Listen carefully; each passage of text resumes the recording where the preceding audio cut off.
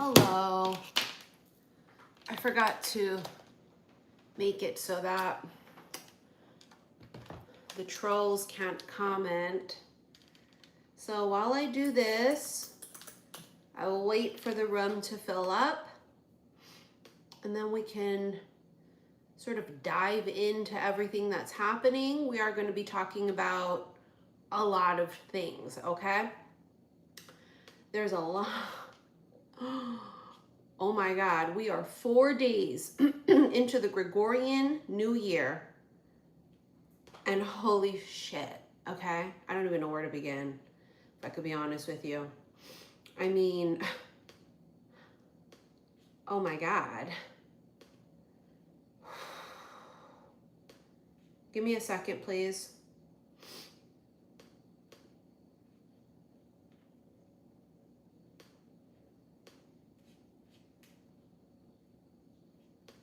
Sorry, I'm just trying to, I'm trying to change it so that trolls can't comment. Sorry, give me a second, please.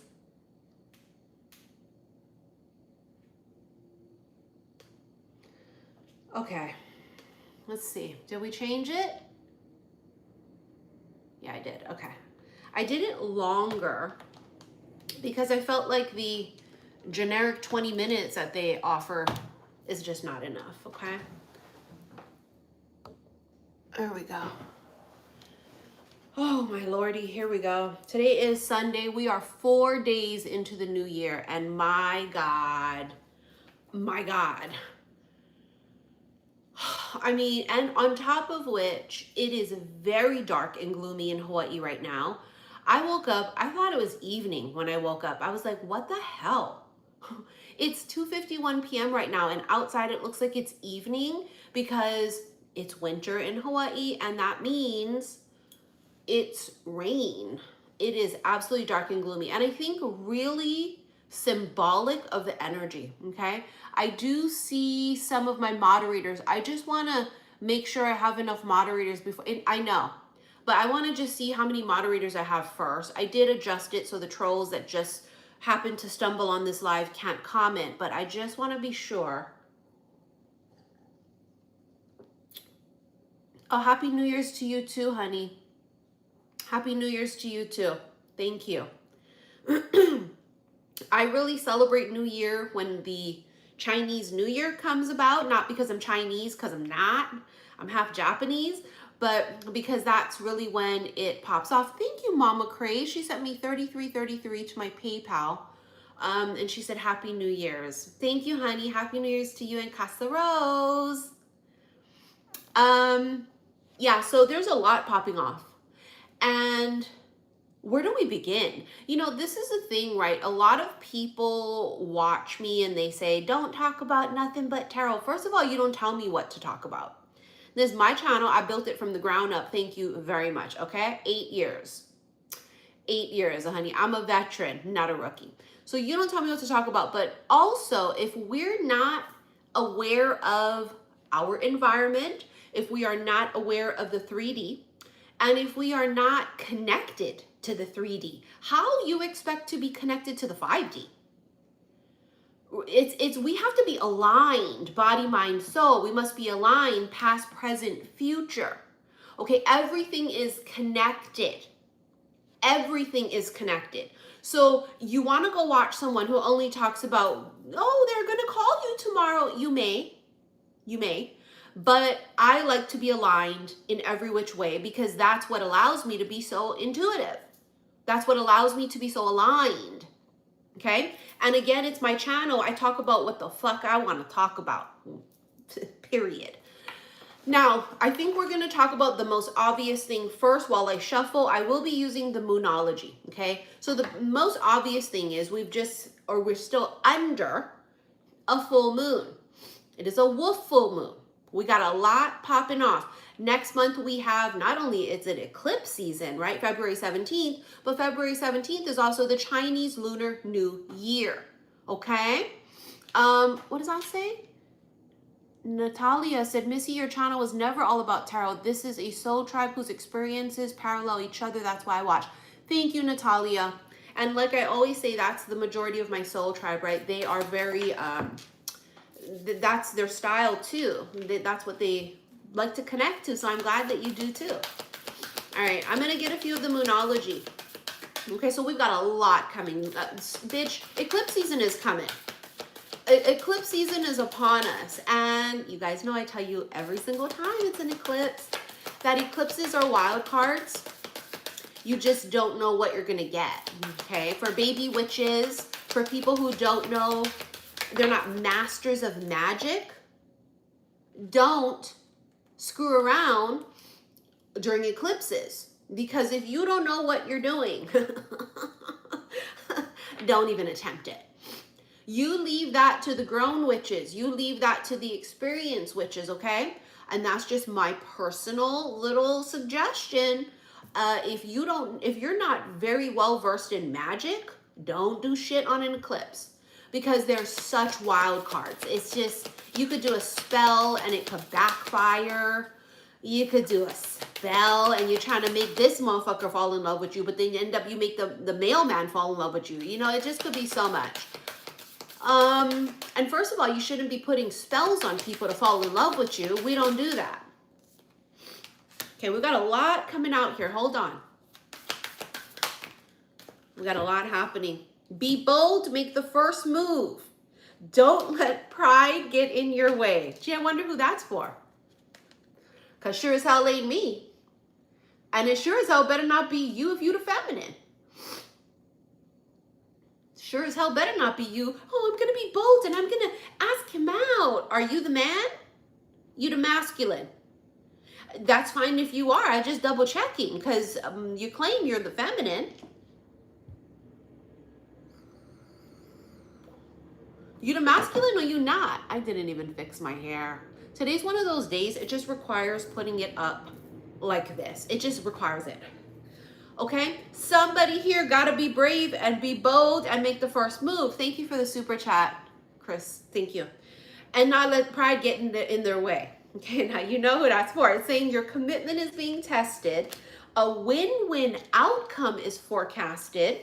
And you and your loved ones are safe. This is a really big deal right now. We absolutely need this confirmation. I'm going to be honest with you, because it is a shit show out there right now. 4 days into the new Gregorian calendar, new year, and here we are. If you are in the United States of America, every single day. I mean, are we on the brink of World War III? We know that World War III has been a spiritual war. As above, so below. I mean, you know, this is karmic law.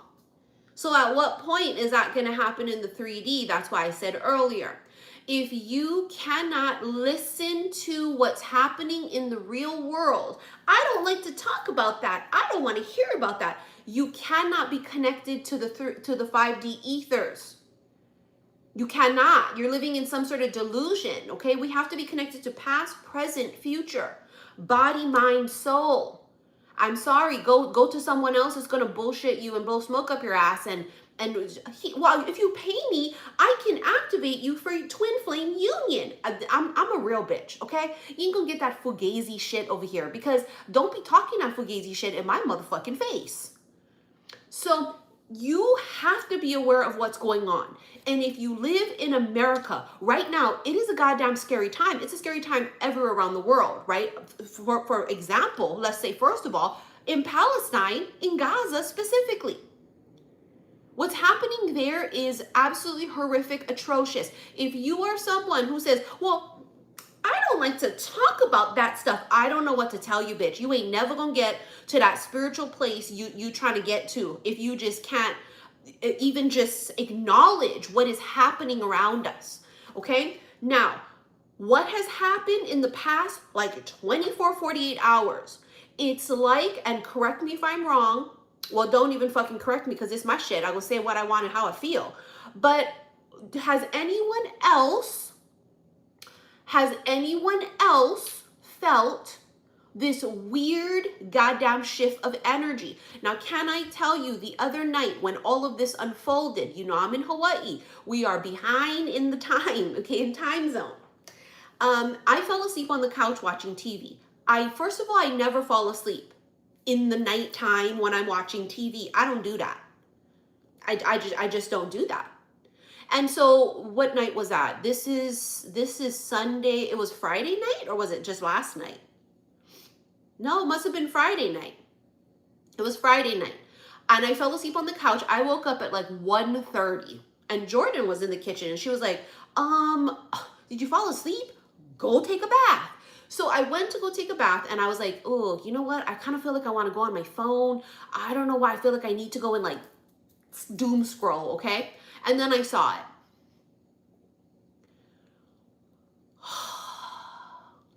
And then I couldn't go to sleep because I stayed up till 5 o'clock in the morning Hawaii time watching the news. Because I felt it in my gut. I was like, oh my God, oh my God. And it's weird that like of all the nights I fell asleep during when all of this shit's unfolding, and then I wake up and I was reading some shit like on Threads and like on TikTok, which I rarely ever go on TikTok, right? But I do go on Threads quite a bit. And I was seeing that a lot of people, they woke up at that like exact same time from 1 to kind of like 3, 4 o'clock in the morning. And that's like the time I woke up. Like I fucking fell asleep, woke up at that goddamn time. Because usually I don't go to sleep till like 2 to 4 o'clock in the morning usually. Okay, that's just the norm. And so I'm curious if a lot of you guys had that weird feeling the same night it happened. Now, if you guys are unaware of what happened, basically, the United States is basically going to take over Venezuela.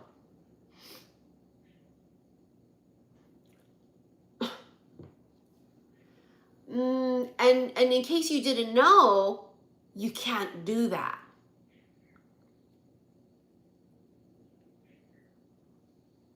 Again, why is this important? Why are you talking about that, Missy? You're a psychic intuitive. Because I'm a motherfucking healer, a spiritual bitch.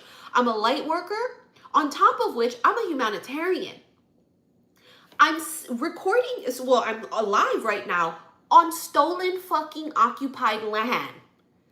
Okay? Hawaii's queen was imprisoned in her own palace. So people in Hawaii, this is our past, is living in an occupied state. Now, it luckily for Hawaii, this is the status of which we're at. We're the 50th state.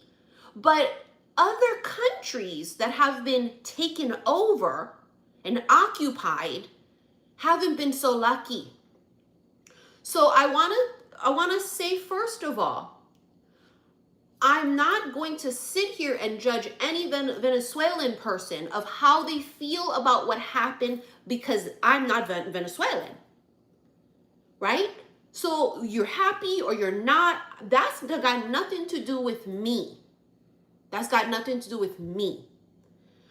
What people like me can have an opinion on is because the country I fucking live in, because I'm a citizen of this goddamn country, I have a right and an opinion on what that country has done.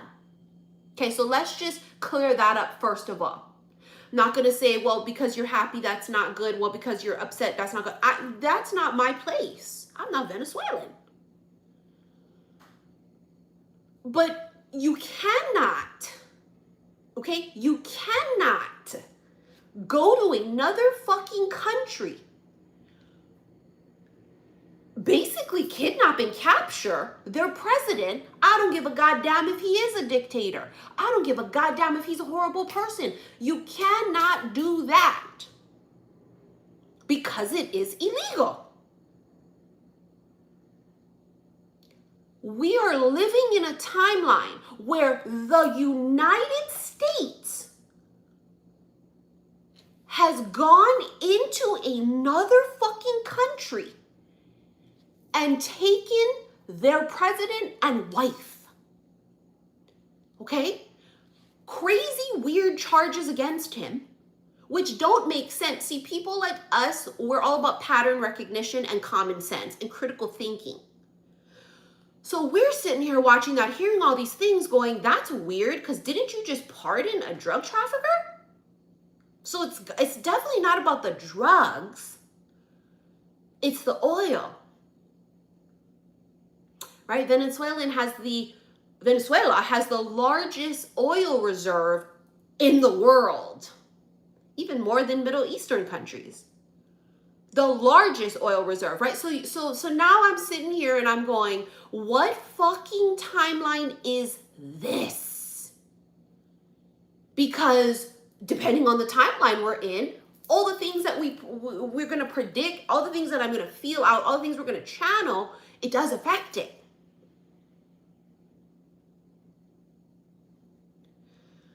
This is the timeline and the present moment we're in. What does this mean? I don't fucking even know.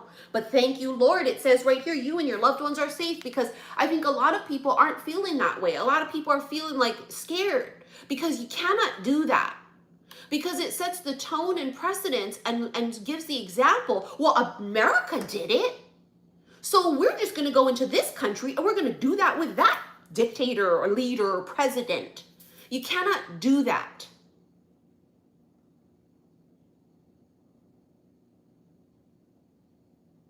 I mean, there's always been corruption in politics, but they're not even keeping it quiet anymore. It's out in the open and it's being said out loud. Do you understand that? It's not even being hidden. There's always going to be corruption in any type of politics of whatever. That's c'est la vie. It's such is life. That's goddamn tale as old as time. But it's been pretended as if it hasn't been happening. But right now it's out loud. And that's fucking scary. Because if it could happen to them, it can happen to us. It's happened to us in Hawaii. How do you think we became the 50th fucking state? Hawaii had royalty. Hawaii had kings and queens. And our queen was imprisoned. I'm sitting right now on stolen fucking land. Is it going to go well for all these other countries as it went for Hawaii? I mean, when you think about it, is it so bad here in Hawaii? Well, I don't know. I was born into this, so I don't know the difference. I can't tell you firsthand. I don't know the difference. There are advantages to being the 50th state, and there are also disadvantages. You cannot do that. It sets a tone for everybody straight across the board. If I want it, I'm just gonna fucking take it. No, you can't do that. Right? You see how they get to do whatever the fuck they want. But innocent people like you, do you think you're going to get even a snippet of that oil money? Please tell me you're not fucking stupid enough to think we are. Where do you think that oil money is going to go that they want so desperately? You think it's going to go to the American people? You think millions of people very soon are not going to be able to afford their health care because of what happened with them cutting affordable health care. Do you think you're going to get a snippet of that money? No, you're not. So why are some people riding so hard? Yeah, because of ignorance. Because now it makes us susceptible. Because now we have no allies. Do you understand the severity of this? We're losing allies. Because now countries, if they kind of sort of didn't trust us before, they sure as fuck don't trust us now. We get in trouble, who's coming to save us? No one. We're burning every fucking bridge. Again, you and your loved ones are safe. I feel like we do need to know this. I know I do. I'm sitting in the middle of the Pacific. Why do you think they took Hawaii? Because it was sugar rush back then. What is it now? It's oil. Back in those days, it was sugar. Okay? So they took it over because of all the amount of money they made off sugar, but also because it's a perfect place to put all fucking military shit here. Why do you think Hawaii has every single military type of base you can think of? Because of where we're located.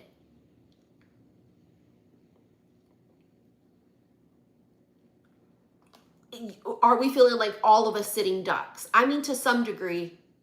And I feel like you would be crazy to think we're not, because they're really putting us in a goddamn fucking predicament. Other countries are looking at us and going, goddamn, that used to be the place I dreamed of living. That used to be the place I would give up everything to go to. You couldn't pay me to step foot there now. This is what it's become in 4 fucking days into the new Gregorian New Year. 4 fucking days. What timeline are we in? I know I got a lot of intuitive people that watch me. I know I've got a lot of you out there. So this is why we're here, because I feel like, see, this is the issue. I don't have anybody that I can just call in, text, and be like, did you just see this? Oh my God, what the fuck? To talk me off of a ledge, or to even just talk this deeply about politics about. I don't have anybody. I have somebody for everything else. I have this person I can call for that. I have this person I can call that. I can text this person 2 o'clock in the morning about this. I don't have nobody to talk to about this. So I've been sitting like just literally about to fucking blow because I'm keeping it inside. I don't have nobody to go bounce this off of with. To like text and go, oh my God, I'm like freaking out. Like, what did you hear? What did you see? What do you think? Oh my God, oh my God. I don't. And I feel like many of us don't.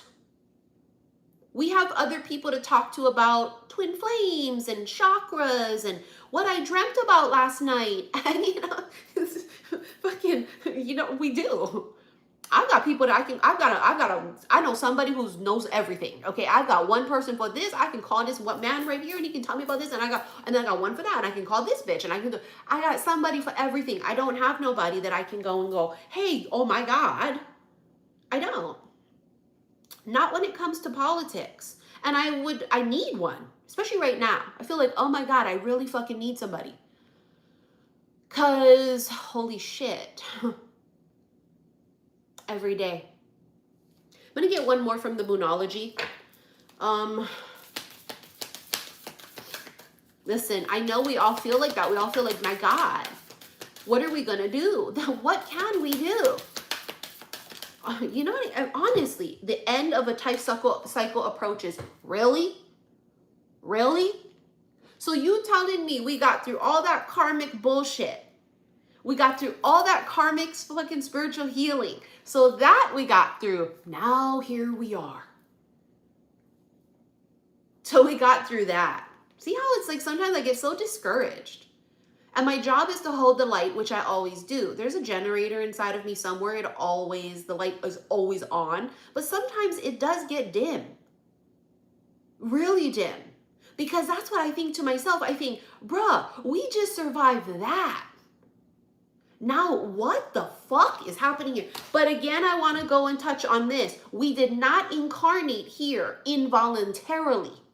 We incarnated here and said, yes, that's the timeline. Sign me up. So every time I feel like this is a bullshit, I'm here. I don't know how the fuck I got here. I know the truth of the matter is I volunteered for this timeline. So I know that I have a purpose here, whether that's lessons, whether that's to be a light worker, right? Whether it's to give people comfort in a time like this. This is why I talk about things that are unrelated to tarot, because a lot of people who watch my channel, they feel some type of way, and it's comforting for them to hear someone like me feels the same way as you, has been through the same things as you. We're all walking each other home, as Baba Ram Dass used to say. And I love that saying. We're all walking each other home. You're not alone in feeling scared and angry and upset and nervous and disappointed and feeling betrayed.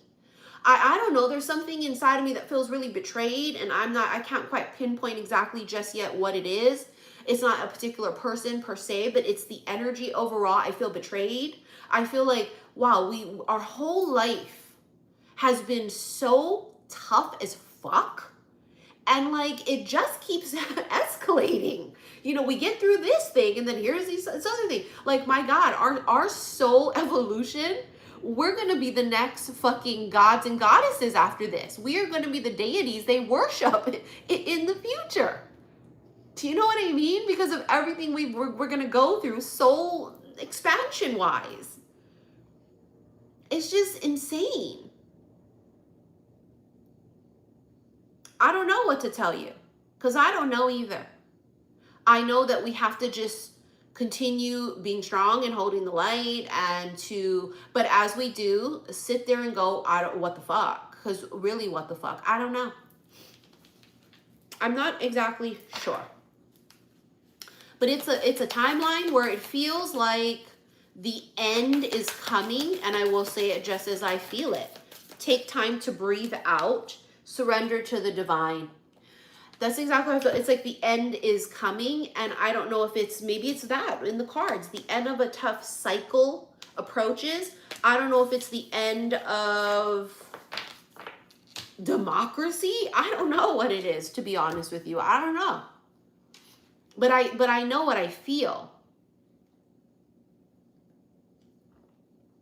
And if there's one thing I do very well is feel energy.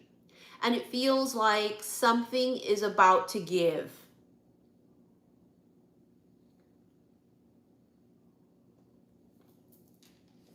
Do you know what I'm saying? Something's about to give. Is it the end of America? You know, there is that prophecy. I've heard this prophecy since I was a child, that the United States of America wouldn't be the United States of America for a long time. It wouldn't be one of those ancient civilizations. And I find that to be crazy and incredible, because just going to Boston, and this is why Bostonians are the way they are, is for the sheer simple fact that it's the home and the birthplace of the revolution. And they were breaking free from a foreign entity that was trying to tell them what the fuck to do. Trying to tax the shit out of them and them get peanuts. And they were over there living lavishly and bossing everybody around. And they were like, no, I'm not fucking doing this bullshit. And that is the birth of America, is because we broke free from that bullshit. They wanted to be independent. They said, I'm not going to deal with all that. There's no taxation without representation. And so it's like crazy how that's what we fought so hard against. And that was the whole purpose of America. America was a place where people dreamed to come because it was where you would flee religious persecution. Right? You may worship whoever you want to. In America, that was always the dream. If I can be anything, I can do anything in the land of the free in America. It's not that way right now. You couldn't pay them to come here. They're scared.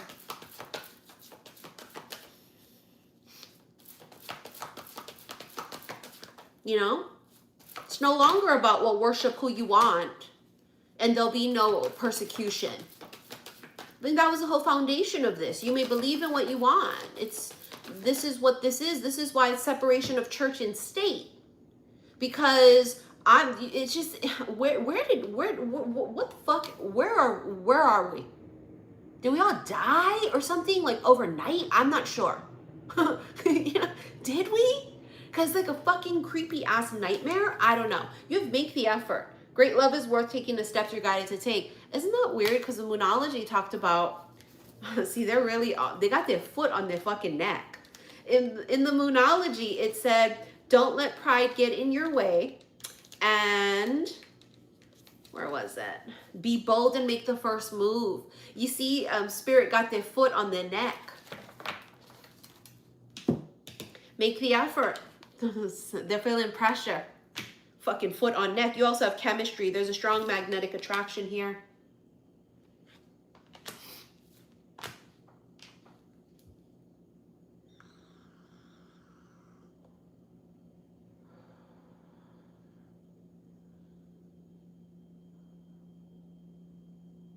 There might be another revolution in the works, right? I don't know. Listen, that's how America was birthed. We don't know. At this point, I don't fucking know. I feel like I'm just trying to survive every day hanging by a thread.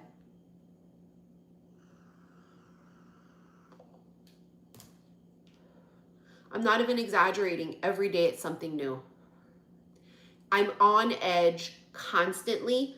My anxiety is through the roof. I can't even tell you.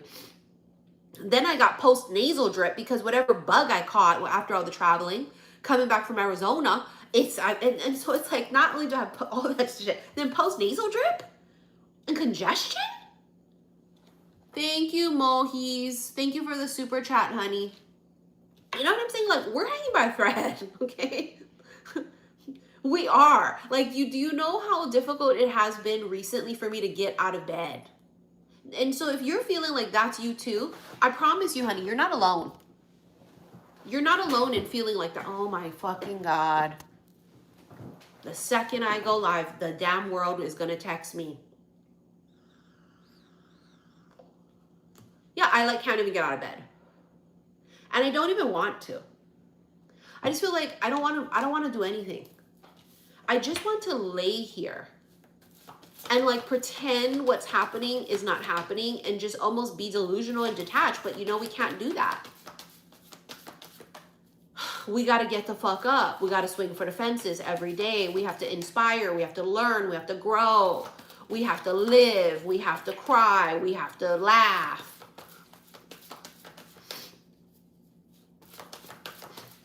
We have to. We have to keep fucking going. Express your love. Oh, the fucking... Hey, hold on. Oh, the foot is on that neck.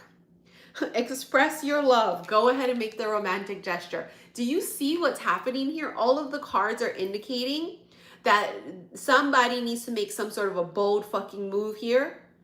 That foot is on somebody's neck. Thank God it's not on mine.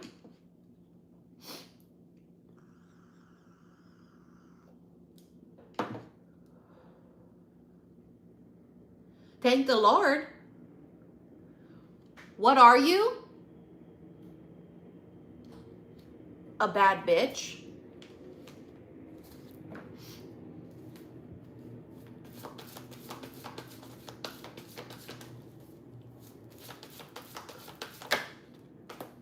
Passion. Allow your heart and soul to sing with joy. We're trying. We're trying. Oh, are we trying? This is some sort of fucking weird wrinkle in time or something. I don't know. I don't know how I got in this timeline, but take me out. I don't want to be in this one. I don't. On top of which, you have someone who is not doing anything. And that might be the straw that breaks the camel's back. I'm not going to lie. With everything fucking else that we have to deal with in the world happening. And then I got post-nasal drip still. And I got massive congestion. And my allergies are on another level today because it's raining outside in Hawaii. Okay, I'm a weather detector. I know when it's going to rain because my nose starts getting weird and extra. Then you have someone sitting here like this, not saying anything and not doing anything, but feeling the pressure to do something and say something. Foot on their damn neck. Can I be honest with you? Love is the last goddamn thing on my mind, personally. Personally.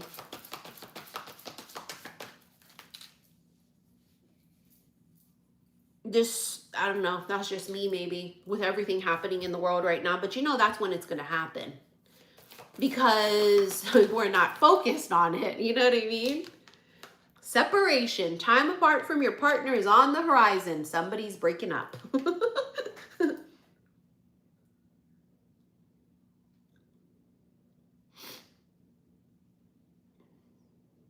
If someone's in a relationship, they're breaking up. I'm not making that up.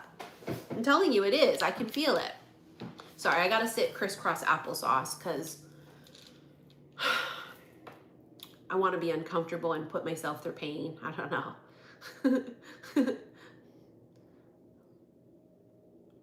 That's someone breaking up.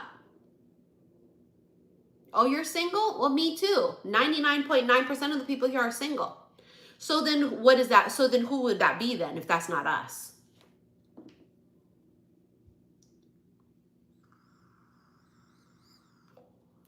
If it's not us,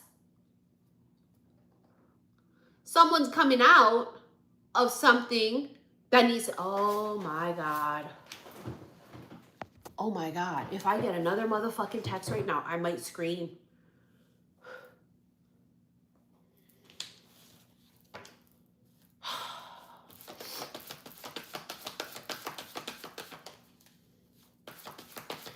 Okay. I don't have crayons here. This would mean if you met somebody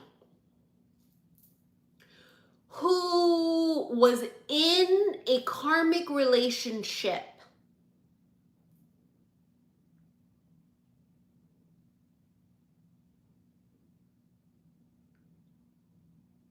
you see where I'm going with that?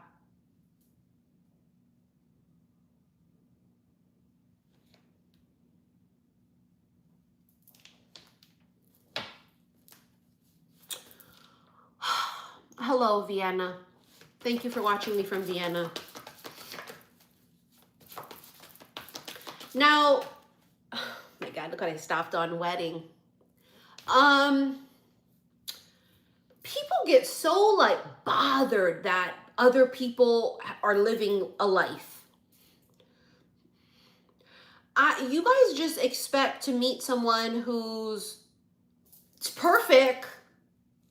And sometimes it doesn't work like that. Sometimes we meet people because they too have lessons. They too are in some shit like we were. Now, I cannot say it enough that the feminine is always ahead spiritually. Always. The feminine awakens first. She goes through her lessons first. She's going to learn self-love first. Thank you for the super chat. Okay? She goes through it first. Therefore, she's going to probably not be in no shit like that no more. But they are. Because they don't awaken first. They don't. They're not supposed to.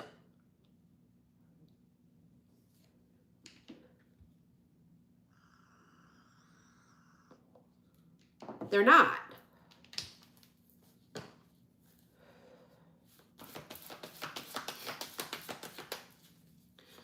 So if they're in some shit, if they're learning their lesson still,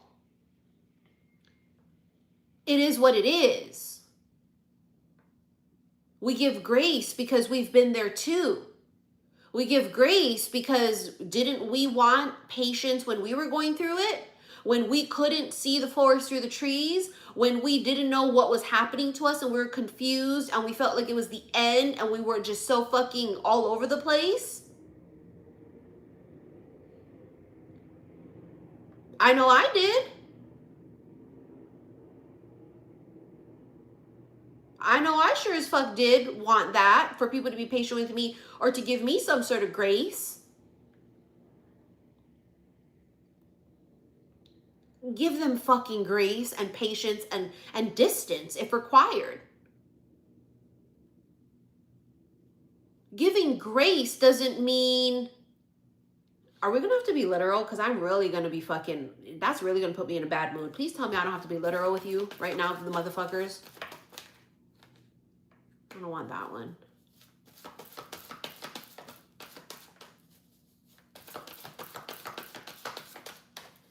You always keep it moving. Healing family issues. Someone here has to heal shit.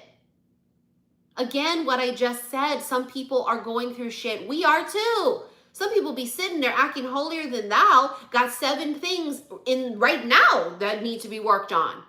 All of us do. No one's fucking perfect. We're all going through shit. Top of which, we're in a goddamn timeline where the shit is hitting the fan. What country is going to take over another country next? We don't know. We don't know what rights are going to be taken away from us here in America at any second. Again, we don't know. It's already tough is the point. People are having financial issues. Some people are having emotional shit. Some people are depressed. I mean, my God, the frequency of the universe right now with everything happening and has been happening in Palestine alone, birthplace of Jesus. I mean, that alone, the Holy Land.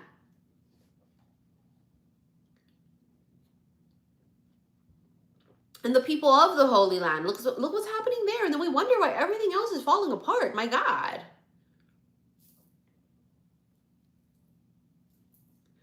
People are hanging by a thread. All of us are. Be kind, be patient. Patience doesn't mean I'm going to be a dumb, naive bitch and he is bullshit and banging 3 other bitches or never going to leave his wife or girlfriend. And I'm the side salad.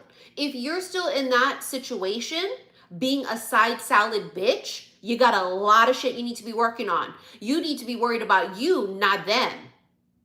Don't be worried about them and what they're doing. In this situation, we must go stand in front of the mirror and figure out why the fuck I'm the side salad.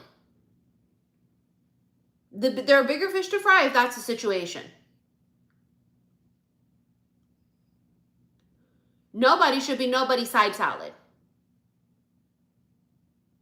You shouldn't be entertaining someone that's not single.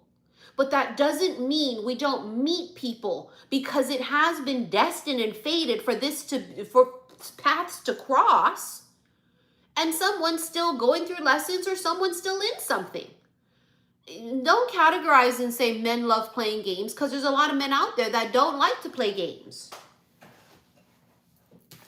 You motherfuckers is just entertaining the wrong ones. Look at all the men that I've met in the past couple years. They don't play any games.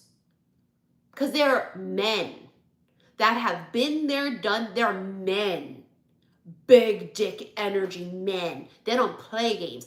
They don't do that because they don't want nobody playing games on them, because their time is money, money is time. They don't play games. No, not all men play games. Some women play games too. Some women can be worse than men. It's not about the gender. It's not. And so don't be the victim of it and say, well, all women, well, all men, because that's inaccurate. That's victim mentality. That's all it screams vibrationally. It's victim-like. That we're putting blame on people without looking at ourselves. Well, why are you attracting? Or see, we cannot help who we attract. But we do have control over who we engage with. Do you see what I'm saying? Can't help who you attract. Because I attract all walks, but I do attract most men that are really good fucking men. They don't play no damn games. They're not cheaters. They're not doing weird shit. But that doesn't mean I don't still attract in fuckboys and men who are ick. But very few. Because like attract like. I'm not playing no games with no motherfucker. So the majority of people I attract into my life are people that don't play too. Because I don't. Like attracts like. But it doesn't mean that we still won't attract fuck faces. Right? That's going to happen. Of course it will. You attract everything. But don't be in that mind frame of, well, all men and all women. That's not where you need to be, because it ain't all men. Sure as fuck ain't all women. Ascending. Oh my God, it's like I'm psychic. Sorry, hold on. The text messages are coming through heavy. Ascending, level up, promotion, or progress. You see how she's touching the light? Because that's the whole purpose of this. Everything is about ascending higher. Everything we encounter is well, what is it for? This is why people say there are no accidents. Oh my God, if I get another text, I'm not even kidding. I'm going to fucking scream. Ascending higher. Someone is. That's a trick question because we all are. We never stop ascending. We all are. You know, you see, if you ever hear a person say, I'm at the pinnacle. There's no more I need to learn. There's no more I need to ascend. They're full of fucking shit. Because the only way that would happen is in death. And even then, I'm sure we still have to evolve. I'm sure we do. We're always constantly evolving. It's a constant process. We never stop evolving. So because of that now being what it is and knowledge of that, and we know that, that means that your person is also going through the same thing. It just baffles me when I hear people be so angry and upset that someone is going through some shit too. Because it's like, bitch, did you not come out of a shit storm? At some point, did you not go through shit? Have you never made a wrong choice before? Have you always been perfect? I mean, I know I've never been perfect. I've made a lot of mistakes. I continue to do so. So other people out there too, right? They have to learn. Other people out there need to live. They need to gain some sort of experience. They have karmic lessons that they need to go through. And sometimes that means they need to go through that with other people. And that's not for you to go worry about because that's not your karmic lesson. It's theirs. It's their lesson, not yours. Let them figure it out. Let them go through this experience. Let them choose wrong if they need to choose wrong. Well, they didn't choose me. Well, maybe that's going to be the lesson in the end, isn't it? They didn't choose you. You see in the cards that Spirit has somebody in a chokehold. Be bold. Don't let pride get in the way. Literally, the cards actually said that. Be bold and make the first move. Don't let pride get in the way. Make the effort. Great love is worth taking that bold leap. It's in the cards. Express yourself. Literally, one of the cards here says, express yourself. That's not your lesson. That's their lesson that they have to man up, if you will. That they need to get through whatever is holding them back. It's not our lesson. It's not for us to do. Now, what happens if this particular person, because for some of you, it is a particular person that you've already met. What happens when they don't? If they don't, well, then someone better comes along because the universe won't screw you. If that doesn't happen with that one, it's something better because it's always going to be better. My next is always better than my last. You never get screwed in the end.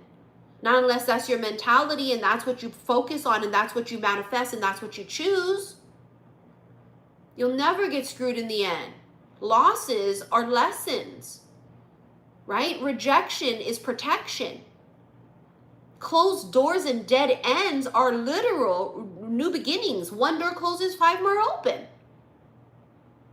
It's a mentality. It's an outlook. It's my glass is always half full.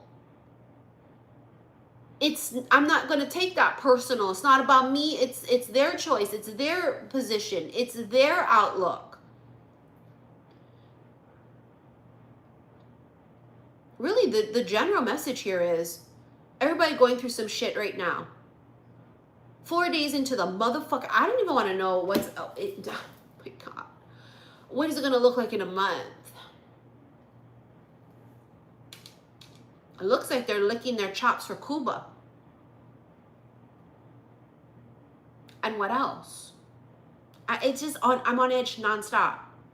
And again, like I said, I need like a news buddy. I need somebody that's going to text me. Did you hear this and see this? And I'm going to go, oh my God. Oh my God. I don't have anybody. I have a person that I can reach out to for everything else under the sun. I don't have a political friend. I don't. A political, did you see this in the news, friend? I don't. I've got a best friend for this, and I got 2 best friends, that's it.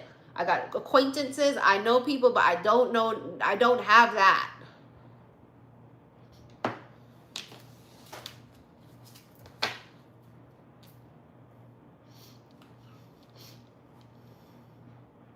Because sometimes I think like you need a person to bounce off of so that they can kind of be logical in a sense in that moment, or 2 people can freak the fuck out and then vent to each other. But also at the same time, like, we're on a ledge. Talk me off this ledge, because now I'm gonna not leave my house. I'm gonna freak the fuck out. I'm gonna spiral. I'm spiraling, right? And sometimes like you just need somebody to be like, bruh, trust me, this is fucked. This is fucked up. But we all right. Hold on, we're okay. And sometimes this is all we need. It's like, oh my God, let me get through this like day.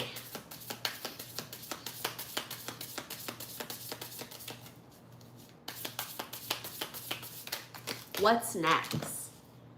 Oh, look, hope. Well, thank you, Spirit. As if we didn't know that was our only option here, is to have hope. Son of a fuck. Wish, expect, and desire. I'm not doing that right now. I'm not doing that right now with you. Clown, performance, camouflage. Laugh at revenge. You get the last laugh. You get the last laugh. Obviously, hope is good. But as if we have a choice. I'm a light worker. I don't have a choice. This is my life, is to always have hope. 8 years on YouTube, what have I done? Fucking give my last breath of hope to people when I didn't have none for myself. But at some point, it is exhausting. And that's because we're being real. And that's because we're being honest. And that's because I'm not going to lie and pretend like I'm holier than thou. Like, nothing bothers me. I've always got hope. You know what? Sometimes I feel like I don't. Sometimes I feel like, what? Because that's real. I'm a spiritual being living a goddamn muggle fucking experience. And sometimes it really sucks ass. Sometimes it's unfair. At least that's how it feels. Sometimes it's heartbreaking. Sometimes it's painful. And sometimes it's fucking amazing and magic. It's all of the above. We have nothing but hope. I love that they're reminding us, but guess what season of hope is coming? Aquarius season. That's why the star card in the tarot deck is Aquarius. And what does the star card symbolize? Hope. That to me screams, wait for a fucking aqua season. And isn't that funny? Because the Chinese New Year's is during aqua season. It usually is.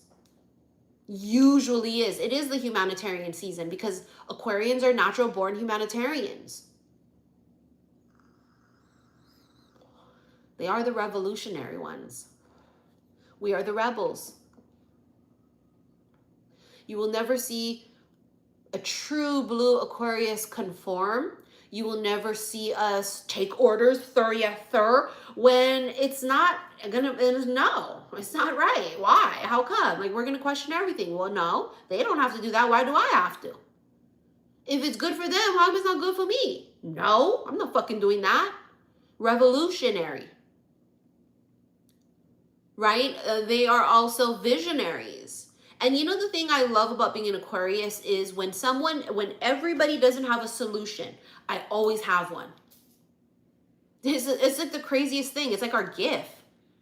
If everybody else can't figure something out, it's the damnedest thing that like myself as an aqua or another motherfucking aqua who's true blue Aquarian, they always can figure it out. I don't get those people that go, I don't know, I can't figure it out. Like, bitch, if there's a way, trust me, you just gotta figure it out.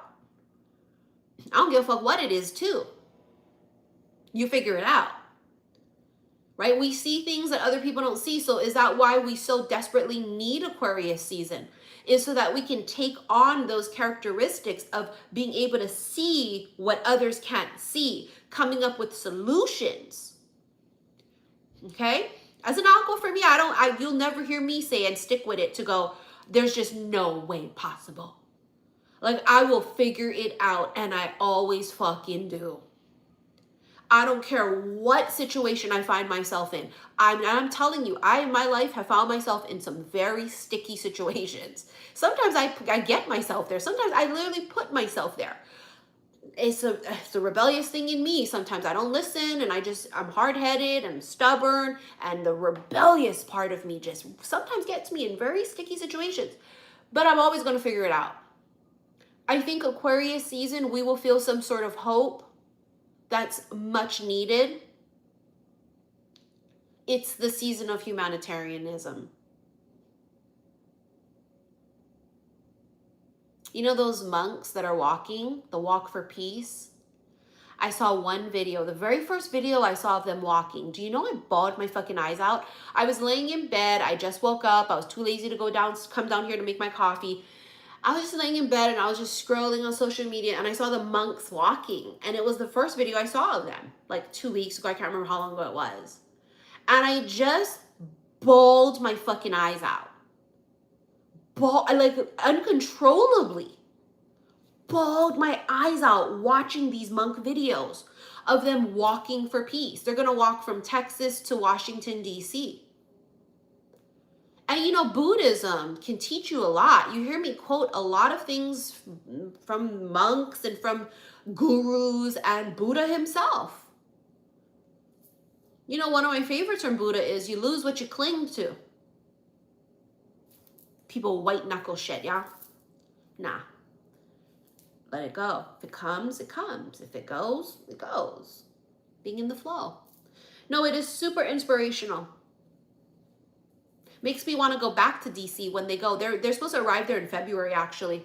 In fact, if I'm not mistaken, it's going to be right around the new moon time. New year.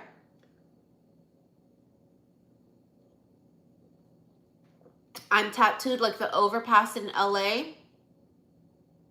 Honey, this is professional work, expensive. My tattoo work costs more than some of your guys' cars.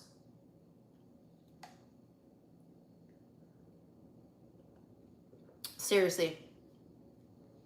You know, sometimes I'm places, especially on the mainland, and people will like look at me funny and like hold their bag like this just because I'm looking like this. First of all, usually the bag that I'm carrying is very expensive compared to whatever they're carrying. So bitch, please. Second of all, my tattoos alone cost more than most people's car, if you want to be real. Thank you, Katie, for the super chat.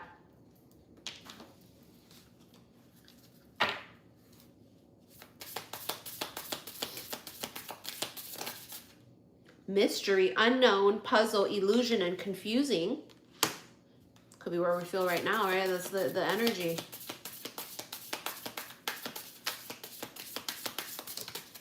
And law, lawyer, judge, police. Look at her. It's karmic justice. In the end, we always have karmic justice. Listen, I started getting that itch again to get tattoos. Because if I get that itch, it's not just a little tiny one I get. I'm going to sleeve an entire arm. I'm going to sleeve an entire leg. I'm going to do my whole back. You know what I mean? And I was feeling it the other night, like, because if I don't feel it, I don't do it. And that's everything in life. If I feel it, I'm 111% going to do it. And I'm all in it. Like, I'm all in. I don't do a little, I do it all. I get obsessed with it. I'm like in it. That's just how I am, like my personality. So I was like, oh, fuck. I mean, really, the only space I have left is my back and some of my left leg. Because, you know, I have that huge, see it right there? I have that huge tattoo right there. So I have some of that leg and then my whole right leg, which I want to save my leg for my dinosaurs, if I could be so honest.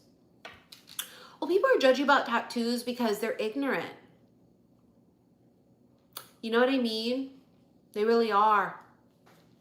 They judge a book by its cover, not knowing that, like, you should never judge a book by its cover. Commitment, oath, agreement, pledge, and promise. Why is that giving like marriage? Because it's law, legal, and commitment. It's getting married. Bet you bitches couldn't wait to hear that.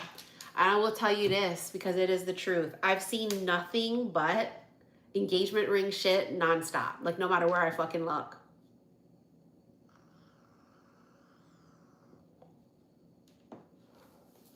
Some of your much older videos come up every so often where you don't have as many. Oh yeah, the apartment on the beach.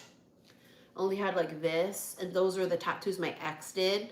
So all those tattoos my ex did, I'm in the process of removing them completely. That one's almost gone. This one right here, can barely see it. See that? We used to have matching tattoos there. Yikes. But we've all been there and done stupid things and been with people we shouldn't have been with. We've all been there.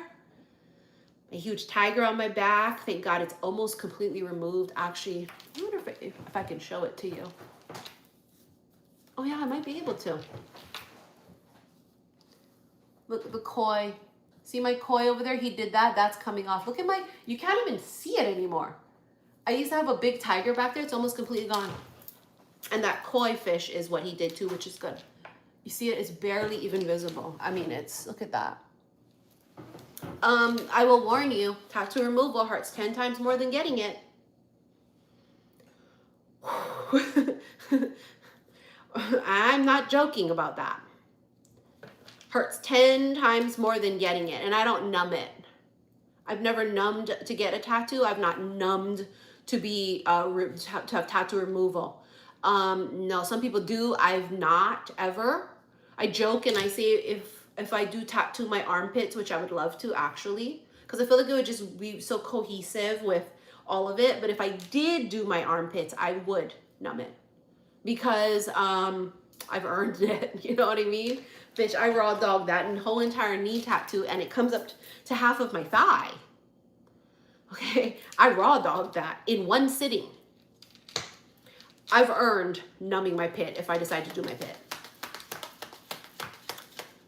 Well, men can't tolerate pain, and so any tattoo artist or laser removal technician will tell you that women, we eat pain easier because our bodies are built to give, it's naturally built to give birth. So women can tolerate pain way more than men physically. All tattoo artists will tell you that. Every single one. That if a man wants a big piece, it's like, oh my God. Okay. You know what I mean? Okay. They just don't, they can't tolerate the pain well. They're not meant, they're not built to. Oh, what the fuck was that? Oh my God, look at the cards that are face up. Aquarius, the star. You've got the Emperor, the Sun, the Ten of Pentacles, and Death. Oh my God. I don't even want to pick it up. Why should I? They fucking threw it everywhere. Why I gotta go fix it and go and clean it up? Let's clean up on aisle 9. I didn't do it. Shit. The fuck? Oh. I'm not picking it up. I'll do the reading from up here. So you've got the Emperor touching the Ten of Pentacles. You've got the Sun next to him. Oh my God, I didn't even see it. You got the Six of Cups in the middle over here. And then you have the star near it, and then higher above it, you have Death, Scorpionic energy. You also have down here, on this side, you have the Five of Swords. So someone's been keeping something to themselves. It's backfiring. Yeah, if I were to call Jordan, she would freak the fuck out. She'd freak out. Sometimes I'm too loud. Like, I think because she's so used to, like, this is my job that she does get annoyed. But I am working. So, like, if I'm like, on live, I'm recording and I'm loud, she gets annoyed. Or if, like, I'm doing Witch's Brews and I'm, like, loud and cackling, she's like, and I'm like, excuse me, ma'am, I am working. You know, but I think it's because, like, it's sort of weird, like, it's my job, you know? Like, so it's also at this, but it is my job. Sometimes I have to, like, not scream and yell, but sometimes I do.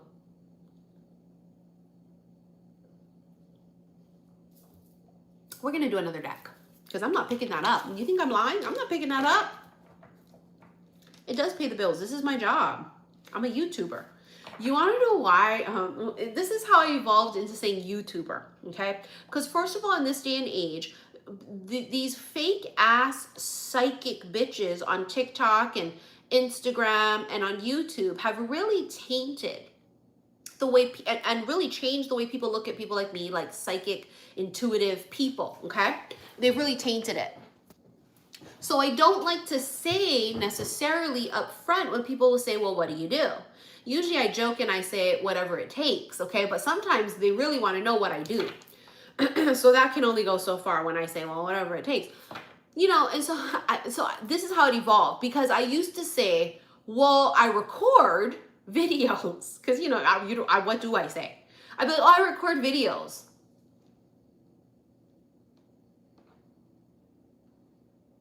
What kind of videos? And it's like, okay, well, maybe I won't say that. I film? It's so funny because I still say that, like to Jordan, I'll say, I have to be home by 6 o'clock because I didn't film today. I didn't record. I always say that. I didn't record. I don't say record a reading. I say I didn't film. I didn't record. So then I've evolved into just like, I'm a fucking YouTuber. And let them think, well, maybe it's mukbang. Well, maybe it's ASMR. Well, maybe it's, and no, I don't want to say influencer because that sounds ridiculous. No, I don't want to say digital creator. To me, that sounds ridiculous. When people say that, I go, bitch, personally, you know, I let them think whatever they're going to think. If they ask for further clarification, I will say, I'm a psychic tarot card reader on YouTube. But you can't just say, oh, I record every day. Thank you, Cece, for the super chat. Gotta be careful how you word it.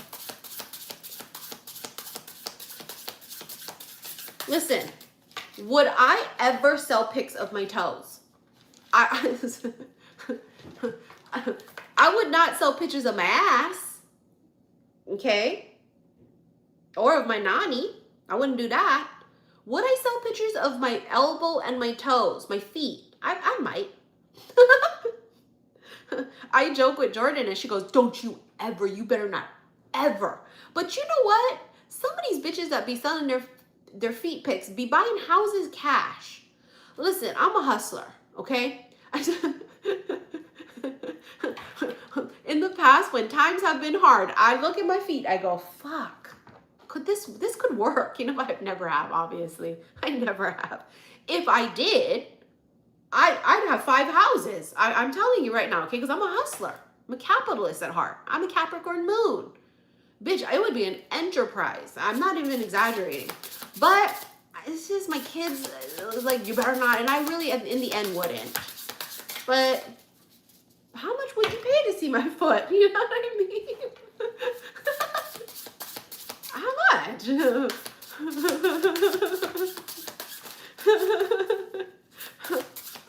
Out of curiosity, you know? She said, I got 5 on it. Honestly, I mean, how are you buying a house cash with your feet? I'm not doing something right here. I know that, right? Because I'm not doing that with tarot on YouTube. Okay, so I'm definitely doing something wrong.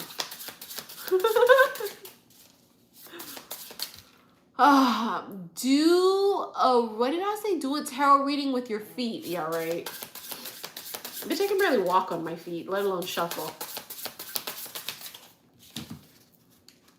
5 of buttons. Hardship, loss, and worry. Remember we talked about that in the beginning of this live. We are all in a place of like, fuck, what the fuck?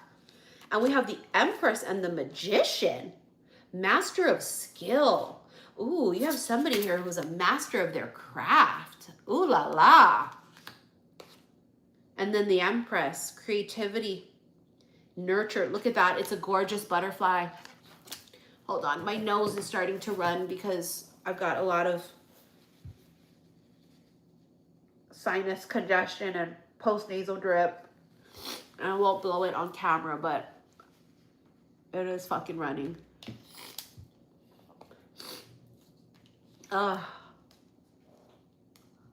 Good Lord. Have any of you sold pictures of your feet? Out of curiosity, how much you sold them for?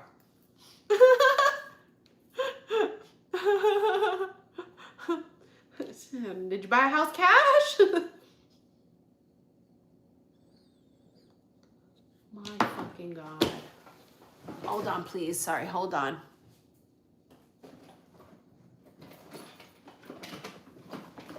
Oh my God, look at how cute this is. I have to show you guys this. I just found it in my purse. When we went to California just last month, we went to Little Tokyo. Look at this, how cute that is. It says on there, Little Tokyo, Los Angeles. It's a geisha. You guys know I have the geisha tattooed right here with her sword. Look at how beautiful that is. So I bought 4 of them because it was me and Jordan and my best friend's son. That's the 3 of us went to Little Tokyo. And we bought one for my best friend, which is his mom. So she opened it on Christmas and she texted me and she was like, oh my God. And so we have matching, the 4 of us. But isn't that just gorgeous? So I actually used it to put my ID and my cards in here because I needed to use a little purse. The other night we went to go watch the UH men's volleyball team at Stan Sheriff. If you are unfamiliar, Hawaii is very different and unique, especially when it comes to UH volleyball. Okay, so the Wahine volleyball, that's women's. And this is what's strange, is they don't say UH Kane volleyball, which Kane means men. They only say UH Wahine volleyball, which Wahine means woman. Don't ask me why. It's just always been that way, and even that's what the school says. So it's a vibe. Volleyball, UH volleyball is a vibe. Men's and the Wahine volleyball. We grew up watching it because my grandma, it was like her favorite thing. So we grew up watching the men's and the Wahine volleyball. It was like such a big deal. It really was. Like when volleyball was on and being televised, my grandma made sure everything was done and everybody shut the fuck up and she was going in her room and she was going to watch it. Seriously, like it was a really big deal. My grandma loved watching them play. So we went the other night for their season opener at UH Manoa. I was joking with Jordan, right? Not joking, but I was being dead ass. I told her, oh my God, I used to go to UH Manoa when I was a senior. When I was a senior in high school, I was in a program where during the summer, we were UH Manoa students and we took science and math classes. So I wasn't even a senior yet. It was my junior year summer going to be a senior. So that summer I was a UH Manoa student, and because I'm a nerd, obviously, right? So I took science and math classes. So I have credits with UH Manoa, UH. And I was telling Jordan that, and she was like, oh, I really don't think that's what it was. Well, I forget what she said. Tell me why when we were at the fucking stadium, one of the girls that I went to this thing with, she was like one of my best friends. I'm not even kidding. She became one of my best friends. I fucking saw her at the stadium. She's like, Missy, is that you? I told her, holy fuck, I was just telling my daughter how I used to come to UH Manoa and I used to take college classes, right, in high school. And I told her, and guess who I used to take them with? And she was like, me? I was like, see, exactly. It was the fucking funniest shit ever. Because you couldn't make it up. Like, one of the girls, and we used to dorm. We used to dorm at UH Manoa for the entire summer. It was really hysterical. Wait, hold on, guys. I got to get my groceries. I'm sorry. This is alive, and I'm like, I got a life, okay? I got to go get my fucking groceries. Hold on. I'll continue telling that story. Hold on. But it was fucking hysterical.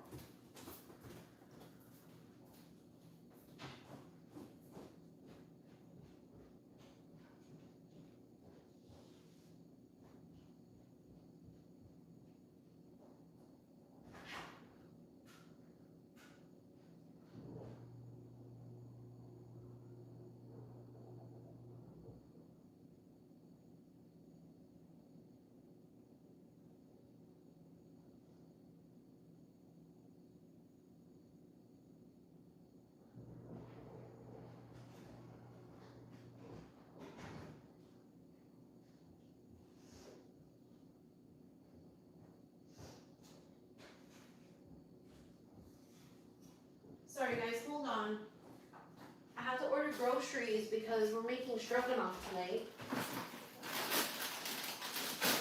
So let me put my shit in the ice box. Hold on.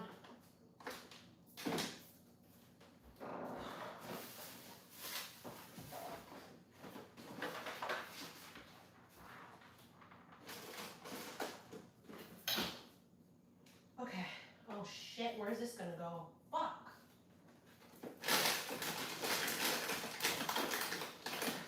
Oh my god, I have no room in my fucking freezer. Oh my god. Okay. 1 second, please.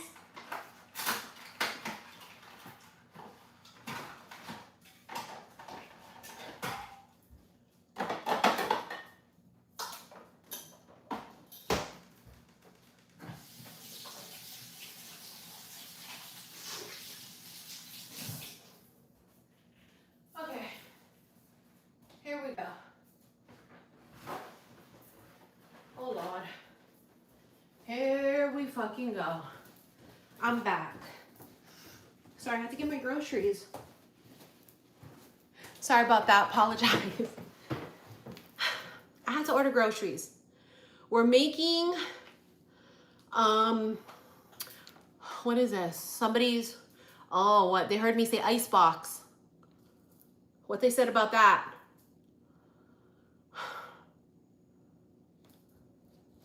You know what we call a living room? Look, Becky knows. All the OGs know. I've taught them. In Hawaii, you know when someone's really, really local and we've been born and raised from very local Hawaii families. We don't say living room. What do we say? We say parlor. We don't say refrigerator. We say icebox. Yeah, we don't say fridge. It's icebox. And that's the parlor. And when we're really, really talking with other local people, like we grew up, it's not parlor. Go inside a parlor and go clean them up. Go vacuum the parlor, missy. Right? Local people, when we talk pidgin, we don't say the R's. It's not parlor, it's parlor. Go inside a parlor and go vacuum. And even like when me and Jordan are talking, it's so funny because some of my vlogs, when I go and I listen to the videos, it's just me and her, right? And I don't know, it's like it's a natural thing where it just, I'm just, I don't know. It's like I have a Harvard customer service voice from all the years of being in customer service and working with people. And so, but when I'm with my peoples, it instantly is just the way I talk. And so I listen to some of my vlogs and I go, wow, that's real fucking local pidgin. But yeah, just a little tidbit of information. You won't hear us say fridge. And if you hear somebody say fridge, they must have been raised with Howleys or something. I don't know. Because we don't say fridge, we say icebox. Okay, here we go. Yes, Bostonians don't say the R's either. It's chicken palm. When I was in Boston, I was like, oh my God, I hear them. I hear them. I heard all the Bostonians. I'm going to get a order of chicken palm. Oh my God, I was like so in heaven. I'm not even joking. I was like walking on the streets in Boston. We're like eating in Little Italy and I just like this. Like soaking it in, and they're loud and they really are. They're very fucking loud. I did not hear one quiet speaking Bostonian. Tourists, people that maybe have been transients, right? Transplants, they weren't born and raised in Boston. I knew it was a born and raised Boston because it was loud as shit. And it's chicken palm.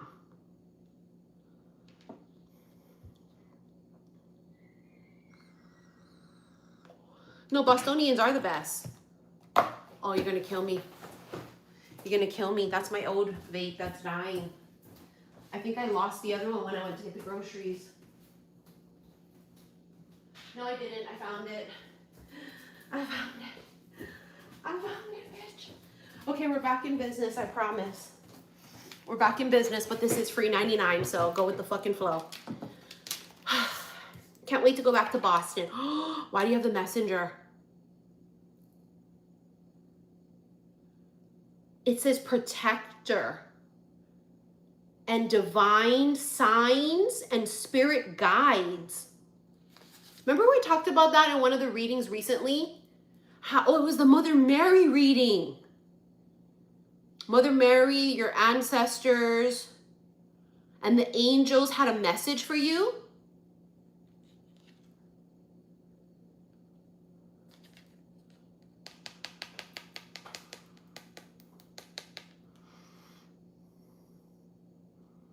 That's this. You know what I just remembered too? I had the weirdest fucking dream last night. I had the weirdest fucking dream. And now, mind you, I'm anxietied out. I'm on edge with everything that's unfolded the past few days. I've been on edge ever since this motherfucking administration started last January. Okay, but it's escalated. It's escalated. So the past few days I was like, oh my God. Oh my God. So this is how I feel going to sleep. Okay, I'm like, oh my God. But I had the weirdest fucking dream. I just remembered. I cannot remember the details of the dream, but all I remember is in my bedroom, next to it, I have this round marble like end table, and the fucker is heavy as shit because it's real marble on top, okay? But on it, I have my crystals, and I keep like my phone on there when I'm charging it at night. But in my dream, I was in my bed, and that table had papers, okay? This is all I remember from it. It had papers with all kind of writing on it, but written on there said Mary Magdalene. And I was like, when I woke up, I went, that's fucking weird. Because I don't remember anything else about it. I just remember that end table next to my bed had a whole bunch of papers, all kind of writing, and it also said Mary Magdalene. And they were also saying something about somebody's last name. I remember that in the dream. Somebody's last name, da da da da. Oh my God, I do remember somebody's last name changes. It's marriage.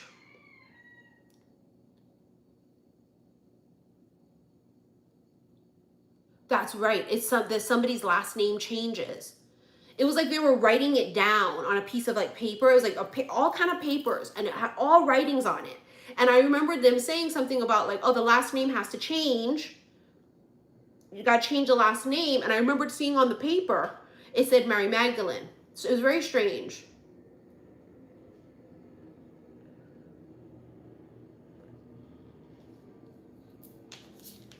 But we know that you bitches are going to get married.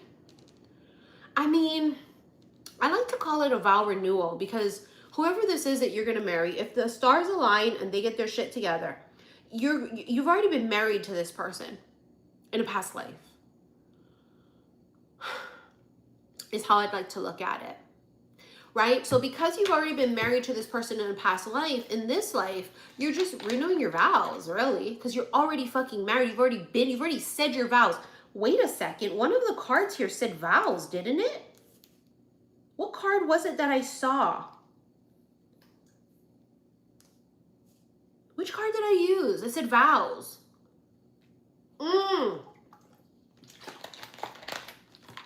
The Truth Oracle. The Truth Oracle said it. Right here, commitment, oath, agreement, pledge, and promise. There it is. And that came out with law. And I told you guys that's legal. It means it's a marriage.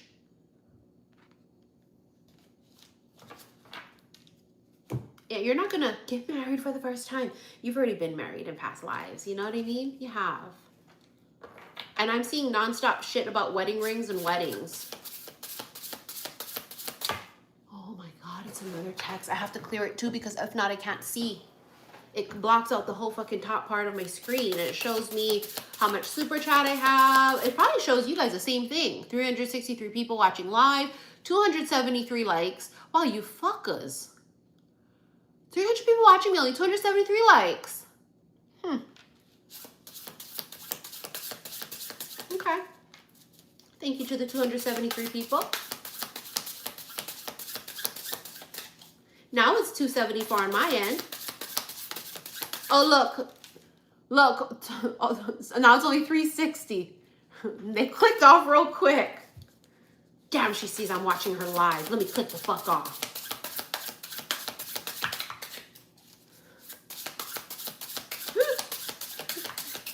I already saw it. Two of Cups. Bitch, here we go. You're getting married. You're getting married. Going to the chapel and we're the lovers. Gonna get married. And the star, it says hope. But it's backwards. Because when I come live, the camera is inverted. See the star? It literally says hope right there. Remember you had the card earlier, hope. Going to the chapel and we're gonna get married. That's loud. Backwards. Maui style chips. You guys come to Hawaii? Because I don't think you can buy this on the mainland. If you come to Hawaii, these are the best kettle chips. I like kettle chips because they're really crispy.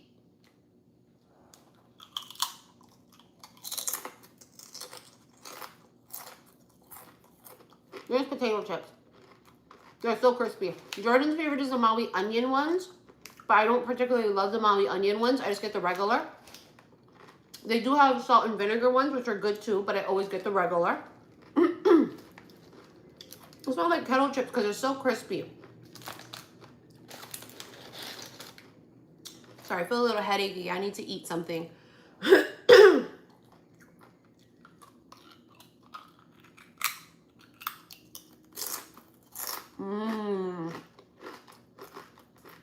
You hear that?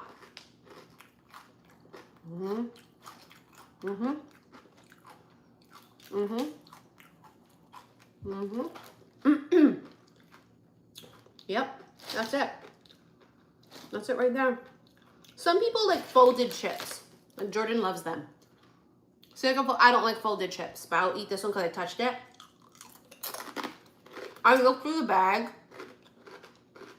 for the regular ones. See that? Just regular. I don't like folded.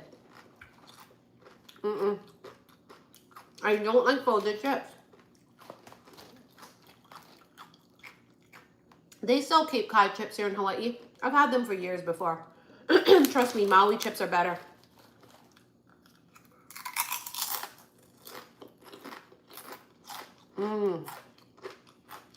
But this is how I've been celibate for years. Because I'm telling you right now, a salty, crispy potato chip, I'll tell you what. I fucking tell you what. Bitch, it don't even compare. Man. No. Haagen-Dazs ice cream is my favorite ice cream. It doesn't upset my stomach because I'm lactose intolerant, but it does not upset my stomach because Haagen-Dazs is good quality ice cream. Haagen-Dazs ice cream. I like pistachio. Pistachio is my favorite, but I also love the coffee.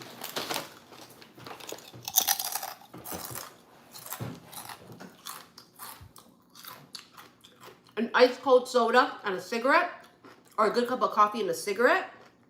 This is how I've been celibate.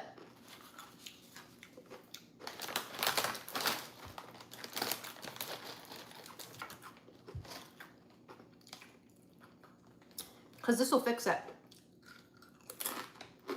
You know what I mean?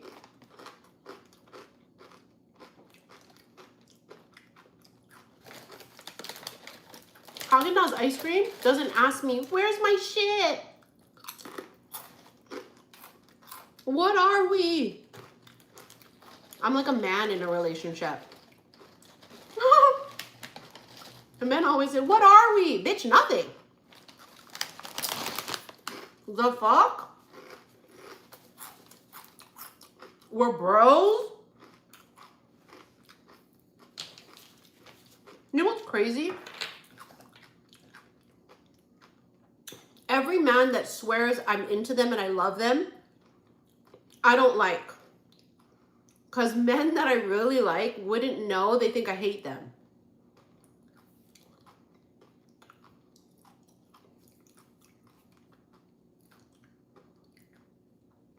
But that's why I always got to be mean to men. It to some degree.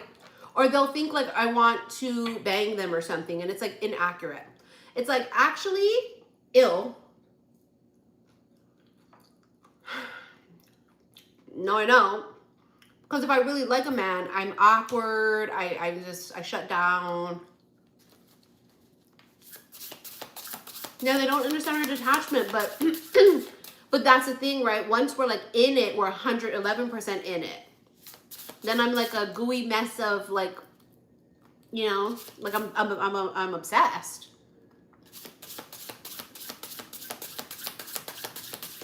It's all or nothing. It's either I don't even give a fuck or I'm obsessed with everything in my life. There's just no in between. I either am like totally unbothered, not even interested, completely detached, completely, or I'm obsessed with something.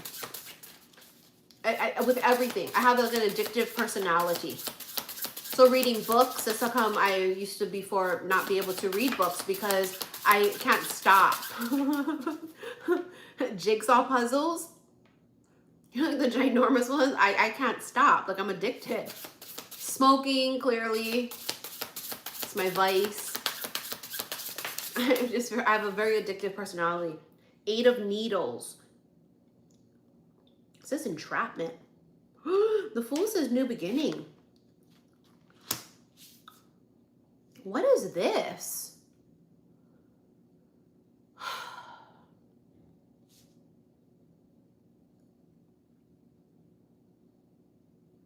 I mean, that is overthinking, clearly, 8 of Swords, but it's something else to it. Something else to it. Entrapment. Oh, somebody could be in a relationship. They could be in something else. Entrapment. I felt like it was something else. In the reading I did last night, I found this deck. I'm going to be honest with you. I'm not sure what it's called, but I really, really liked it. This tarot deck, I'm going to use it.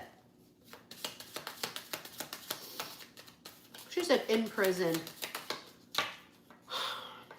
Bitch, listen, love is love, okay? But this is my issue. Okay? Who don't love a bad boy? Okay? Like, I'm not even gonna look in that direction. Missy, remember you guys asked me the last time, would you marry someone who's been to prison? And it's like prison or jail because it's 2 different things. You know what I mean? Jail, yeah. Prison, yeah. But for what? Any type of pedo shit, obviously, absolutely not. Murder? Well, what kind of murder? Like, what was the situation? Pedo things, absolutely fucking hell no. Any sexual assault or anything like that, hell motherfucking no. But anything else is negotiable. You know? All the mobsters and gangsters back in the day, they went to prison for freaking, what do they call it? White collar shit. You know, that don't bother me. That don't bother me.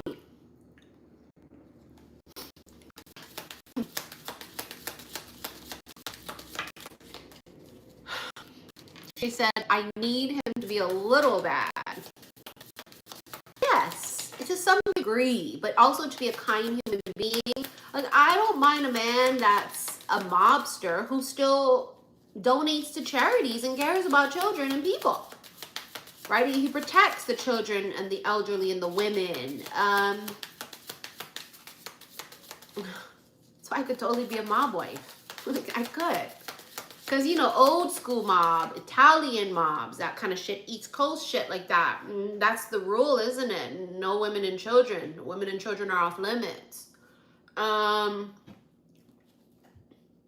love gangsters and mobsters. I used to be so obsessed with it when I was a kid.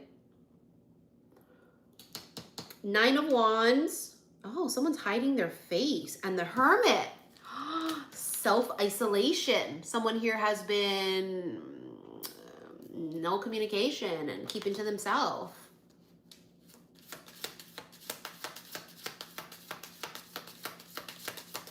Yeah, I do. I think, I don't know. I've always said I want a gangster who's a gentleman, who's a humanitarian, who's a protector. I also want someone who's like part of the resistance too, you know what I mean? I love a man that's not going to stand by and I love men that will say free Palestine. I love men that say fuck Trump. You know what I mean? I love that. Look at this gorgeous card right here. But it's the Elder of Cups. Okay? It's a gorgeous seahorse. Why is there 2 cups over there though? See that at the very ends? 2 cups? It's like the 2 of cups. Bitch, the fucking Lovers. But look, it's an oyster with the pearl. See? Looks are deceiving. Looks are deceiving because you cannot see the pearl inside. Didn't I say that earlier? We talked about don't judge a book by its cover. People always judge me. Well, not here in Hawaii because... Oh my God, it's another fucking text. Although this text is important. I got my hands on a viral lipstick. Listen, little things right now are saving my life, okay? Okay? And so, no, I'm not exaggerating. I found this viral lipstick that everybody's trying to get their hands on. It's L'Oreal. It's being delivered. I think it's like called Ballerina Pink or something. Ballerina Slipper. I don't know. I was like, oh, how much is it? Oh, $7. Oh, I'm going to buy it. Little things are saving my life. I'm not kidding. It's self-care. Because the world itself is like fucking imploding. Every day in this administration, it's something new. But look at the Lovers, right? Looks are deceiving. Maybe this is because when you first met them, my battery's dying. Hold on, my battery's dying. It sounded like it got delivered just now. I could be wrong, but I swear I thought I heard something outside. Come the fuck on. Oh, it did just get delivered. You guys want me to go grab it and show it to you or no? And trust me, I'm being kind by saying that because do you think I want to walk down all these stairs?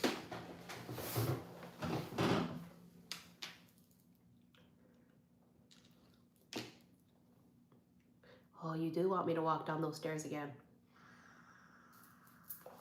I will. I'll go get it. I'll show it to you guys. It's supposed to be viral, and it's very hard to get because it's viral.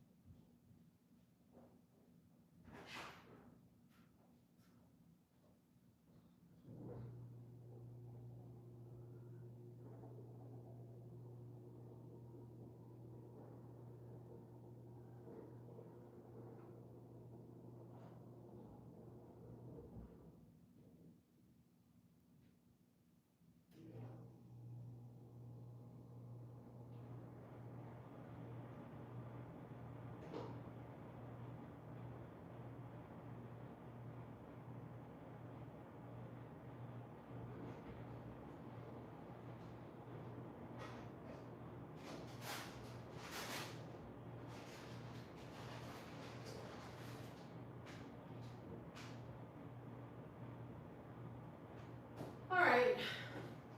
Hold on, I gotta wash my hands. This better be worth the hype.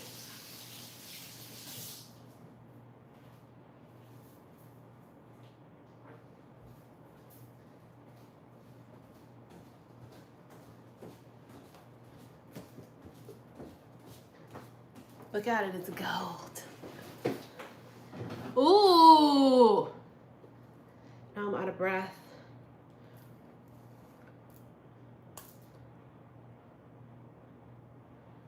Ooh!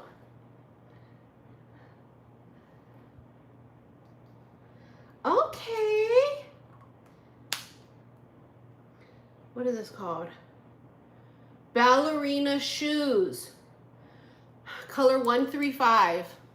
It's supposed to be really pretty on. I can't put it on now because I already have another lip color. I don't want to fuck it up. Okay. I'll put it on I'll swatch it. No, you can't even see. I have tattoos. not gonna waste it and swatch it. You can't see it. I have tattoos, you can't see. It is light. It's called ballerina shoes. So it looks like that. Oh, you can't, there. There, it looks like that. It does look beautiful. All right, getting back to the lovers. So this is giving like from my deck Magical Encounter from the C'est La Vie. You see that? The hands are like, they're this close to touching. They're this close. That close to touching. There's a possibility.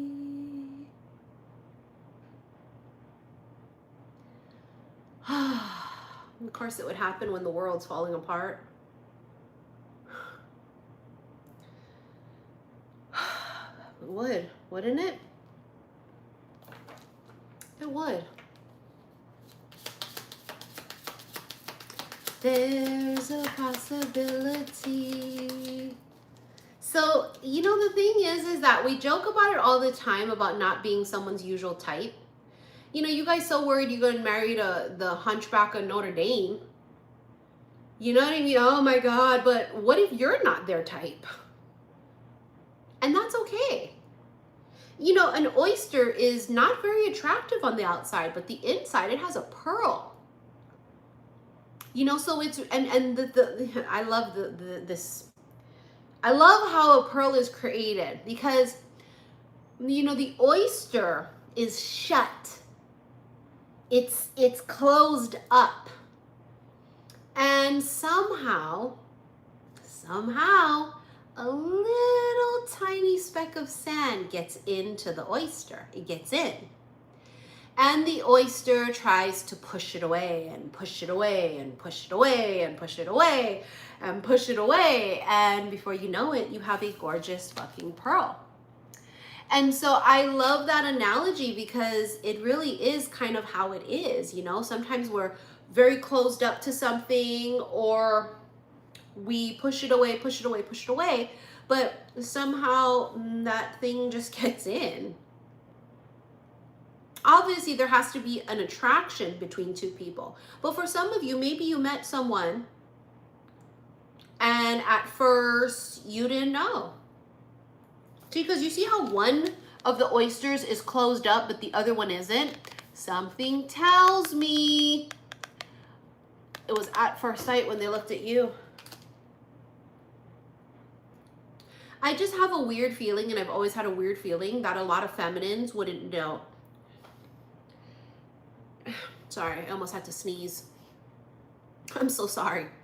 I have the most massive fucking sinus, nose, nasal, goddamn issues right now, and I apologize. Do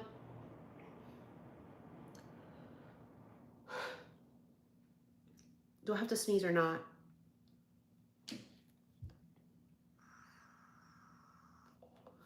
Do I have to blow my nose?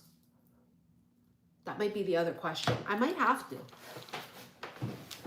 I might have to blow my nose, but I don't want to go through the whole production. 10 of fucking cups. It's two wolves. Look, we're under the wolf full moon right now. See how the two wolves, it looks like they're kissing. Their mouths are open. Either that or they're arguing. Yeah, let me ask my ancestors, Slim Jim. Sorry, I'm not standing the fuck up and hiding to blow my fucking nose.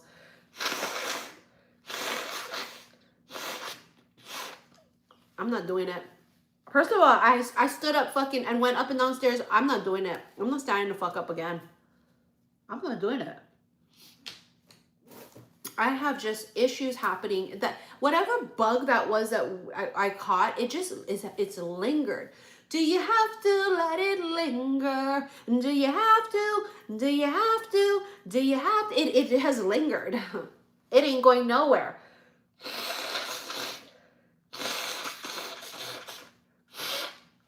Is that ASMR? Do people get paid millions of dollars on YouTube to blow their nose? Does anybody know?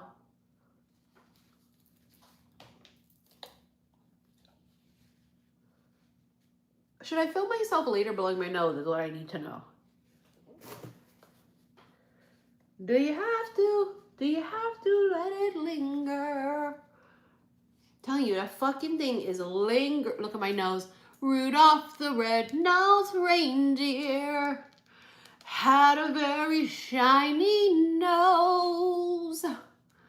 And if you ever saw him, you would even say it glows like a light bulb. Bitch, don't you just love red nose season? Fucking walking around looking like Rudolph's goddamn sister. Lucky me. I feel relief though in some sense. No, thank you.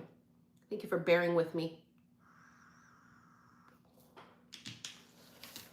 So the wolf moon, these two wolves are either arguing or they're about to stick their tongue down each other's throat. I can't tell because it could be both. Didn't I say that in one of the recent readings that there's like friction that could come about?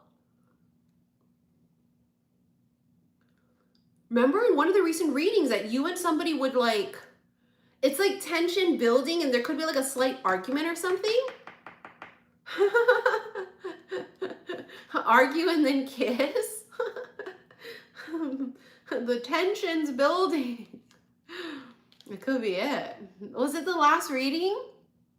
That could be it. Look, they're arguing.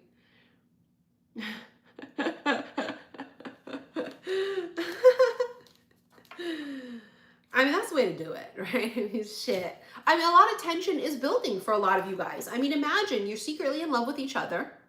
He's mad, jealous. You know, you're moving on. But can I tell you guys, men, you don't need to open your mouth that wide. Yeah, don't do that. You don't need to do all that. You don't need to do all that. You know, I'm not getting a root canal. You know, so my mouth doesn't need to be that wide. Now, there will be times that it will require you to unhinge that jaw, if you know what I mean.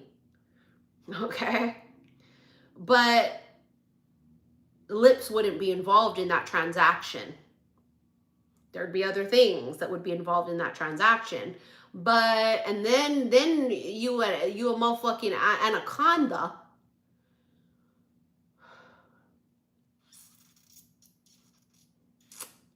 But other than that, it's not necessary.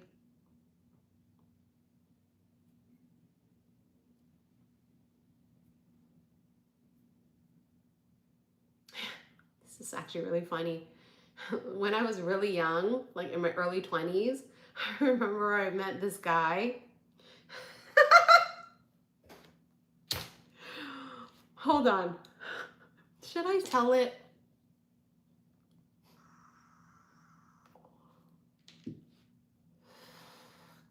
I will. We need laughter. Laughter is the best medicine. Laughter, and we're all hanging by a thread thanks to this fucking administration. So when I was really young, like in my early 20s, I remember I met this guy and I was dating him. We weren't boyfriend, girlfriend, but we were dating. And I remember right before we used to kiss, he always used to open his mouth first.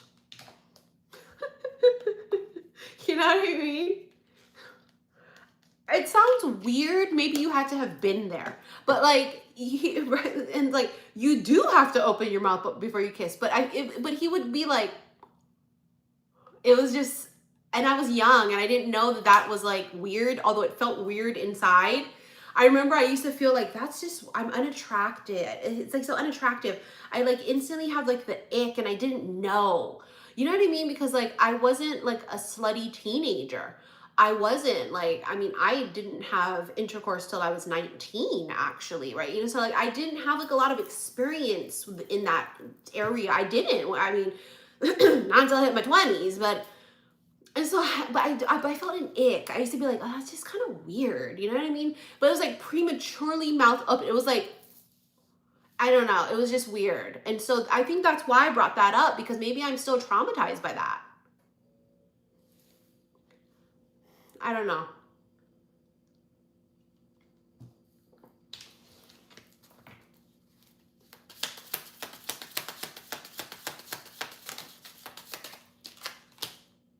Judgment. And the Eight of Cups. Look at all those letters that didn't get sent. It reminds me of the Notebook. Oh, God. There's a lot to unwrap here.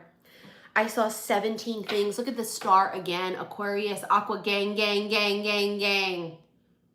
Aqua gang, gang, gang. That's humanitarians. That's card of hope.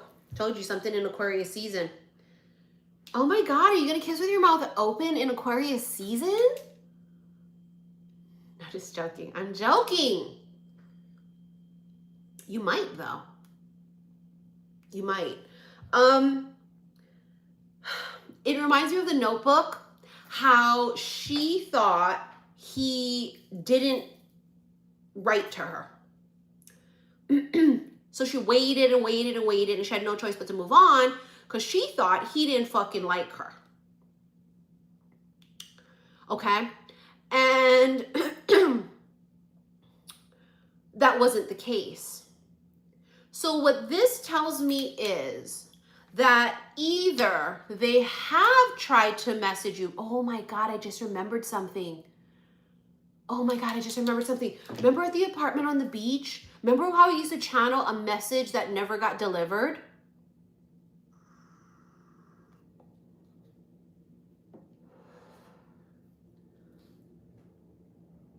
Remember? It was like a big deal back then. You remember that? Where it's like, have you ever texted somebody or they texted you but you didn't get it, even though nothing was wrong with your phone was on, everything was perfectly fine? But have you ever had that happen? It's happened to me before, where I've texted somebody and they go, I didn't get it, and I go, I sure as fuck did, and I screenshot the text messages and there's my response. They screenshot back, they go, no, the fuck it ain't there. It's happened to me more than once, but I don't know. And remember I used to say Mercury was gonna bring it? Because Mercury is the ruler.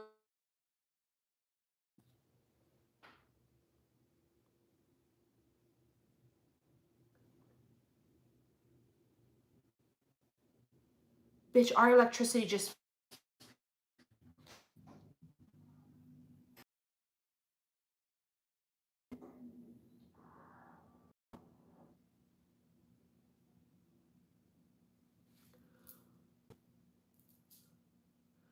Did you see that? My electricity just went off and back on.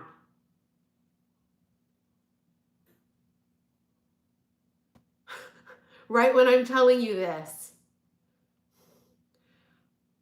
It literally, all the lights went out. My whole entire house went black except the ring light. And then it just went right back on.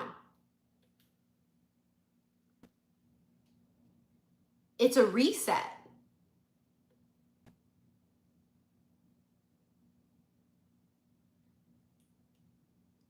And now I'm not on Wi-Fi, so pardon if it's glitchy.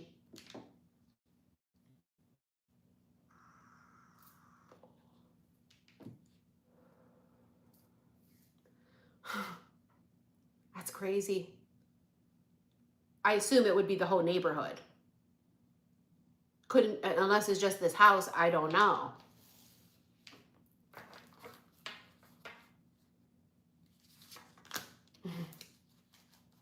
I told you guys, it's not raining right now. That's what's weird. It's not raining right now. At all. It was pouring earlier. It's still dark and gloomy, but it is not raining right now, so I don't know. No, look at this one. Look at this one. If your power went off, the ring light would have too. No, ma'am, because guess what my ring light is plugged into? My laptop.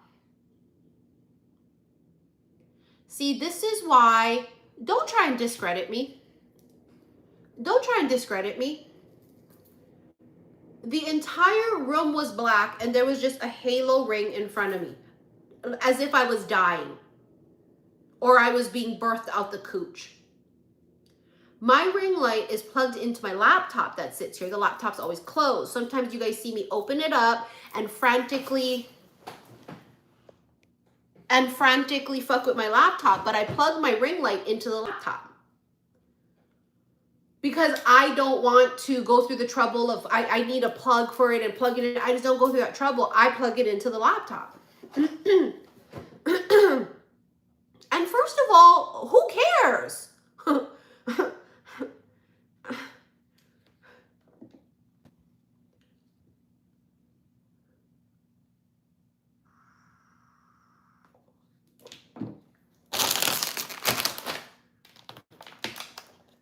Laptop here, plugged in, right there.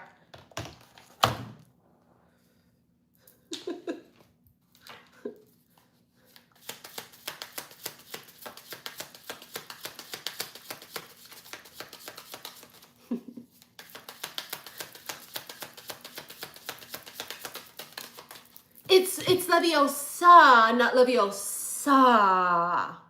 What? The Devil and the Three of Cups.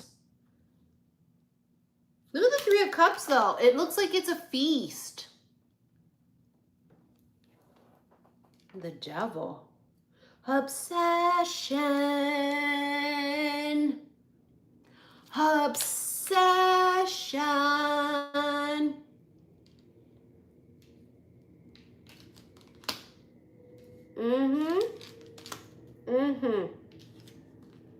Obsession. Let's go back to that because that's what I was originally channeling when the fucking lights went out and went right back on.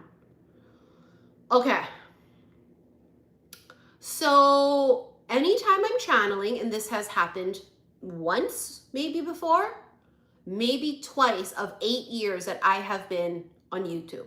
I think it's one time for sure I remember, maybe twice, okay?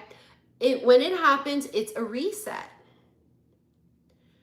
And we needed that, didn't we? Because 4 days into the new Gregorian New Year, it's a shit show. Everybody's on edge. Well, what's going to happen now? Especially if you're living in America, if you're in Venezuela, they're nervous, as they should be. Because the U.S. is going to run it now. Honey, they can't even run this country. You see what's happening here. You're sweep in front of your own front door is the saying. Okay? They can't even run this one. They're going to run another one. Good luck with that. Okay? I don't know. We are hopeful for them.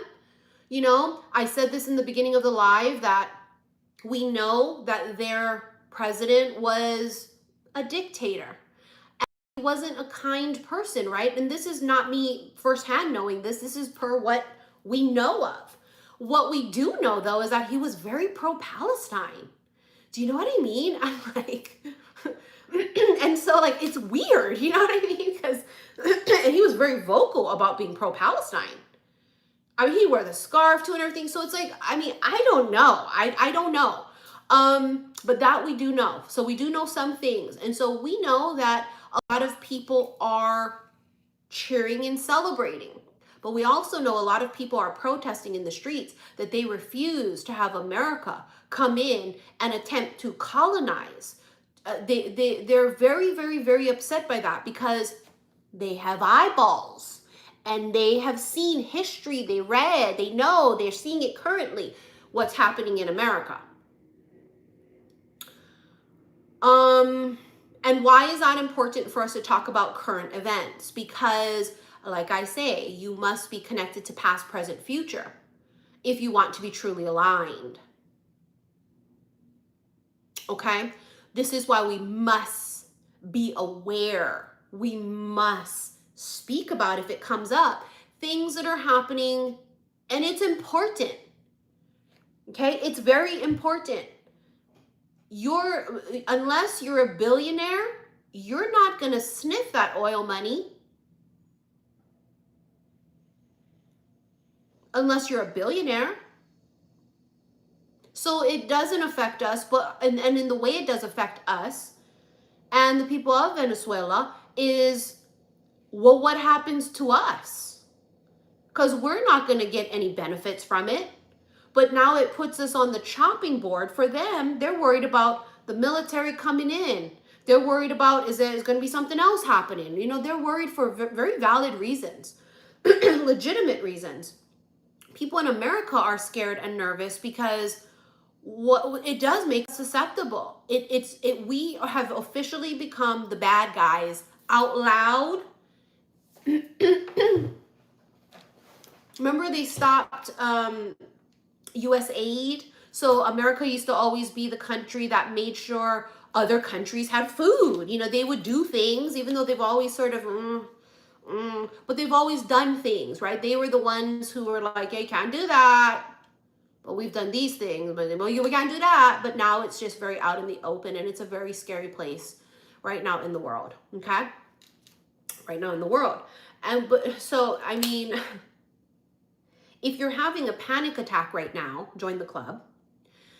If you feel scared, angry, nervous, betrayed even, join the club. I saw this meme, and I reposted it in my Instagram stories because it really is the epitome of how I felt. It said something to the effect of, it was either this or 6 trans people in sports. Remember, some people made the biggest deal about it, saying, well, that administration allows trans men and women in sports. A bitch, like 6. You know what I mean? And so I didn't vote for them because they are pro-trans people in sports. Bitch, where? You know, could count on these 2 hands how many people that was reported of trans people in sports. And so now we're in this predicament. Thank you for those of you who did vote for this, because here we are staring at you now. Because you certainly aren't richer. Poor get poorer. You certainly aren't educated unless you've educated yourself recently about the matters at hand.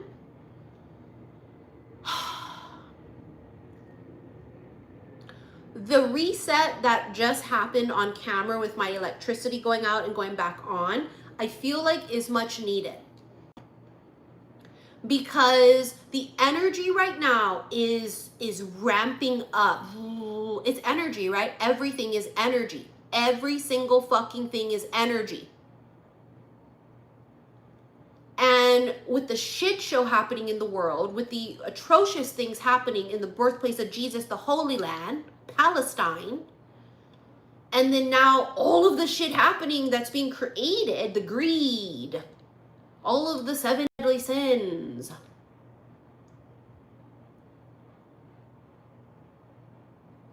That's so fucking weird too. My chandelier is like swaying. And usually the crystals move a little bit because the AC vent's right there, right? So even when the AC vent is on, the crystals will do a little movement. That's obvious, right? That's common sense. No, it's like swaying.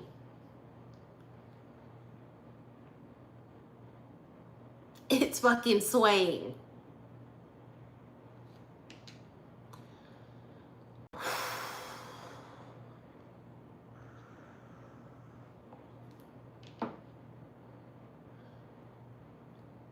If you have a pot of water boiling,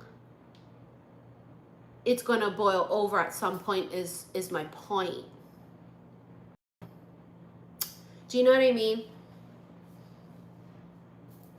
At some point the pot boil over. The energy is going to explode. It's like a balloon. If you keep blowing it, it explodes, it pops.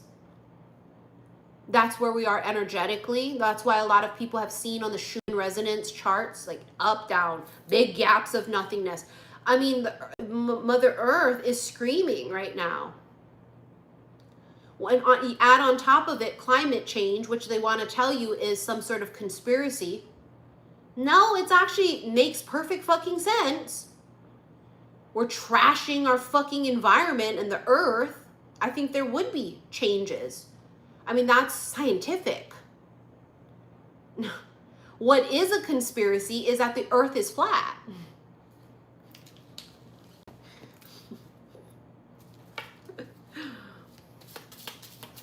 It's not.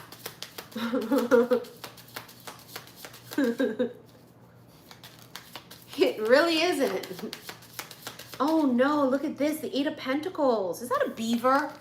Why does a beaver look like it's scared? Look, it's got a little baby right there. It looks like it's going, look, it's scared.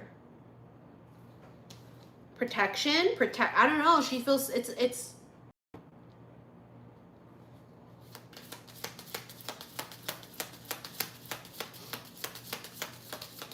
Yeah, the flat earthers.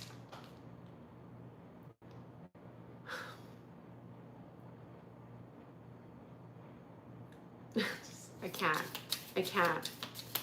I get it if you say you're not sure if Bigfoot exists. I get it.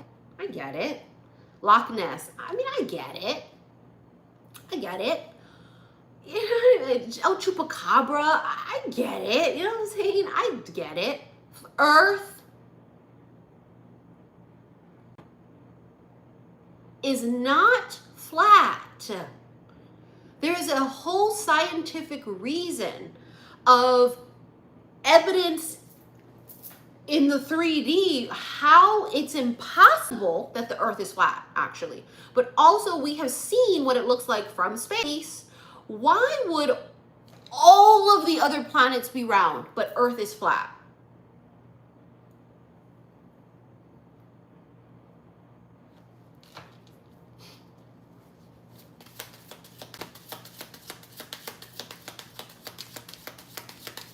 The moon is round. Venus is, Pluto is.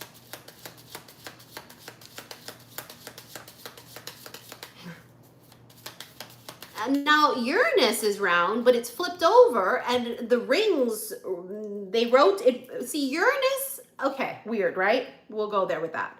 Uranus, ruler of Aquarius, doesn't rotate horizontally like Saturn, right?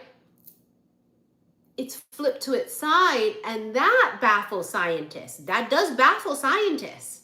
But what does not baffle scientists is that whether the earth is flat or round. That is just, I'm telling you, it's not flat, okay? It's not. The sun. That's twice because the sun's on the ground. Remember, it all fell? It's not. Now, you don't need for me to be the one to tell you that the earth is not flat. If you go and do some research on why, we would just trust me, okay? Just go down a rabbit hole. It's not flat. And if it was flat, I would tell you. I'd be like, bitch, the earth is fucking flat. It is not. You know, it's not flat.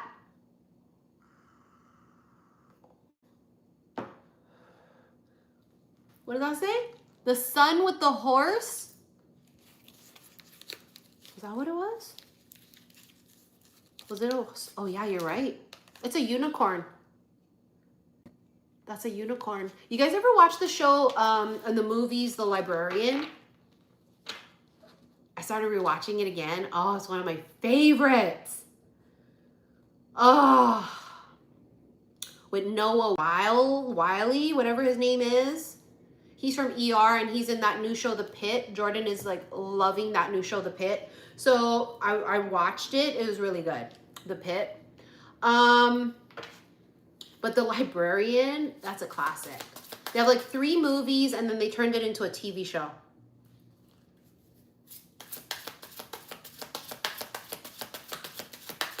And that's where I just recently saw a unicorn, is what my point was, but I forgot to say it.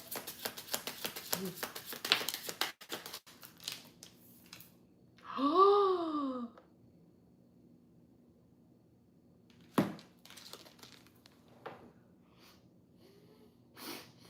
my God, my nose is still stuffy. Look at that.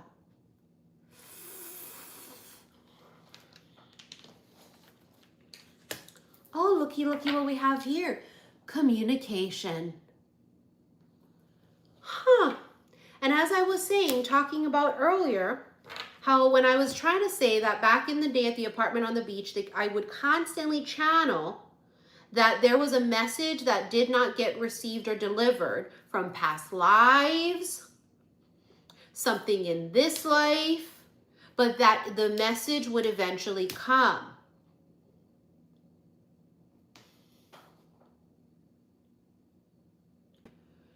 And it does also make me feel like the symbolism of that stack of unopened letters reminds me of the movie The Notebook.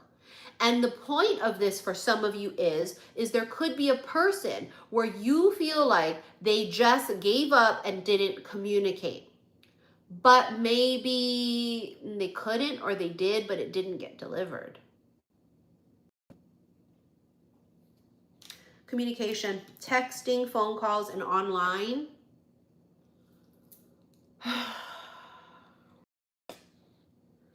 Oh boy. Every time I watch The Notebook, I bawl my eyes out. Every fucking time. And I've seen it so much times, I always tell myself, I'm not gonna cry. I'm a Capricorn moon. I don't cry ever. Oh, bitch. Put that fucking movie on. Oh, bitch. Every fucking time. It's like when I watch Steel Magnolias.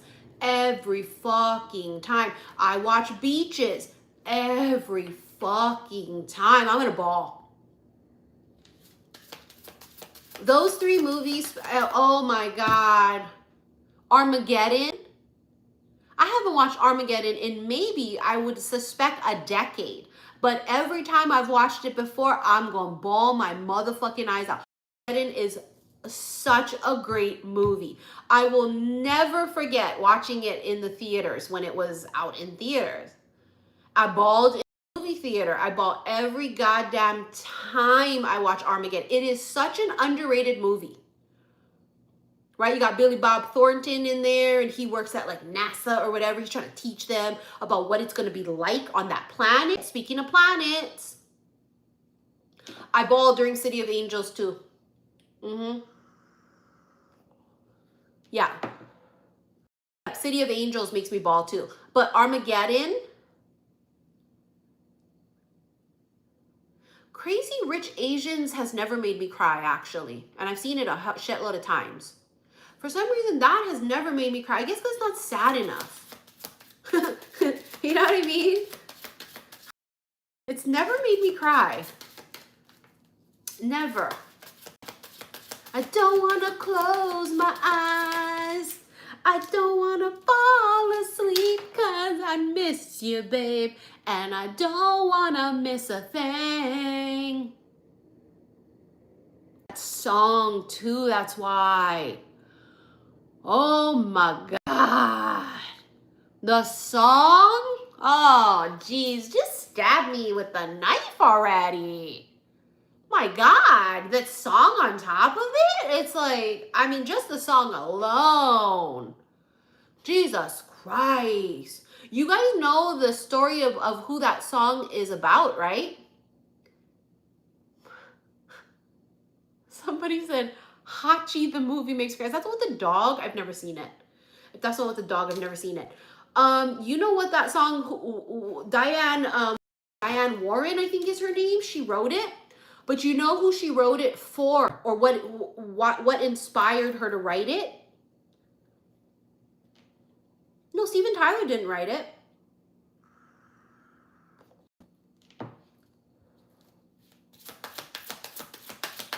Steven Tyler did not write that song.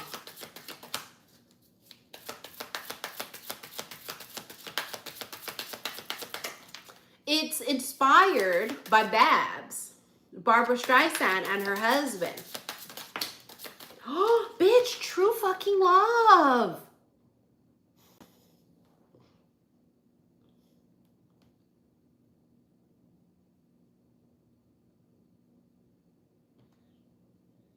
God, dating.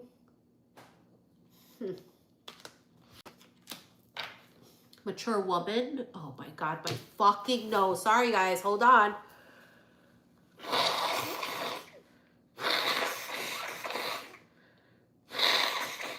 I'm not going off camera to blow my fucking nose. This is free 99. I'm not doing it. I don't give a fuck. I'm too lazy to get the fuck back up after all that standing up, going down the stairs, coming back up, going back down, coming up. I'm doing it. I won't do it. I won't do that. You're gonna have to just deal with it. Oh, Rudolph the Red-Nosed Reindeer again. Here we go. Had a very shiny nose, and if you ever saw him. It's a classic, isn't it? You've got true love and dating, and the first card came out was twin flame, communication, but we've got a love triangle. A love triangle.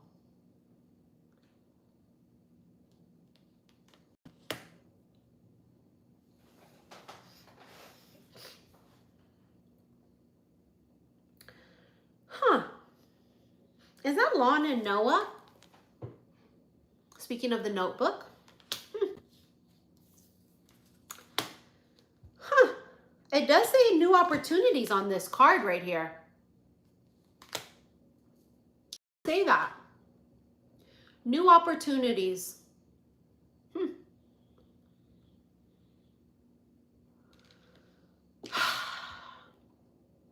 It's just like Lon and Noah.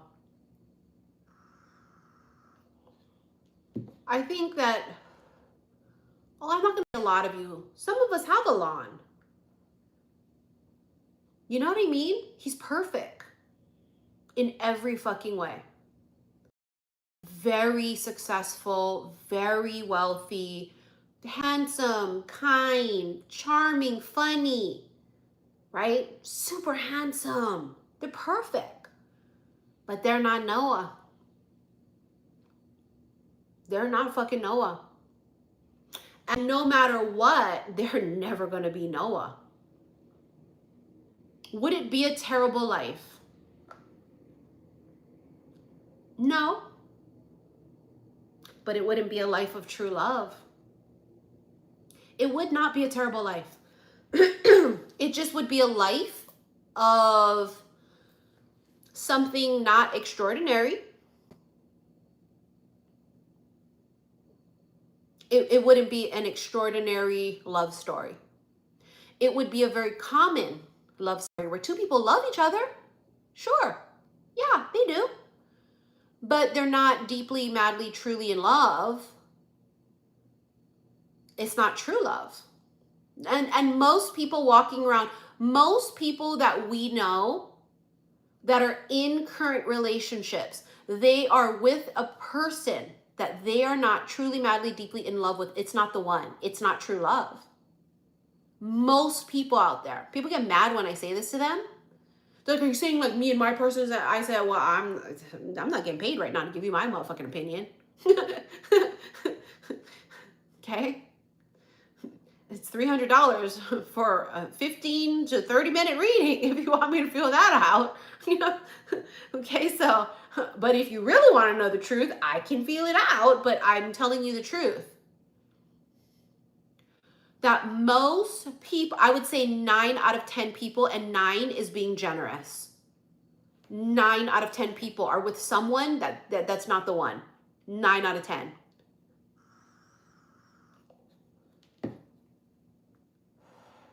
It's reality though. 9 out of 10. 9 out of 10.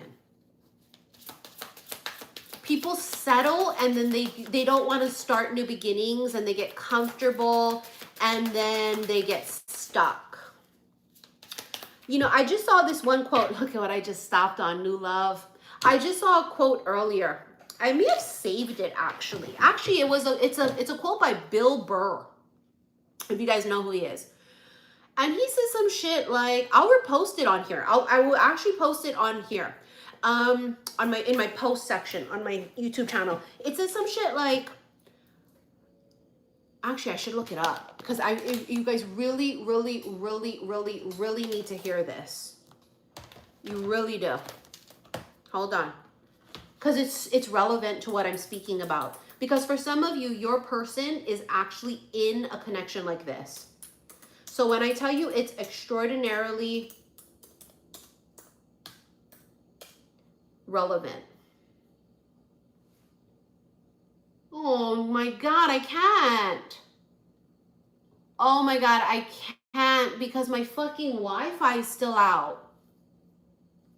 It's flashing red. It's telling me I don't have any signal.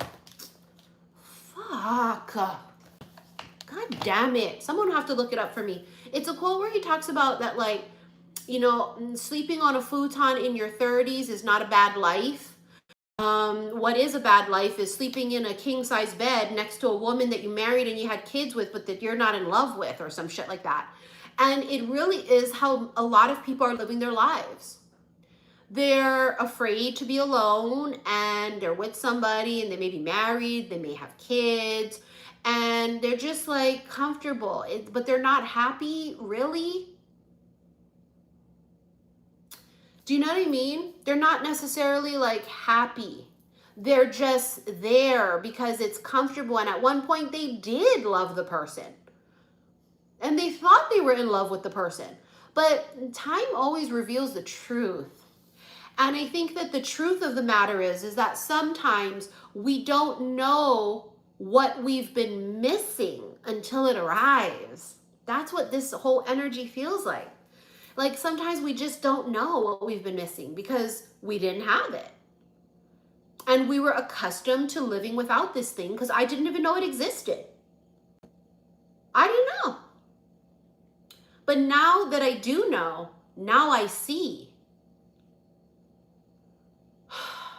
They say, right, you don't know what you have until it's gone. Very true. But what's even truer is you do not know what you've been missing until it arrives. And this is why sometimes people can't see better.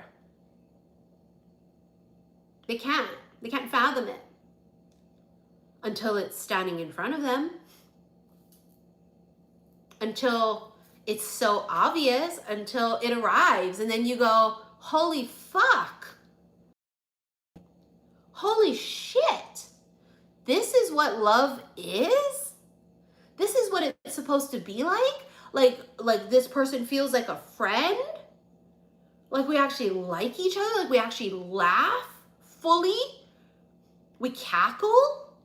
Oh my God, we can have like deep conversations. I'm not walking on eggshells because, and you know, that's the thing, right? People get into relationships and sometimes it's just, they're so stuck in this mundane, and then like one person becomes a nag. Like I never want to be the wife that's a nag. It's not me.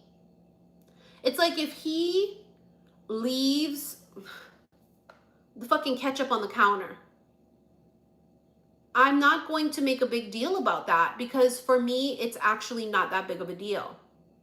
You know how we joke, right? Oh God, we're going to have to live with the fact that they can't find anything. Oh my God, you know, where's the mayonnaise? Bitch, it's in the icebox right there. Right? Normal irritation of things. And we joke about that. But the reality is that I personally couldn't live that way if my partner was constantly nagging me about like silly mundane shit. I can't live like that. You know, you forgot to do this. You know, you did that. And it's like silly shit. Like, did I forget to pick up our kid at school? Tell me that. You know what I mean? Yeah, it's micromanaging, but it's also like making things a big deal when it's really not. But like but like life is stressful and like life is beating our asses, and like the last thing I want is to come home to a place that like I gotta walk on eggshells or be conscious constantly, and that I don't feel comfortable and safe. And so this is my point, is that sometimes you meet new people and you and that new person just click. And there's like, this is the thing, is sometimes you'll see people in relationships and they have never been married, right? So let's say you know somebody, oh, they've been together 5 years, they've been together 7. Oh, those people have been together for 10 years. They've never been married. Let's say that couple breaks up, okay? Some people are lucky enough right after that to meet someone who is the one, and you might see Oh, that fucker got married in 3 months. She got married in 6 months to someone new. That's weird. How come they didn't get married with the other one? Because it's not about time. You understand that, right? It's not about time. It's about connection and safety is just the bottom line.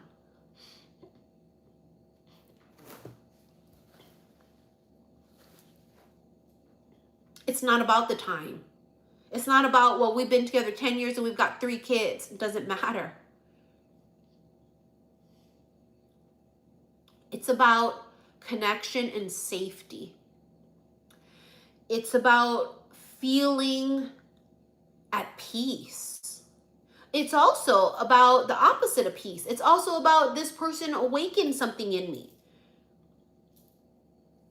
And so sometimes there's a lot of tension in those types of connections. Like Ali and Noah, they agitate each other, they trigger each other. Time ain't shit. And this is why you see some people in a really long-term relationship, they're very unhappy or never been married.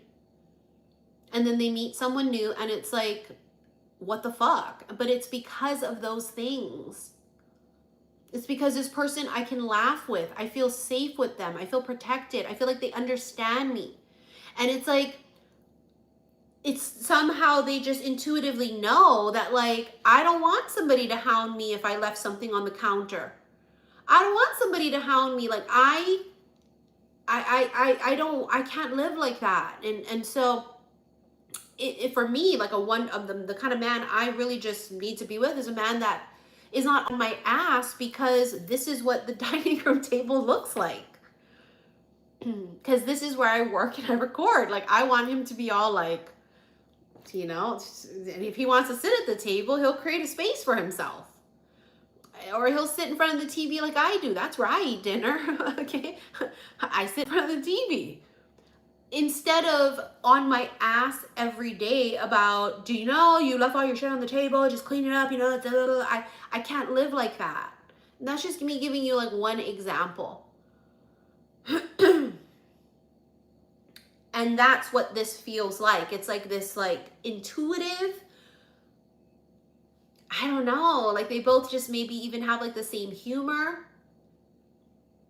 Maybe they both are interested in the same things. They both have the same passion, but yet still vastly different. Opposites attract. That's like how I always tell you guys, you would never see me with a MAGA fucking dude. Ever. Or a person who doesn't think what's happening in Palestine is horrific. Like, there are certain things that are non-negotiable. I might meet a man that his passion is free Palestine. I might meet a man and he goes, FDT. You know, and for me, like, that's a perfect man, because that's just what I'm saying is like, there's like a connection, there's like a click. In case you haven't figured it out by now, I am not MAGA.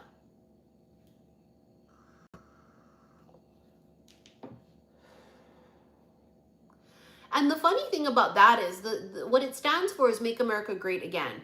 But that's not true. Because if we wanted to make America great again, then we would welcome immigrants.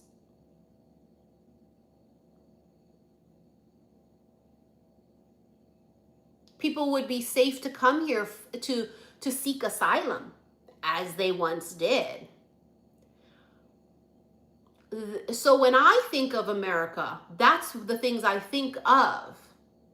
To make America great again, that's the foundation of America. This is the Boston Tea Party, right? I mean, this is the revolution, the birth of America. That's what I think of, but that's not what it is when they say that. So it's justice and liberty for all. Yes, absolutely. I mean, immigrants make America great. You know?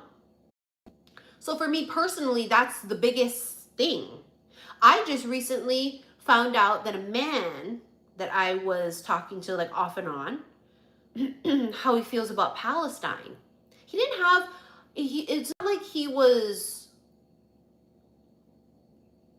didn't have a strong opinion, and that was the issue. I'm just giving you guys examples of like what for me is like a no. And we just never talked about it, okay? It just never came up in conversation. We talked about all the other stuff about, are you MAGA? Who'd you vote? Do you like Donald Trump? No, he hates him. He thinks he's horrible. And this dude's in the 1%. Okay, his tax bracket benefits from all the things that this administration is doing, but he's not into that. But the thing that made me go, is he just was like, well, I don't really know. I don't know. I mean, is that really that big of a deal? You know, just, it was like that. And I was like, no. No fucking way. For me personally, I was like, no way.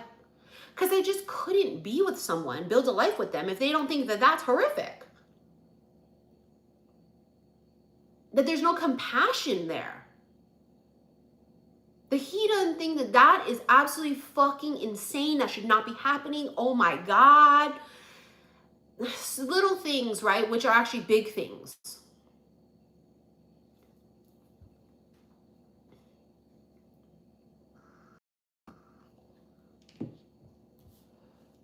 True love. You just click.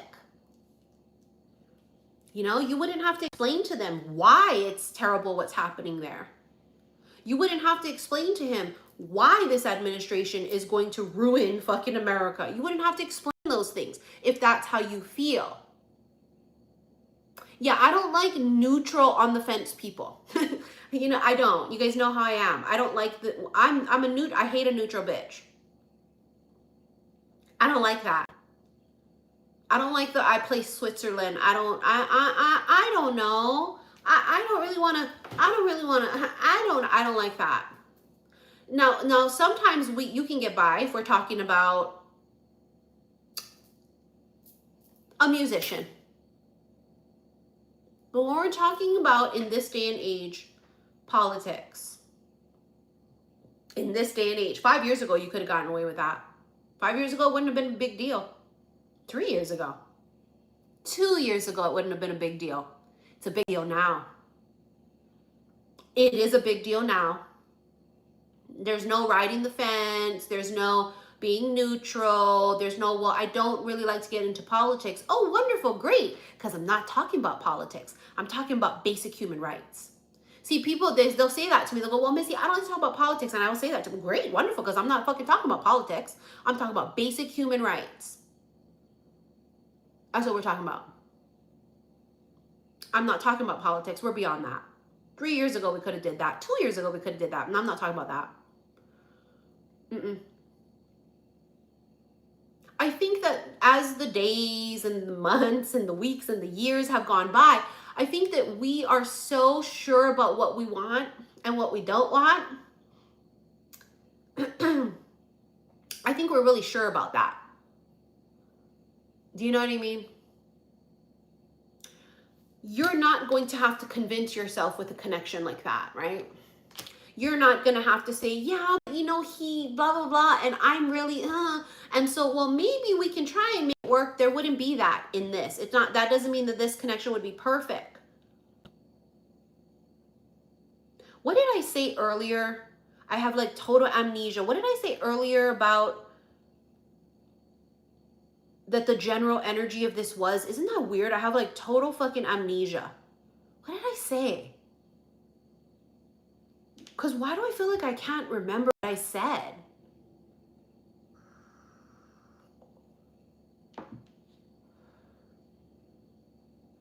That's fucking weird. I don't remember. There is a lot going on in the world. And we should be discussing it because it's a really big deal. And as I always tell you bitches that claim you're spiritual, that claim you're so this and so that, it's impossible, because to be spiritual, we must be connected to body, mind, soul, and we must be connected to past, present, and future. And I mean, this is the present, and this is a 3D. It's impossible. Well, you know what, Missy? I watch other readers and they don't talk about it. Good for them. Whoop-de-doo. I didn't talk about politics too until shit hit the fan, because it wasn't actually that big of a deal that it needed to come up. To be honest with you, neither did I. For what, 7 years? Actually, nope. 2016, we talked about it then. And then it just was like, well, this is what it is. It wasn't that bad then. It wasn't that bad then. And then it's been at least the year. We should talk about it. You need to talk about it. If you have a partner, especially if you have a partner, somebody, and if you feel like I cannot talk to them about that kind of stuff, that's a red fucking flag. Can I tell you that? I shouldn't have to tell you that, but it's a red fucking flag. I see some people in relationships, they keep things a secret because they can't tell their partner because they're afraid of what their partner is going to say. So they live in secret. That could never be me. My man, he gonna get mad. I maybe even yelled at. Okay? But I'm gonna tell my man everything. Because that's what I expect in return. That's what true love is. It's I'm going to say the truth, even if it hurts your feelings. I'm going to say the truth, even if you get angry. I'm going to tell you the truth. Because this is what it is. This is the type of connection. Even if you get angry, even if you don't like what I'm going to say it. It's my truth. Can you imagine being in a relationship? I know I used to be in a relationship like that several times. I couldn't say the truth of things. Do you know how bad it used to be for me in my life? Let me tell you guys why I don't fucking settle. I'll give you another example I've given you throughout the years. I remember one time my ex was working and it was a Saturday, and he was working that Saturday. And my mom was like, hey, I'm having like a garage sale and I'm going to sell like all my old Tupperware. Because my mom used to like sell Tupperware, as most of our moms used to, you know what I mean? So I was like, oh my God, I really want Tupperware. My mom used to have like the really good ones, all unopened. Like she like didn't sell them. They're like not used, right? Like totally like fucking brand new. I was like, oh my God, I'm going to go to that. I'm coming. All right. I told my mom I'm going to come. And do you know that when my ex called me that day while I was there at my mom's fucking garage sale, he said, where are you? I said, oh, I'm at my mom's house because she's having a garage sale and she's selling her Tupperware and I'm over here to grab the Tupperware that I want. Do you know that he got mad and he hung up the phone on me and then proceeded to blow my phone up texting me? What am I doing there? How come I didn't tell him? Where the fuck else am I gonna go? I mean, it was just boom, boom, boom, boom, boom, boom, nonstop. Because I was at my mom's house and she was having like this sale. So when you guys say, oh, sometimes Missy, you know, maybe it's this, that you're doing, and maybe that's what, these are the little things I've had to live with. I was with that person 11 years. When I tell you there's a purpose and a reason why I don't fucking settle with men and I don't ever take no shit from no fucking man, it's because I freed myself from living that way, where I had to try and explain myself, where I had to hide and lie. And I almost did. I almost lied, but I still remember. My mom's kind of loud. She is, and she was talking to somebody, and he was like, is that your mom? And what am I going to say? No, it was clearly my mom. Like, I couldn't lie, but I would have, because I had to. Because I had to lie, because I couldn't say the truth.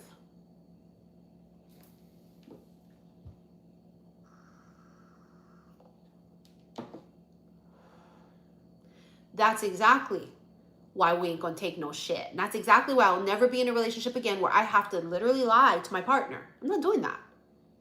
I'm not gonna do it. Listen, put it all on the table. I personally have a big issue men don't like, and the thing that they don't like is most of my really good friends are straight males. They hate it. Okay? They fucking hate it. And so getting into a relationship, right? Let's say I meet the man I'm gonna fucking marry. I have to put it on the table and say to him, listen, these are the people that are my friends. These are straight males. Is it non-negotiable? No, it's not non-negotiable. Do I want a man that's gonna say, you can't have any friends? No. But if my husband feels uncomfortable with people that I'm acquainted with or people that are just like barely even friends with, and he's not comfortable with that relationship, I don't give a fuck if it's a man, a woman, or a goddamn dog. It's not worth it to me. But those are things that, there's going to be some things that are going to be negotiable, some are not. I'm not going to be in the kind of relationship where it's controlling. I've lived that 11 years. But for me personally, if my husband has a connection or a friendship with somebody that make me feel some type of way, and he says too fucking bad, I'm sorry, that's a no.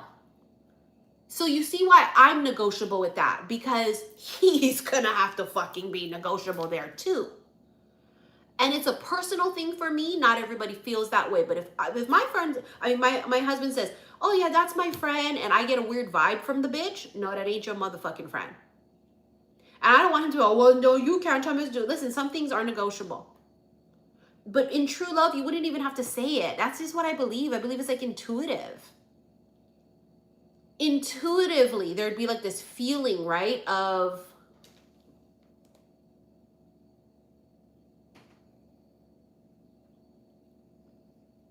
can your husband trust you to not get teabagged? Block that stupid motherfucker.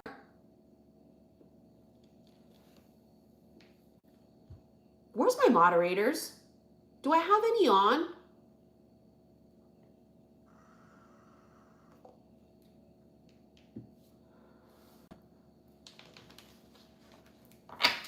I'll do it myself.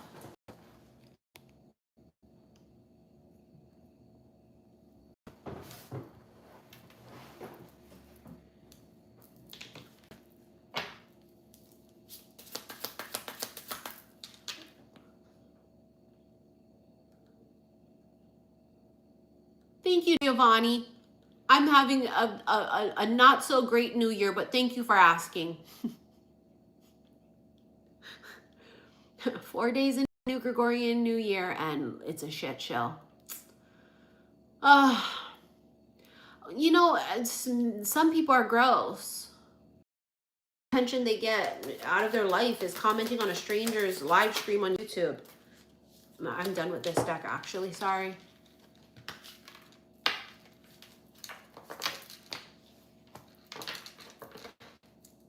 I set the comment so that you have to be a subscriber for longer than 50 minutes in order to comment. So my moderators have a break to be able to breathe, because if not, they can't breathe.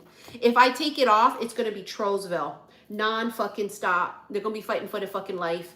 I brought a deck to the table to use. Where the fuck is it? That's so fucking... Oh, here it is. It's the anime one. People are gross. If I'm a YouTuber for 8 years, I have very thick skin. I've been called everything under the sun. Sometimes, like just the other day, somebody put a comment on one of my videos calling me fat. First of all, that doesn't upset me, because it don't sway how I think I feel about myself. I've been fat. Okay, honey? I'm not fat right now, but I've been fat. Am I chubby? Sure.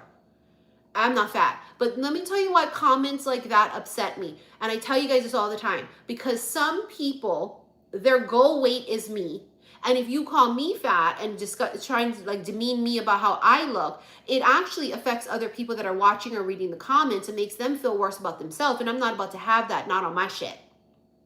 You can call me everything you want. You can call me ugly. You can say I'm fat. You can call me old. Honey, it don't stop these men from coming in. Very attractive, successful men. Men, some of the men that you watch on TV and cheer for might even wear their number.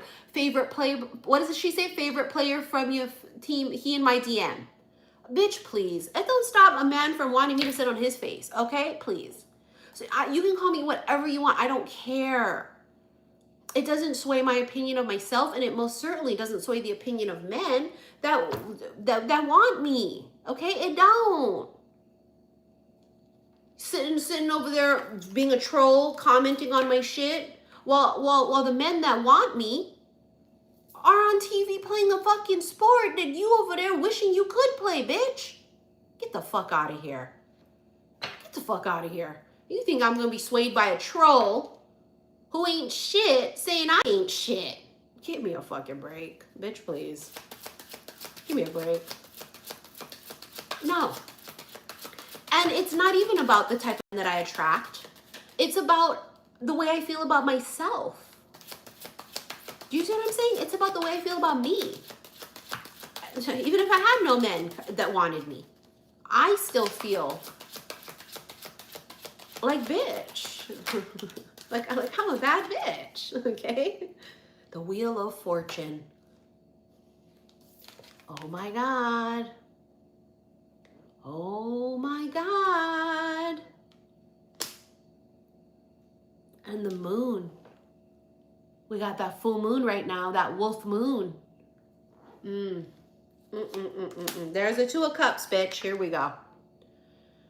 Here we go. Well, people are just gross. I mean, and no, listen, I don't ask for opinions or am swayed by opinions by people whose life I wouldn't want. Who, you know what I mean? I don't care about a troll saying shit about me. You're an unhappy person whom I would never want to be. Who cares? Who gives a fuck? Don't you let nobody, let this be your guys' lesson. Don't let nobody make you feel some type of way about yourself. I have personally been called ugly by ugly men. Okay? But my phone has been blown up by a man they worship. Okay?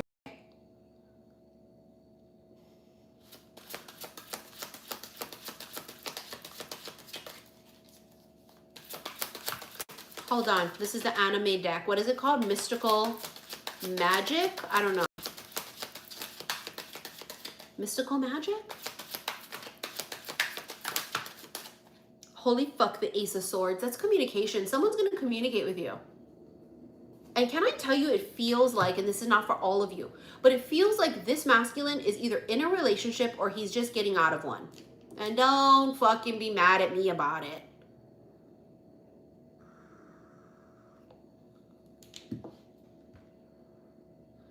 It is hard. I know it's hard. I know it's hard, but you got to wake up every day knowing you a bad bitch. You do. There was a time in my life where I felt so ugly. You know what I mean? Like, really. Where my ex really put me down. He always used to say I was fat because when I met him, I was skinny. And then throughout the relationship, I did get big. And then I got skinny. And then it was like a whole thing. And then he would just, like, men, I haven't been able to trust men in my life because they've always used things against me or made me feel terrible about myself when it came to my weight specifically. So I do have a thing about my weight because of the men that I've been with in the past. And that's what's beautiful is that men I meet like the past couple years, they don't give a fuck if I was 200 pounds or if I'm this weight. They don't care. Do you know what I mean? They don't give a fuck.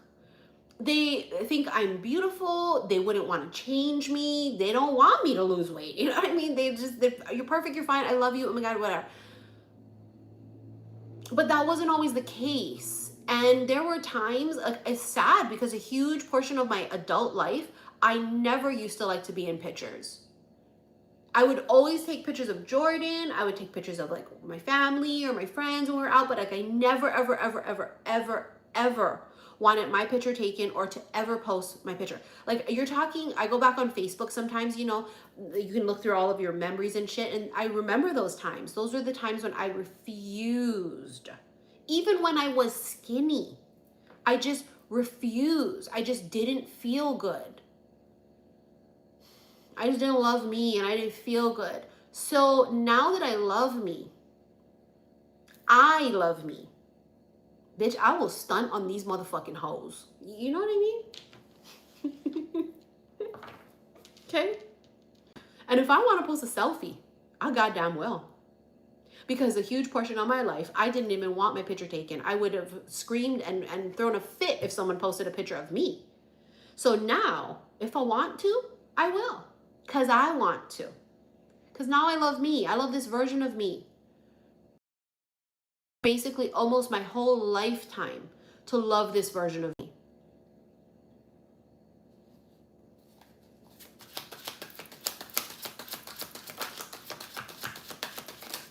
You gotta love you. You have to love you. Oh my God, bitch. The Chariot and the Magician. Oh my God. And the High Priestess, that's counterparts. Because you know, for me, the High Priestess and the Magician, they're counterparts, bitch. That's what's coming in. And that's coming in the year of the horse. Look at that. See the horses with the Chariot? It's coming in the year of the horse.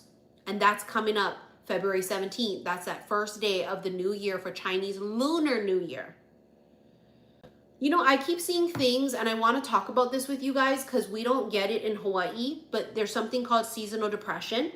And the reason a lot of you guys get it where you are on the mainland is because it gets like pitch black dark at like 4:30.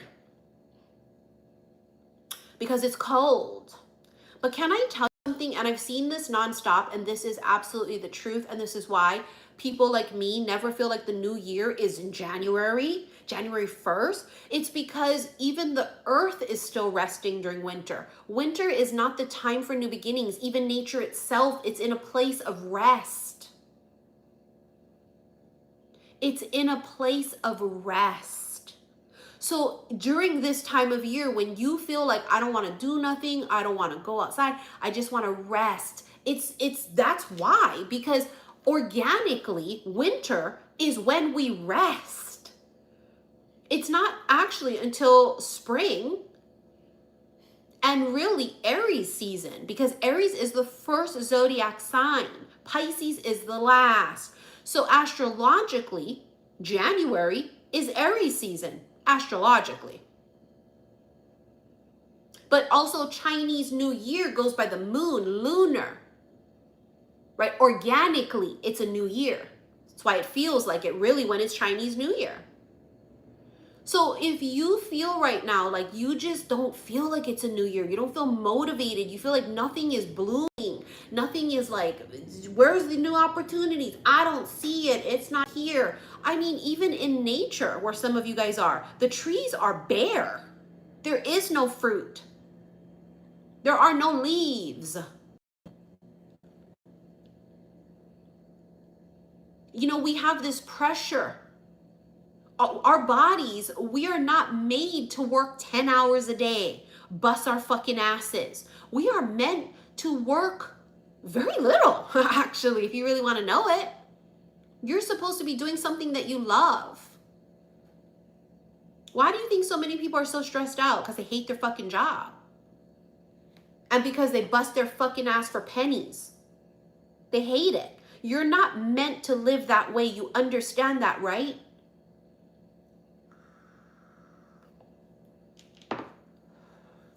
Well, see, this is the thing. She said, I'm backwards. I'm a night owl and I love going out, especially when it snows. I'm from Hawaii. I hate snow. And we hate the cold. But that's a good point you bring up, because a lot of witches are night owls, and there's a reason. I'm a night owl. I've always been. My daughter is also a night owl. It's not uncommon that at 2 o'clock in the morning, we're not eating a snack. You know what I mean? Sometimes we don't eat dinner until like 7, 8 o'clock at night, you know? We're natural night owls, have always fucking been, but they say that that's a witch characteristic, that witches aren't morning people because we're nocturnal. We're not morning people. Most witches are not. They're not. You know, you guys have to work a job, so you guys got to get up at 6 o'clock in the morning, but on weekends, right? Or if you didn't have a job, your natural clock would be to wake up later.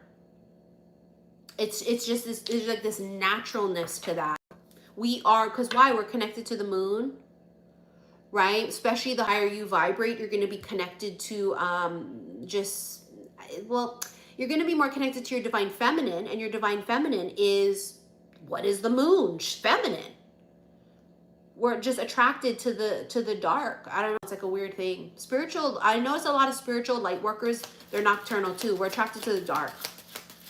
You know what I hate too? I hate like when I wake up early in the morning and it's like chilly. Oh my God, I fucking hate that. Oh my God, I fucking hate that. That's why I like to get up later, because then it's not freezing when I get up. You know what I mean? I just don't like that feeling where it's like 6 o'clock in the morning and there's a chill in the air. I don't like it. And then I gotta get up and like go outside at 6 o'clock in the morning. No, I've done that. A huge portion of my life, I was a regular person who worked a regular fucking job, 9 to 5. But my natural clock is not set to that, nor is yours. Nor is yours.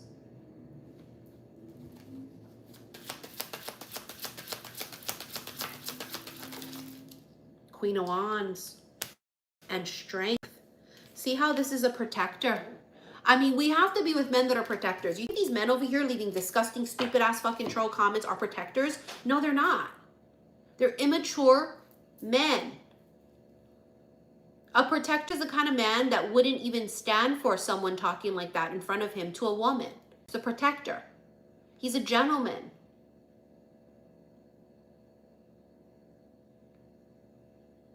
Not on his watch, not in front of him, allow that. A protector. A lot of men out there, they have fake. They have that fake alpha shit going on. We can rewrite right through it. I can just see it. We can see it. You're not an actual healthy masculine alpha man. And especially when they feel like they have something to prove, we'll call it little dick energy. Even more so, they don't actually feel like a man. That's why they do all these things to try and make it seem like they are. Try and be a tough guy and all this shit. And it's just gross. It's fake masculinity. Because inside, they don't really feel like a man. They're wounded somehow. They were picked on in school. They were bullied. You guys see them out there in the world.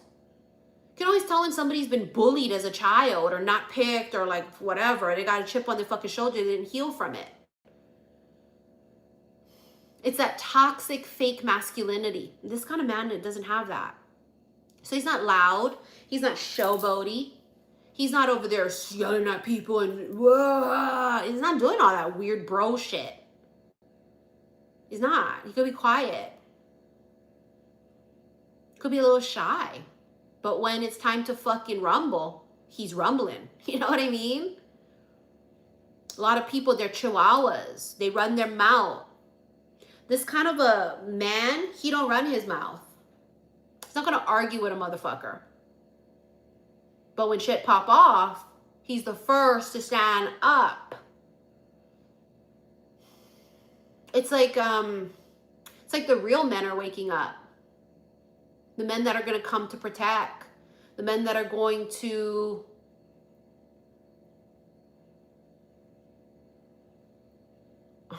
I mean, I hate to say it like this because it sounds so cheesy, but they're going to help save the fucking world. Which we do really need that right now. You know, you see so much happening in the world and you go, oh my God. I mean, look at all the men in charge right now.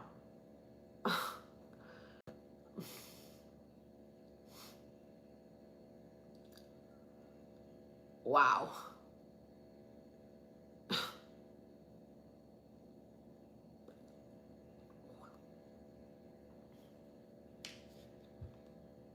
And you're attracted to that?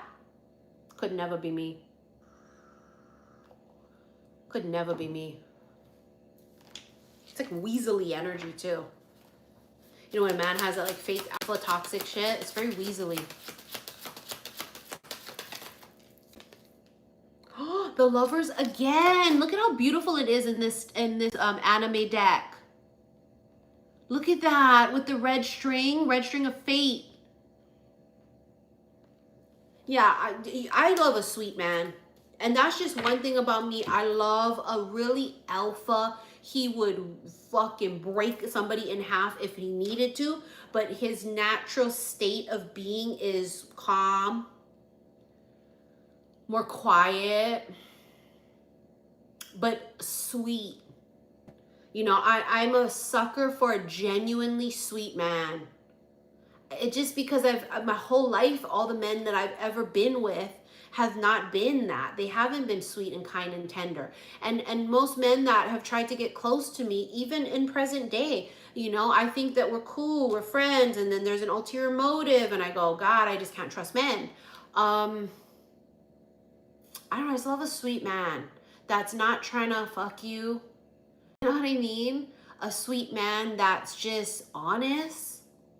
That's what this feels like. It feels like I don't know, it feels like a sweet man. But a man who's going to rumble when it's time to rumble. You have the Emperor sitting down here, remember from earlier when all the cards fell?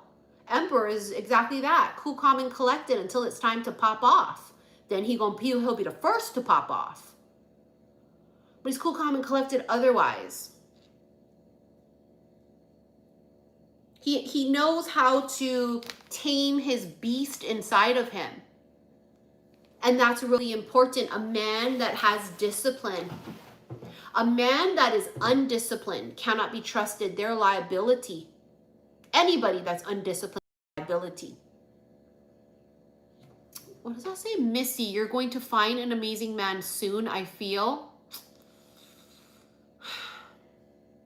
You better feel it out again.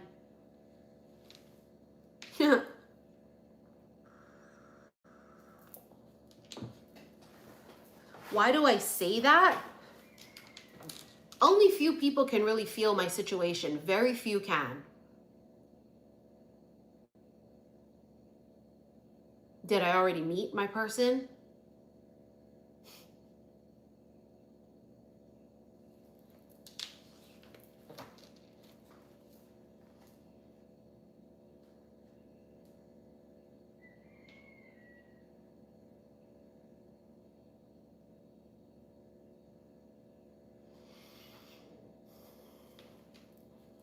The intuitive bitches know whether I have or haven't. They know. Because I get random messages from bitches sometimes. Just random people I don't even know. And they always say the same thing and they don't even fucking know each other. And just randomly people will message me and I go, that's so fucking crazy. You know, I think that's so weird. How do they know?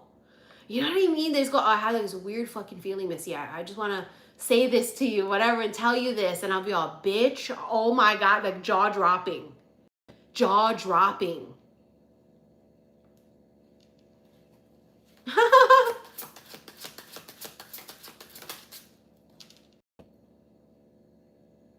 at that. It was right in front of their face.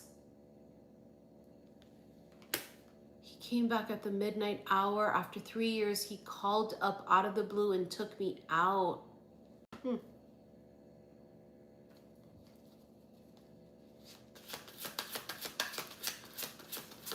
I met a man last year and I was a little unsure about it, right? I was like, I don't know. And I got a random fucking DM from a bitch. And you guys know my DMs are like unbelievable. Like, that's why I always tell you guys, if it's serious, don't fucking DM me. I'm not going to see it.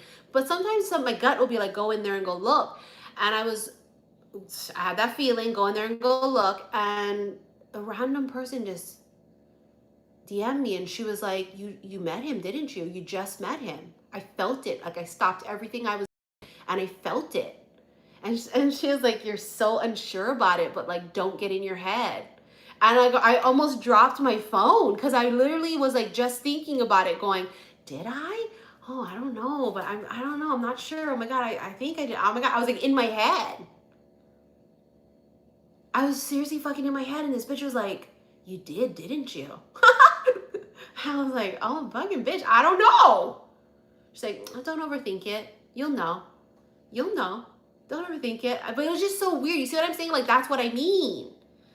Like, just randomly, they'll fucking message me and be like, oh my God, bitch, what are you doing? And I'll be all, what? Why? Because I saw this in my head or I feel this and I'll be all, holy fuck. That's where I'm at and I didn't tell nobody I'm here. You know what I mean? I'll be like so shocked, like I'll drop my phone, like literally like jaw dropping. Because I don't post everything I motherfucking do. Yeah, I vlog a lot, but I don't vlog every damn thing.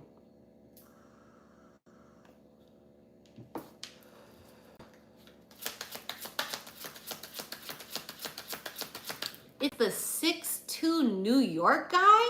Girl, way off. Because first of all, if you're talking about that one guy I told you guys about, he was like 6'6".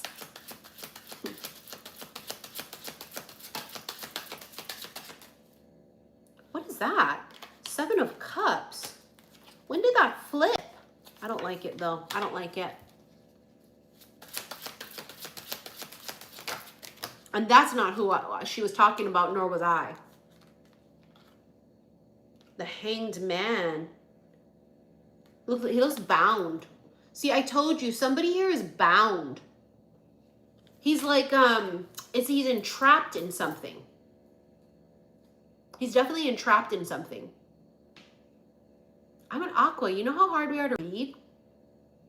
I told you guys are always going to be wrong. Very few bitches can read. Very, very few. Very few. And it's not a personal thing. I'm not saying like you're not intuitive. What I'm saying is that that's just how it is when you read other Aquas. It's very hard to read us.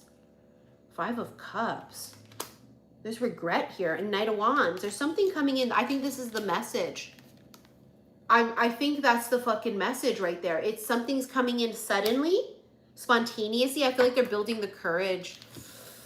Oh, maybe he's shy. That's cute. You know what I mean? If a man's not a little scared of me, does he really love me?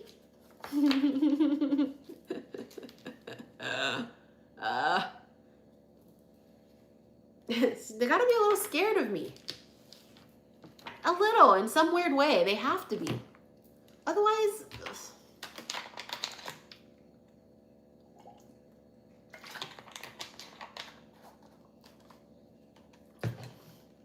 I'm very guarded because of what I do for a living. I've learned how to master not being open and being open when I need to be. It's like you have to master it. If not, I would be open all the time. So I have to learn how to control that. But it's also because I'm an Aquarian. Aquarians are very hard to read just characteristically. And then you add that double layer on me. This is my job. I have to be open to channel, and I cannot be open all the time. This is why people will be like, oh, when you meet me, don't read me. Ah, bitch, you think I'm walking around like that? Open? Fucking spidey senses on 111 million? No. I don't just go to the grocery store, let me read everybody here. No, I would be exhausted. I couldn't even like get out of bed if I did that. You know what I mean? No, I have to be closed. I have to be very guarded. And I've learned throughout the years how to like open up and close. So I could be talking to you for 7 hours and I've opened myself up to channel maybe 5 times. And the whole entire rest of the 7 hours, I'm guarded again because I have to be. I have to be, otherwise I'd be so drained. That's why I can't do like the readings. I can't do like 10 in a day anymore. You know how when I first started 8 years ago, I used to do like tons of fucking personal readings a day. It was like I just didn't control it. I didn't know better. I just didn't know. And also I fine-tuned it. You know what I mean? So I could do 2 readings in one day and I like cannot move. Like I literally can't move. Because I just opened myself up so fucking much to feel the energy and to connect that I literally drain myself. It's not even an exaggeration. Like sometimes if I do 2 readings, the other day I did 5 readings in a span of like 2-3 days. 5. Because a lot of you have been waiting for your personal readings. And it's like, I told you guys, I have the list right here. And I go through it like all the time. I go through it. I was like, oh my God, I got to do all these fucking readings. And I swear to you, those 5 readings I did within the span of 2-3 days, I felt like I was going to pass the fuck out. Like, I mean, literally, I just sat here after like doing one and was like, I can't even move. And I didn't move too. I like just kind of did this. Like I kind of just sat like this on the table and just waited until I felt like, okay, I have my energy back. And especially whose reading I'm doing. Some readings take more out of you than others. It just depends. Especially if I'm doing like a past life reading.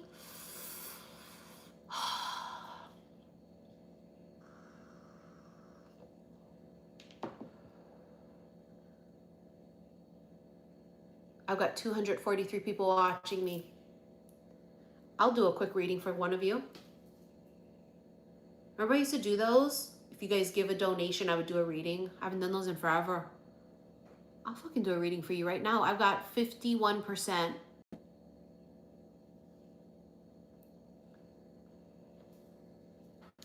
I don't want to do a reading for somebody who's gonna drain my fucking energy though. Like a leech. Some people are. They only want.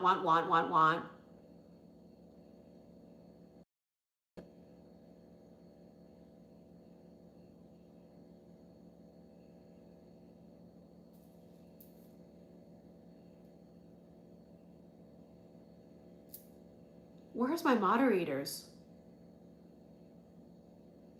How are these gross fucking comments showing? I see them. They're right in front of my face.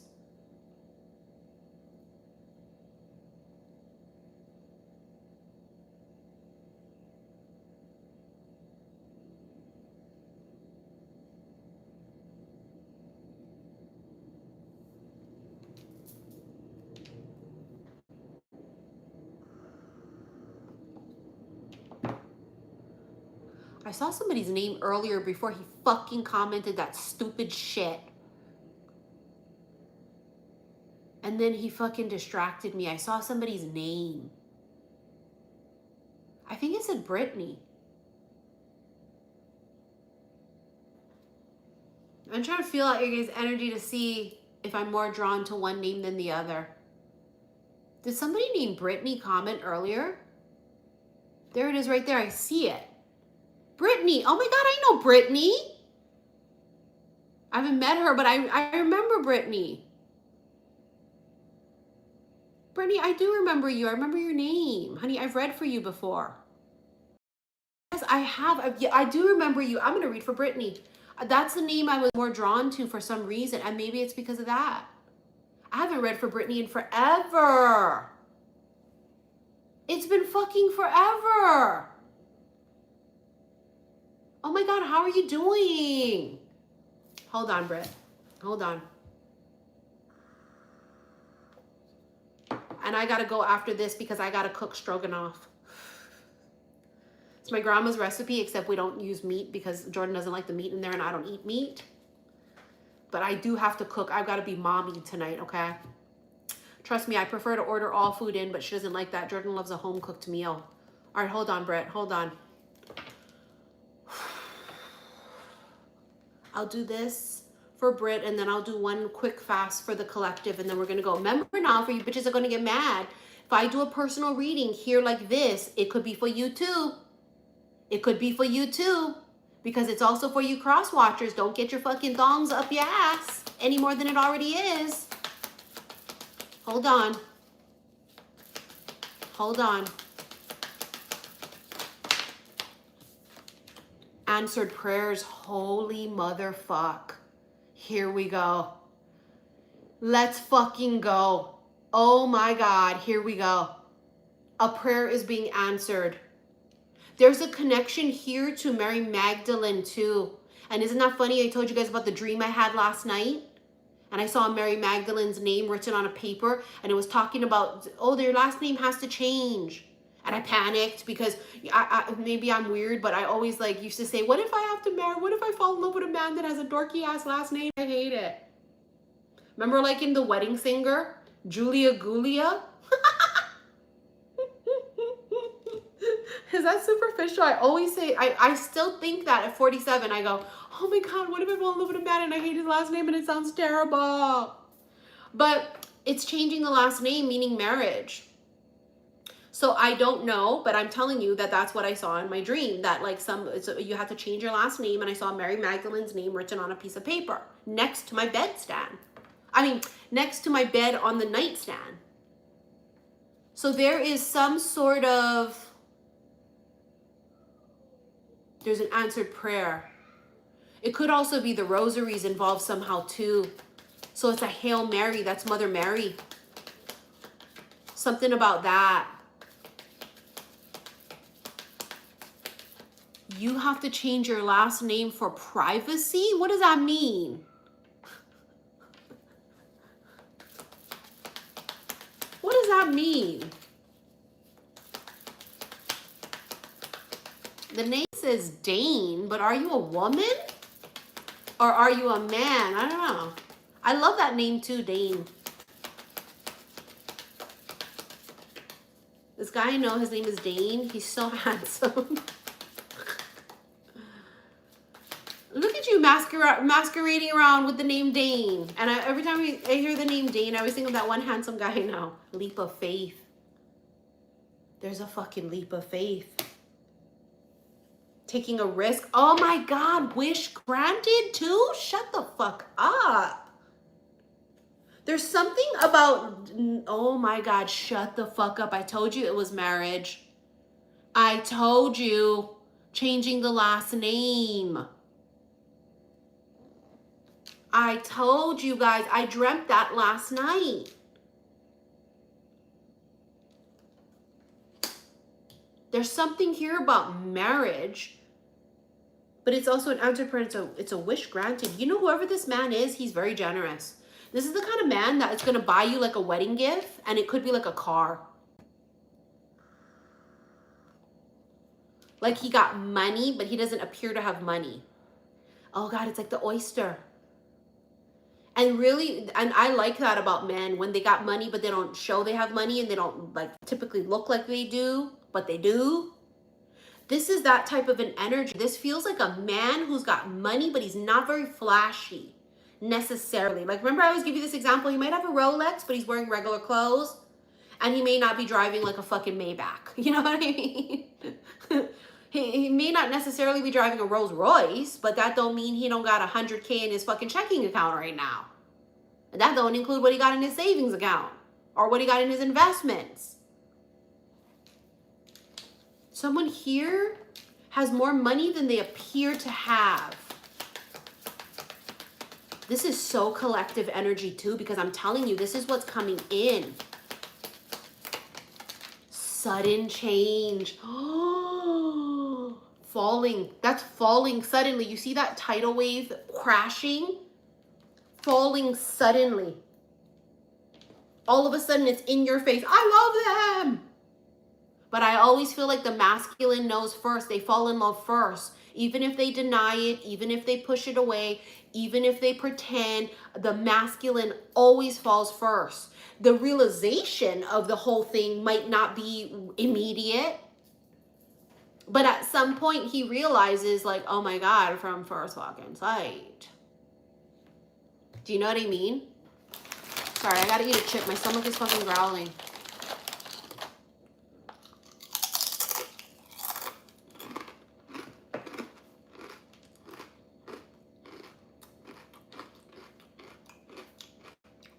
At first sight for him, but for the feminine, it just hits her like a ton of bricks.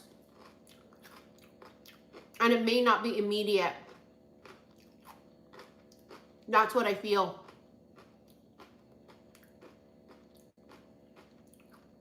This masculine, his love language is two things.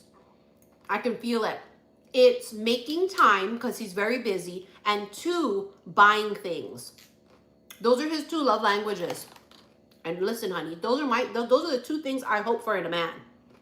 I have a Capricorn moon. Buy me something and give me motherfucking money. And make time for me.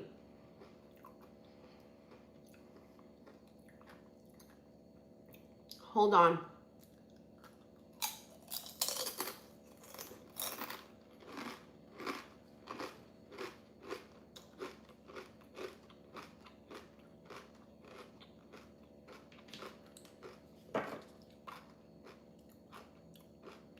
This might be irrelevant to some of you, but for some of us it's not.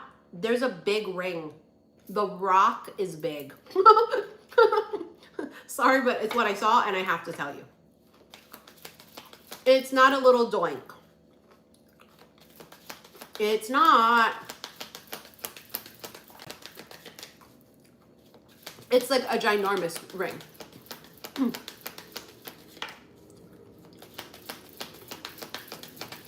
Like, it's ginormous. Wave of inspiration. There's something about the calm before the storm. See how you have that and then it's this? It's the calm before that. I don't know. Take that as you will, but that's emotions. The calm before the storm. And this is what I felt in my head. And what I felt, not what I felt in my head, but what I felt and I saw in my head. It's like when you go, oh, he's attractive. Oh, I like him. You know, the emotions of it are very almost like calm and even tone. And then there's like a moment of boom. Oh my God, I'm in love with him. Like, it's that kind of a feeling I got. Which I fear. That I hate being the last one to know things. Oh God, isn't it just infuriating when we're the last ones to know? But can I tell you guys, that's what this feels like? It's like, not that necessarily you're going to be the last one to know, but in a sense,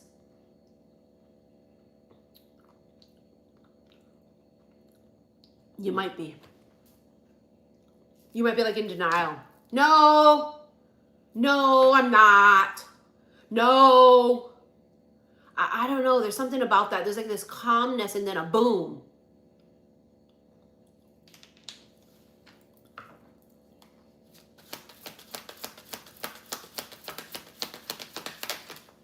C'est la vie. It is what it is. Something about Paris. I saw the Eiffel Tower in my head. Ebb and flow.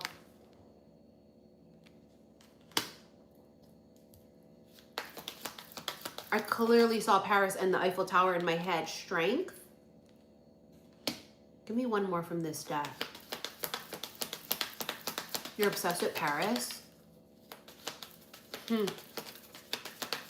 You don't say. Twin flame. Holy motherfuck. Okay. There's something about that flamingo. The flamingo is something. And you know what I think of when I think of flamingos? I think of like, and this is weird, but I always think of like Florida area. I don't know why. Every time I see flamingos, I think of like Miami, you know, that kind of Florida thing. Or I think of, and this is very strange, but it's the truth. Sometimes when the flamingo comes out, if I'm doing like a personal reading, I think of like Latin. It's like Cuba. It's like Latino something. You know what I'm saying? I don't know why. I just have to tell you what I feel.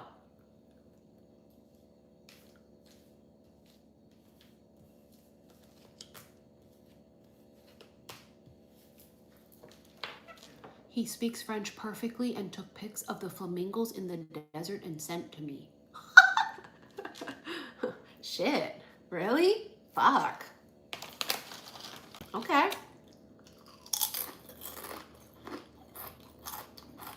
Okay. Huh. Hold on. Let me fill out the flamingo more.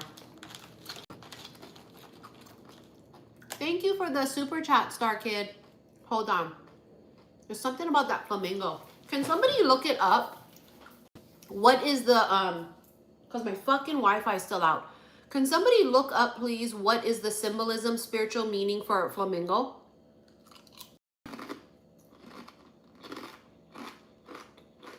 There's something else about the flamingo.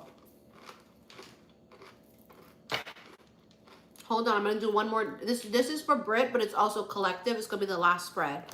Hold on. I'm going to do, I don't know what deck. Hold on.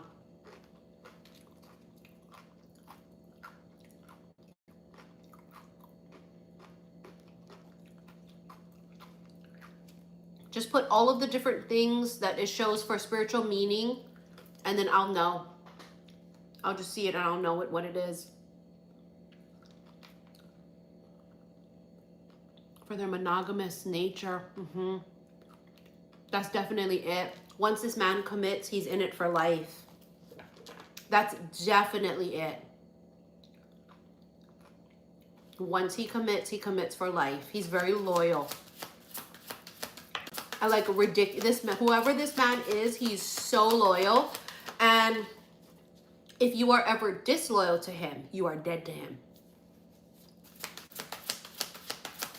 If you ever lie, if you ever cheat, you know, that kind of a thing. Like, he's very weird about it because he's very loyal. Hold on.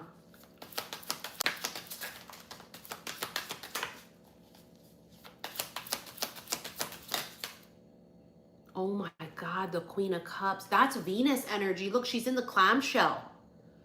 That's feeling like, you see, when we talked about that earlier about you got to love you, you got to have self-love, right? Venus is goddess of love. This is Aphrodite. This is being in your feminine energy and feeling good. This is, you know, getting in shape. This is self-care. For whatever that means for you, but it's Aphrodite. Venus, the goddess of, it's a goddess of beauty, inner and outer. But the symbolism is she's in the shell. Remember earlier we had that, the card where, I think it was a Two of Cups. It was the oysters and one was closed, one was open. And we talked about how pearls are created, how something gets in, and oysters are very closed up, but something gets in. This bitch gets in. So this tells me that this particular man, he's not swayed by every bitch he sees. His tickle's not pickled by every beautiful, cute woman he sees. It's not how he is. He's not, he doesn't have like a wandering eye and thinks everybody's attractive and is always like, oh, hey, oh, hi, really flirty, like very, he doesn't give off that vibe. The vibe he gives off is he's very closed like this, and the bitch gets in and nobody gets in. He could be very reserved in personality, could be very guarded, you know, maybe that's just the type of personality he has, but the bitch gets in. Like the piece of sand that gets into the oyster that creates a pearl. That's exactly how this feels. You get in. Remember also, the Queen of Cups symbolizes being open and receptive. So you must be open and receptive to love. Not, I'm only open and receptive to romantic love. That's not what that means. We are open and receptive to love of all forms and types and shapes. This is self-love. This is love of life. This is love for thy neighbor, love for humankind, right? And this is why I always go back to someone is a fake spiritual light worker if they don't give a fuck about what's happening in the world. If they aren't horrified with what's happening in Palestine, if they don't talk about what's happening in Palestine, if they're not bothered by what this administration is doing, and they're like, this is wonderful, this is great. No. No. She is the epitome of love itself in all forms. Not just romantic love. Well, I'm only open to loving a man or and being in a relationship. No. This is Venus. She would also, what is Venus, right? What is Aphrodite? Charming, sensual, alluring, magnetizing, kind, nurturing, but not to be fucked with. I mean, she's a goddess. This means she has some sort of like, she's got extreme spidey senses. This is intuition. This bitch has extreme spidey senses. Thank you, She Who Liberates, for the super chat. Thank you, honey. Right? Very, very, very intuitive. The fact that she's sitting on the beach too, there could be something with coastal shit. A connection to coastal, okay? This could be beach, but it's also coast. It's just coastal in general. Could be Newport. This could be fucking California, a beach there. It could be Hawaii. It could be Miami. It could be coastal, something about beach, the water, but it's beachy vibes. So it's not a lake. Do you see what I'm saying? It's not a river. It's giving more of like ocean, beach or something. I don't know what that's about.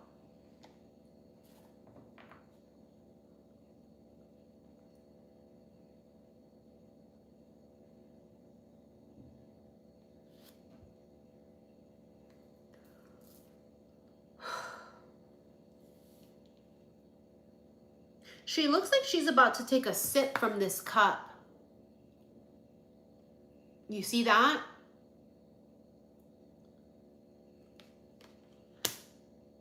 She's about to take a sip.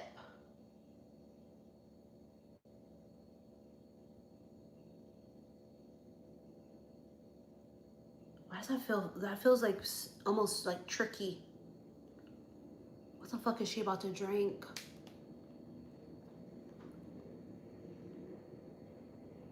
She's about to fucking drink something, and it's not wine.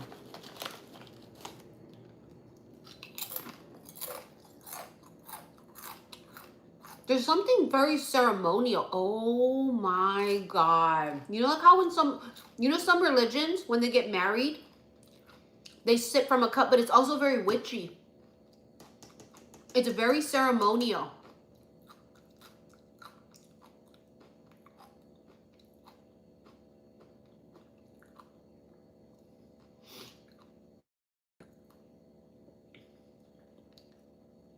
It's very witchy, whatever it is.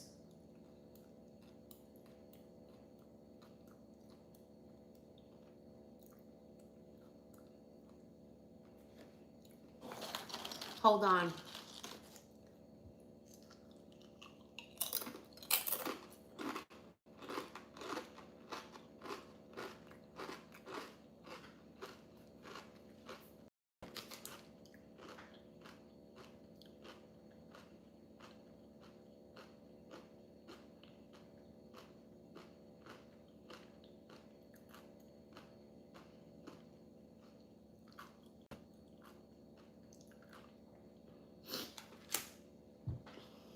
I fucking heard in my head, blood of my blood.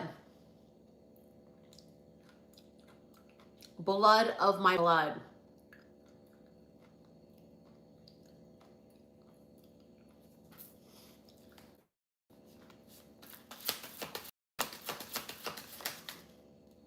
Oh my God, the Ace of Pentacles.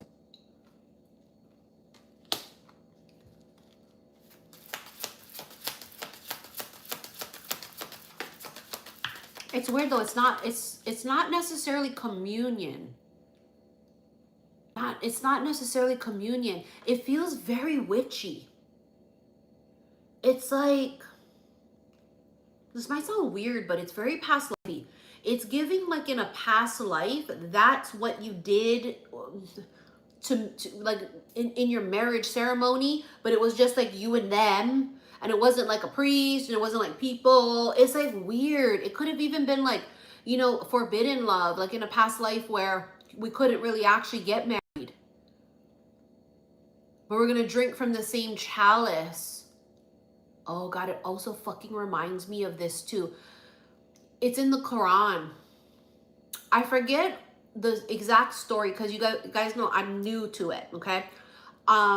I have the Quran, and last year I felt like, okay, I needed to buy it, and sometimes I read it. But there's this story of how, I forget what the prophet's name was, but he would only drink from the same place as his wife. Where's my Muslims? Where's my Muslim people, right? Isn't that the story? He would only drink from that one part of the glass where she drank from.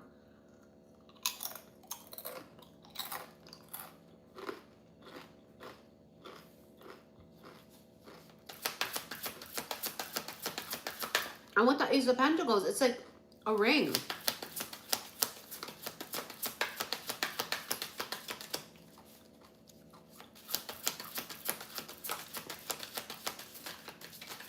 Oh God, where are my Muslim people? Don't let me down now. Seven of Wands, very protective. See that? Very, very protective.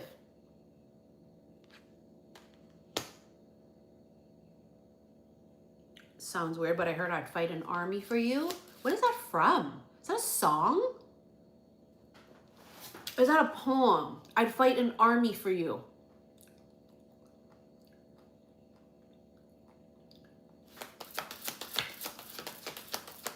I swear that's a song. What What did I say? When is the next time you are headed to Hilo? Are you in Hilo, Hawaii?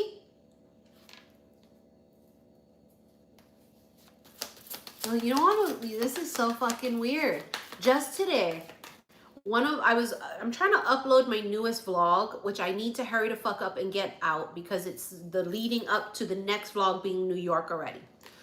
And when I was on my vlog channel, I saw a video pop up of our last Hilo trip when we went to go visit Goddess Pele. And I was just saying to myself today, oh my God, I have to get my ass back to Hilo. That is so weird you just asked that, because I swear to God, earlier before I came live, I was just thinking that because I saw my Hilo vlog pop up.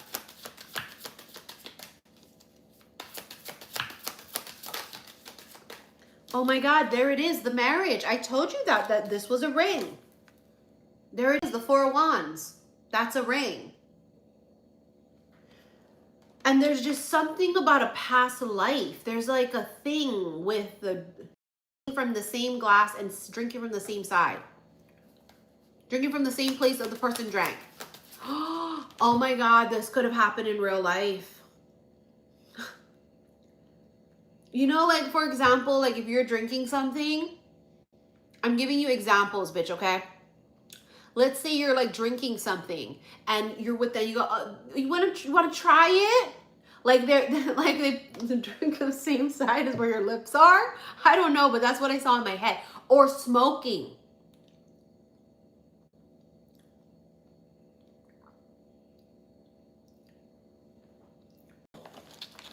Because I'm telling you, I fucking see it in my head. Think about that prophet. How in the Quran it said, he only would drink from the part of the cup where his wife's lips were. Aisha, that's what it was, where Aisha drank.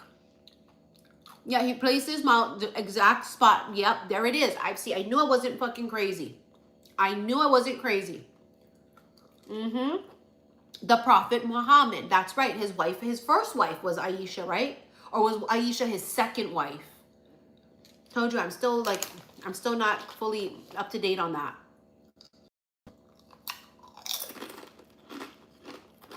There's something about that. Their lips being on the same thing or whatever. I don't know. Maybe a cup.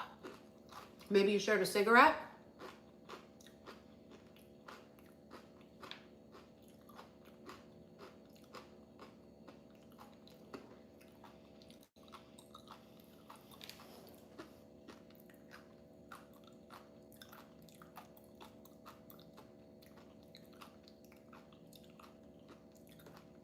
Donna, why Napa Napa, the prince turned into shrimp? What does that say? Putting your lips on the spot someone drank from is an indirect kiss. I mean, clearly. But the Prophet Muhammad did it because he wanted to put his lips where his wife's lips was. It's actually romantic. You know, because, you know, men now, they just want to kiss you. But I would think that that's actually pretty romantic if I'm drinking from a cup and, like, there's kind of like a weird thing with me and a guy. And I was like, oh, do you want to try it? And he fucking drinks. You know, because sometimes we get nervous about it. You know, like if I'm ever with people and they want to, like, I go, oh, do you want to try my vape? I wipe it, like, ridiculously. You know, I'm like, sorry, there's lip gloss and my lips are on there. You know, you get, like, kind of nervous about that. But... so, like, you know, if someone's drinking from the straw and you go and drink it, you would drink it from here so that you don't touch their straw, right? Because we get weird about the germs. But I feel like this motherfucker would drink from your straw. You know what I mean? Like, he wouldn't drink like this. He would fucking drink from your straw. Because he want his lips where your lips was. I don't know. I don't know. Do what you will with that.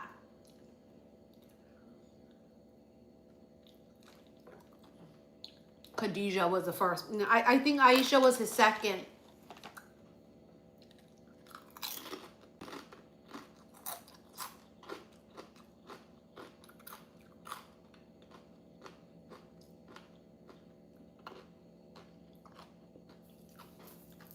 One more, hold on. One more. Oh my fucking God. Oh my God. Oh my God, the King of Cups. So it's counterparts. The king, and look at how he's looking at her. He knows and he's sure. Remember I told you, when this man is in, he's in. It's like if he chooses you, it's for life. Look at that. He's like watching her. So this person could be like watching you. I mean, and he's watching quite silently too. He's quiet about this.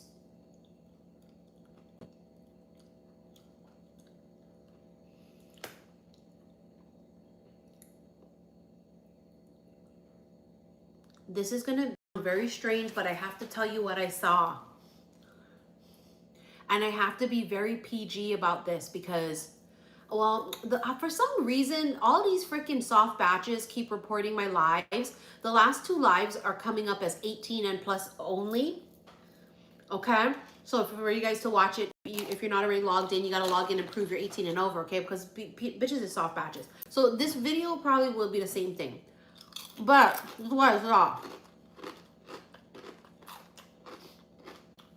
Oh, I don't know if there's a PG way to say it.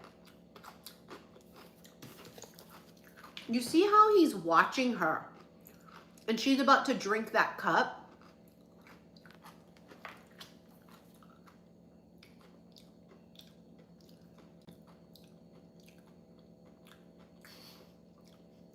He has visualized. Hold on, I gotta figure out a way to say it. God, that's why I love my extendeds, because I don't have to worry about shit. It's on my own motherfucking website.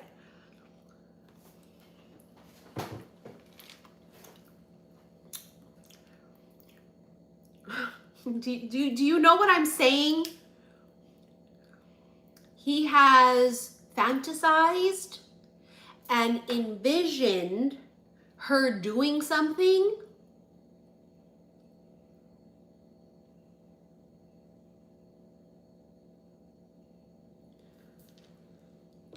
Figure it out, ladies and gents. Figure it out. Her lips on something. She's about to drink something.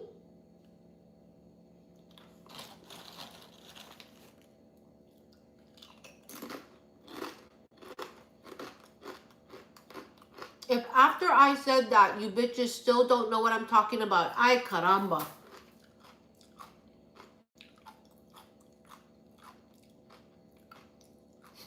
She's like, got it.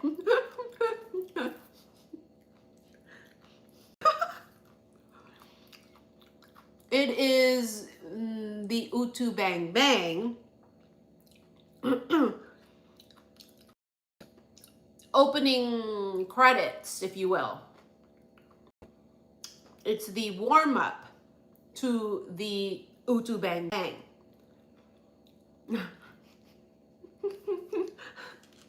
Utu Bang Bang is a very sexual but popular song here in Hawaii. It's actually really fun.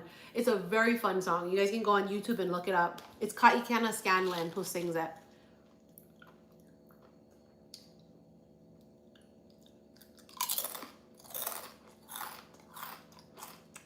It's that's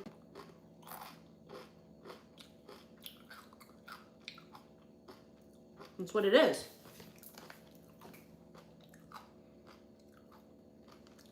He has, I think it's like his favorite thing to think about.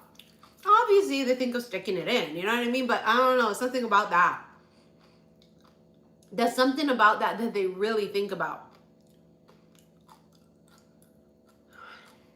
He really thinks about that. He visualizes it. He does. And I'm not joking either. You know, there's a time and a place for joking. I'm not joking right now. I'm dead ass. It's something he has thought about more than once.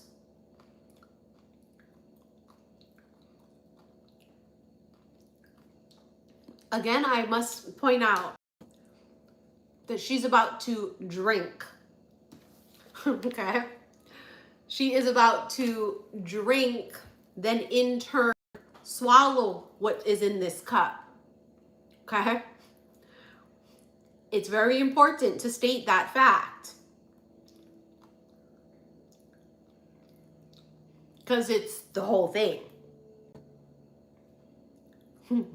Okay? I don't like to do that. Well, bitch, then your ring gonna be tiny. You're gonna get a little doink. Cause, okay.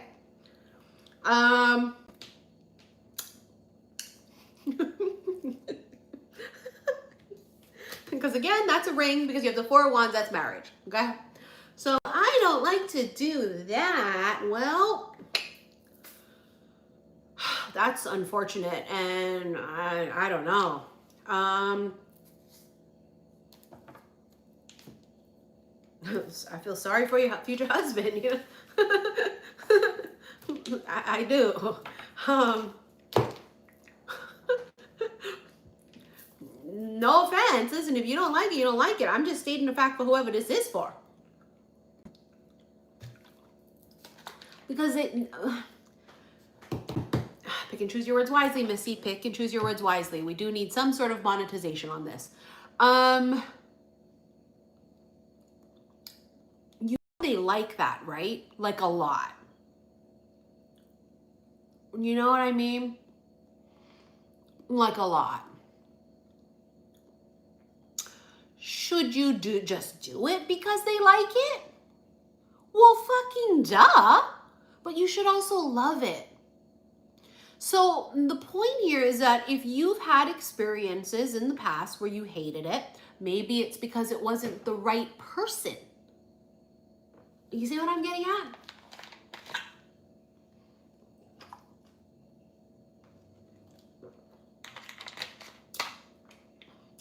But they love it. And therefore you should want them to be happy. You know what I mean? This is not the same concept of, because I get asked this question a lot, because the things you bitches get yourselves into is like mind-blowing to me. But people ask me all the time, Missy, you know, he wants to have a threesome. And I'll be all, you and him and another dude? Obviously the answer is no. And you guys already know my answer to that. Just move out now. Okay? Bitch, call it a day. It's done. Stick a fork in it. It's done. That's different. When you don't go do that because he likes that. You don't go do a motherfucking menage a trois because, well, he likes that. No. That's different than this. This is you and your partner, and he wants to be monogamous. You know what I mean? And do you really not like to do that? I'm just always baffled. Do you really? Why? Can I be honest, and can you guys be as PG as possible so we can read between the lines? Out of curiosity before I go, because I got to cook this stroganoff. Why? What is it? I'm a nosy bitch. I just like to know.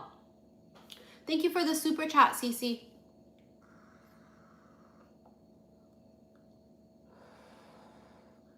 Oh, now all the bitches is silent now. Okay. Oh, you don't want to say? Okay, whatever. I was just curious. I really was. I was just curious what it was about it. What you don't, I don't know. Yeah, fucking crickets now. I don't share. I wouldn't want to share either if I was one of you bitches that don't like doing it.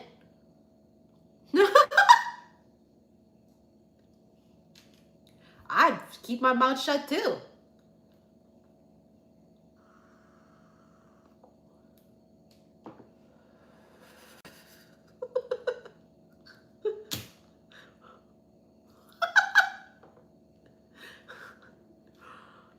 Because now they're rethinking it going, she might have a point there. Maybe it was because the dude was trash. Maybe because I didn't love him. Maybe because he was disgusting.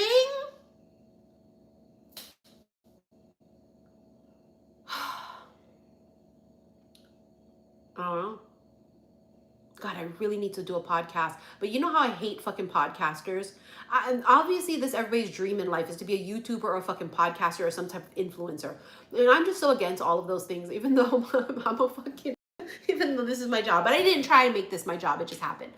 But for years I've said, I'm going to do a podcast and it's going to be fucking R-rated.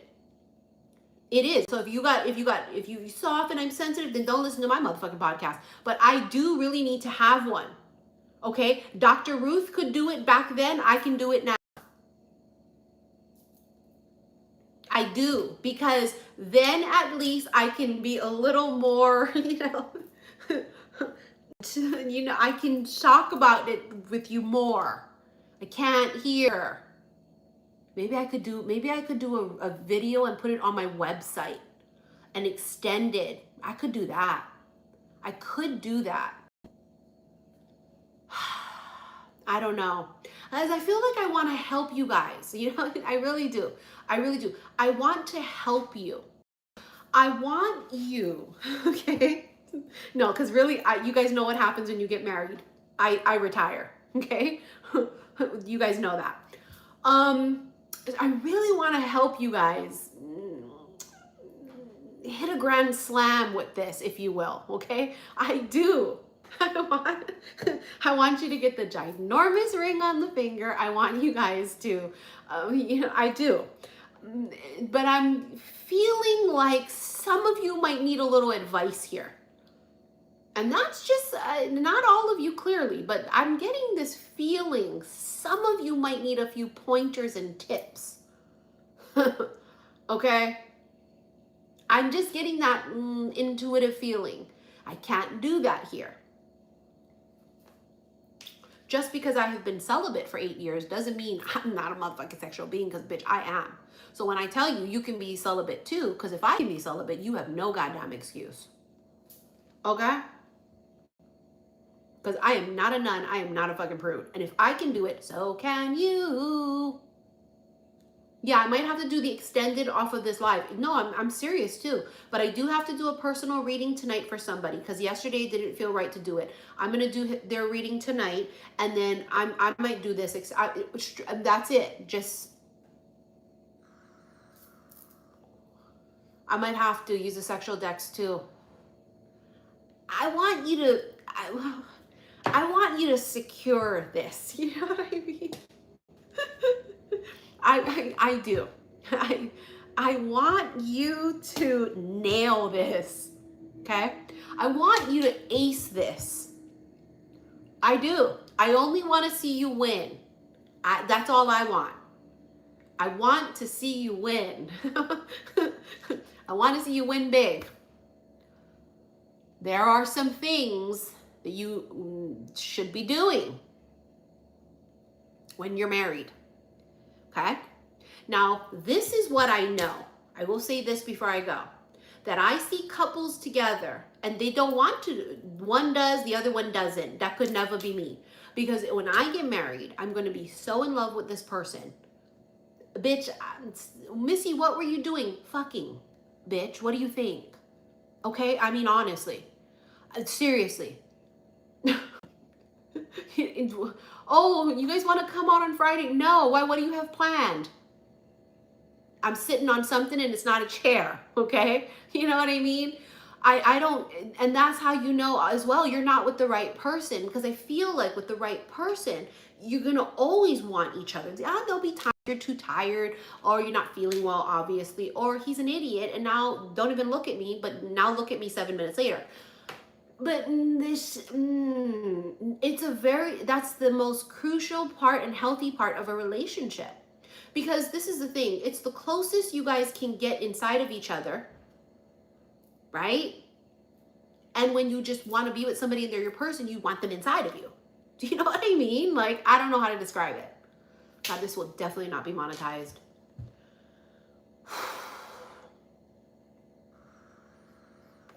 And it's also consummation. God, that scared me. It's also consummation, which was, it's a real deal thing. Back in the day, you weren't married unless you consummated.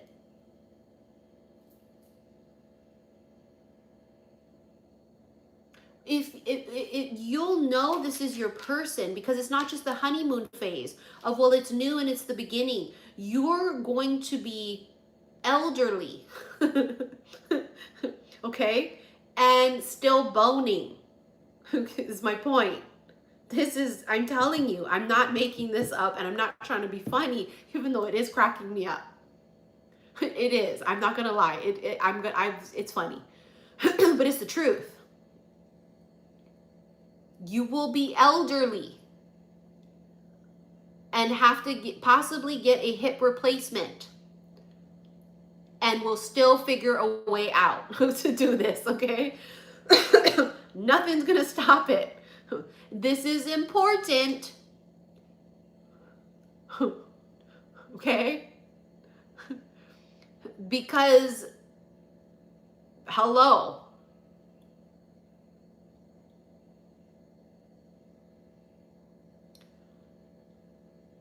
You're in love. I mean, do you see what?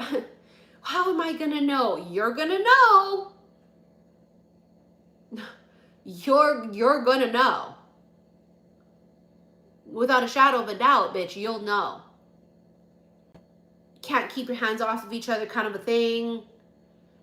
And this is the thing, right? A lot of relationships, it's a honeymoon phase because it's pheromones and it's attraction and it's trauma bonding and it's new and it's exciting, right? It's distraction. But once all of those things wear off, it's reality. And then it's, oh, you didn't take out the rubbish. You left the ketchup on the counter. The baby is sleeping. Can you not be loud? Are you going to help me? You don't ever help me do it. You see what I'm saying? And no one wants to live that way. No one should live that way. I mean, I know I don't want to live like that. So the point here is the honeymoon phase never ends. Don't you want that? Don't you deserve that? To be loved on and adored and wanted and desired all the time from the man that you fucking love?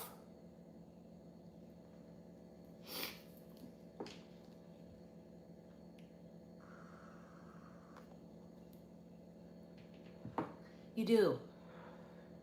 You do. You deserve that. You're not going to have to question it, I'm telling you. I mean, the 10 of Cups is staring at me right here. You're not going to have to question this. How am I going to know? There will be very obvious fucking signs, one of which, and is there just connections where it's just a sexual, physical attraction? Sure. But then again, that wears off after a while. This won't wear off. That's how you're going to fucking know. Okay? I'm telling you. You're going to know. It will be, people will be envious because who has that? Who has it where these two people are like best friends and they laugh together and they enjoy each other's company so much and they can't keep their hands off of each other and they're so in love with each other? Where do you see that?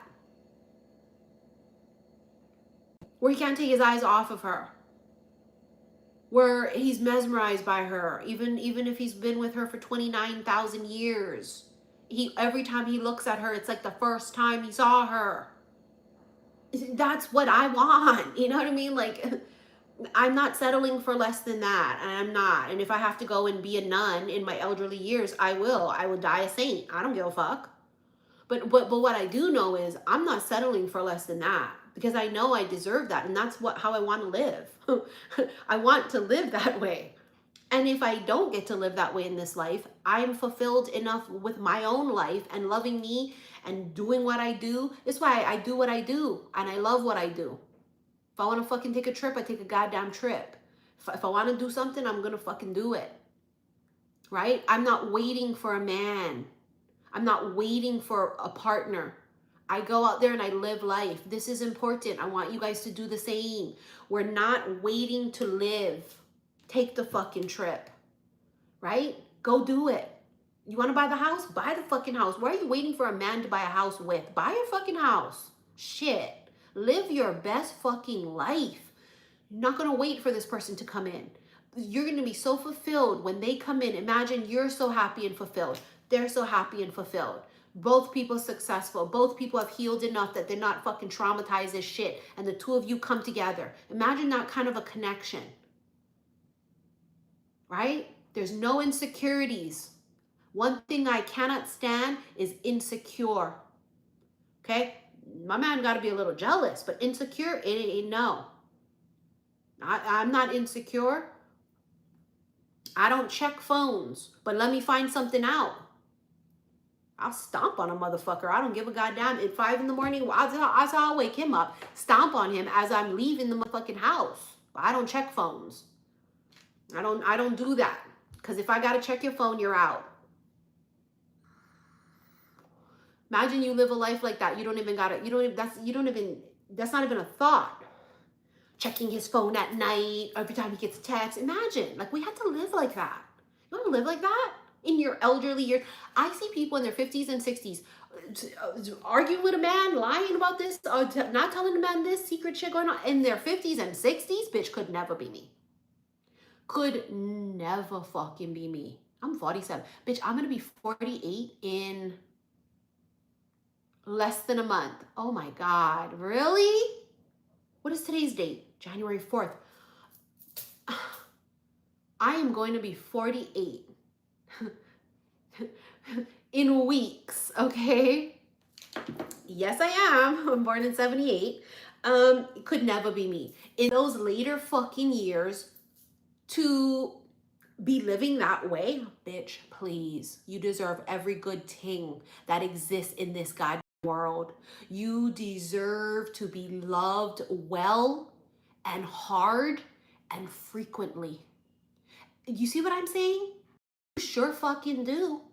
And don't you dare goddamn settle. Don't you dare goddamn settle until that comes in. Someone who makes it so fucking known that you never have to question their love, their desire, their intentions. 48 is a good number. It is.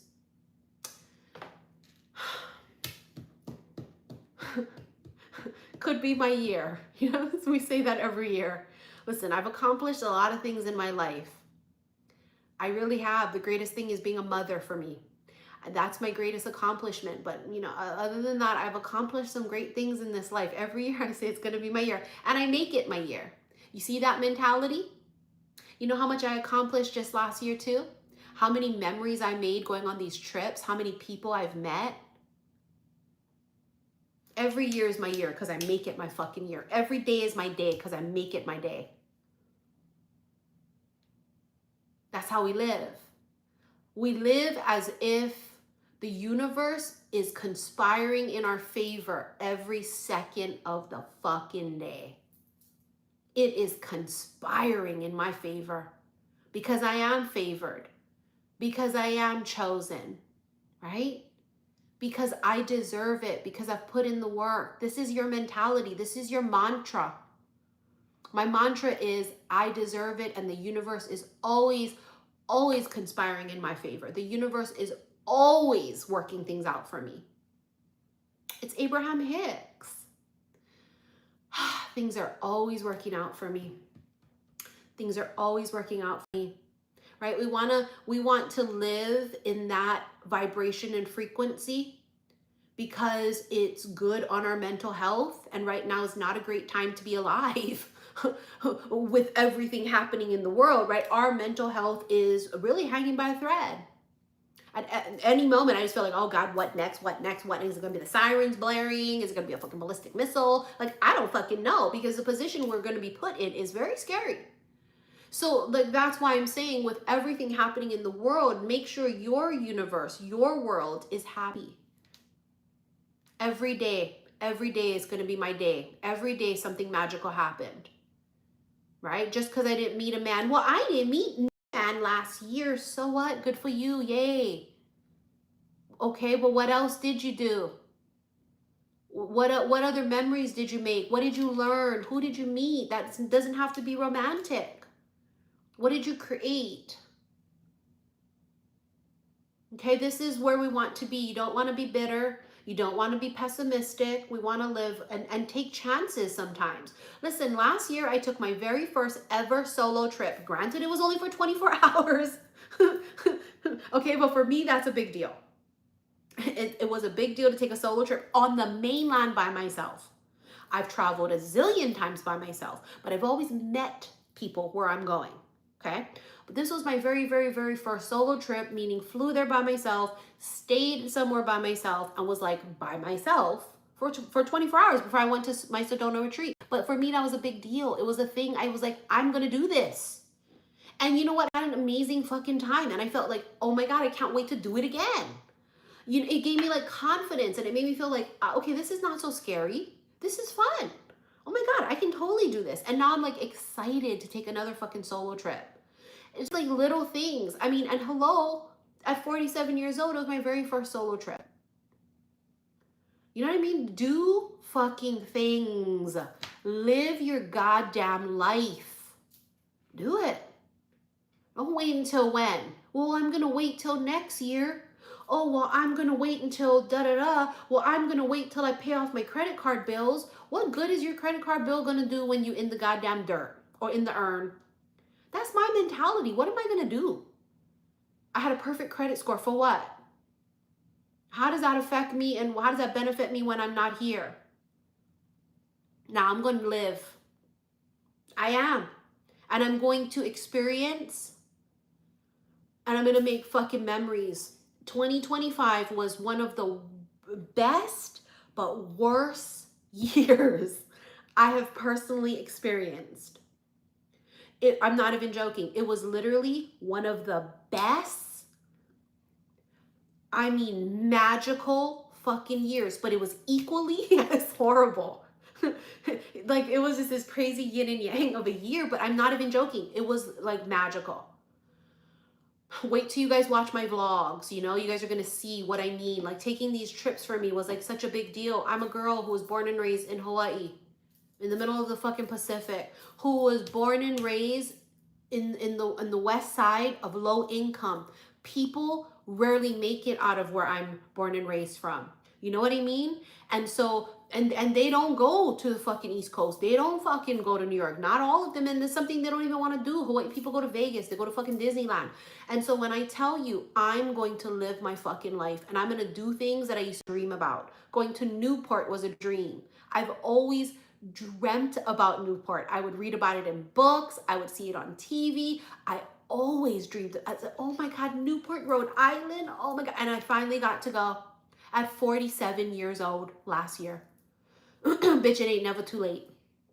It's not fucking too late. It was the most amazing East Coast trip we have, all of our trips we've ever had. East Coast never disappoints. I'm not even kidding. Yeah, I love the West Coast. I love Cali. I love LA. I ride fucking hard for them. But there's nothing like the East Coast. So for me, that was a big deal.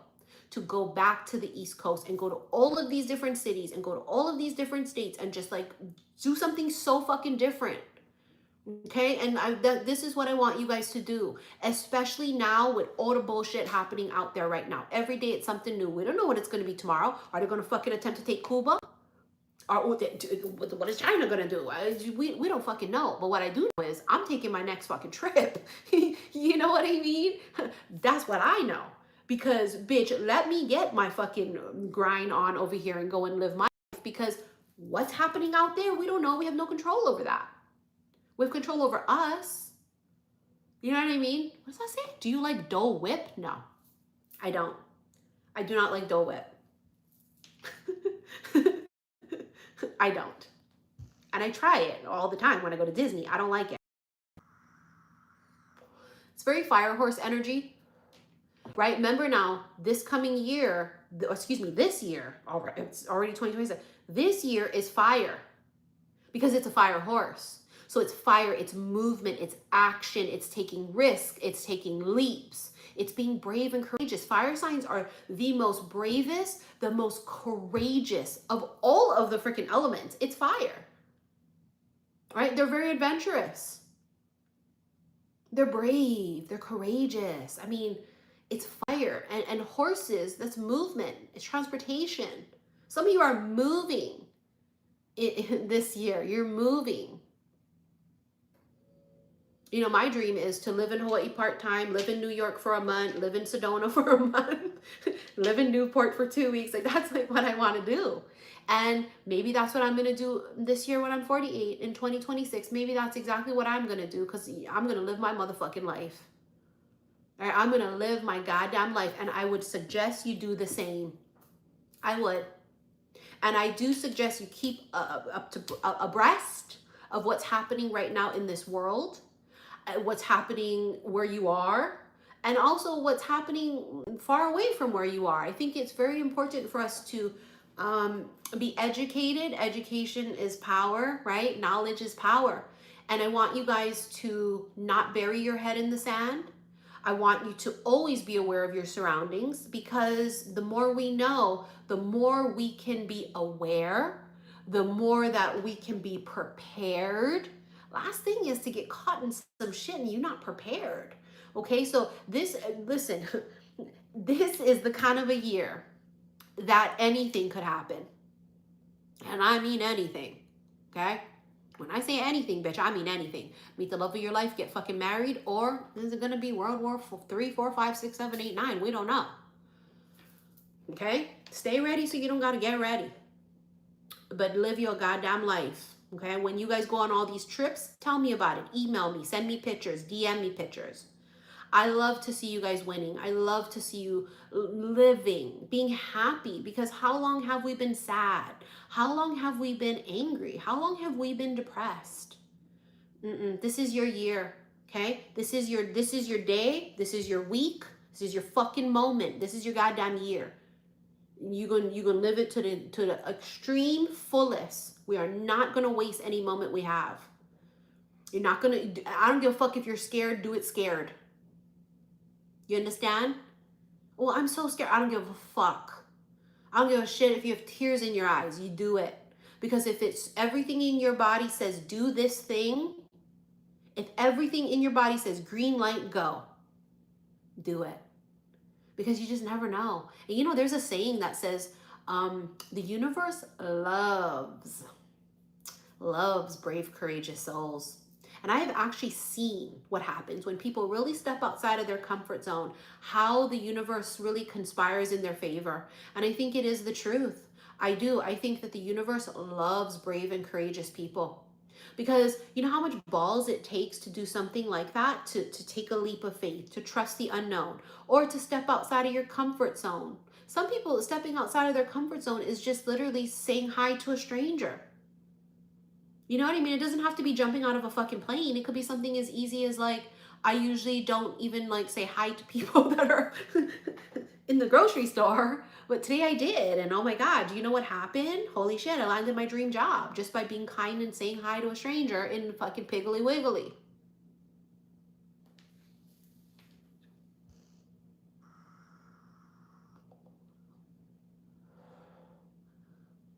Don't not live your life because you're scared. It's probably one of the worst things you can do. Because someday it's going to be too late. Someday it is. Stop waiting for, people say, oh, I'm going to wait. Oh, I don't want to wear this because I'm going to wait for a special occasion. Every day is a special occasion. It really is. I don't wait for special occasions to wear something or to buy something or to do something. I don't. I mean, for fuck's sake, why? I ate a ginormous chunk of the Matilda's chocolate cake that I made on New Year's Eve. It's a round cake, right? But I swear the amount of it I ate, because you know why? I'm going to live my motherfucking life, okay? I did. I sure fucking did. I vlogged it too, because I'm going to give you guys a recipe. Me and Jordan agreed it was the best chocolate cake we have ever eaten in our goddamn life. And I don't care if it was 3 days later, that bitch was still moist and fucking scrumdiddlyumptious. It was the best chocolate cake recipe I've ever used. And I will show it to you guys in my vlog channel when that time comes. But anyways, I gotta go. I have to make her stroganoff. All right. I don't, what is tomorrow? Monday. I don't know. I have a lot to do. I might record. We'll see. I'm definitely not coming live. But I will definitely try to record. Okay. I've got a lot of personal readings that I have to do because it's like so weird. It's like something shifted in the energy. and maybe something shifted in the people, but every time I look at my list, it's like go go go go go go go, where before it was nope nope nope nope nope. So I am very fucking busy right now doing personals. Okay, give me a little bit of cut me some slack, as they say. Cut me some slack. Okay, the next few days I go, if I'm not necessarily on here, but do check out my vlog channel, bitch, because I got one coming out tonight. Okay, all right, I'll see you guys later. Bye.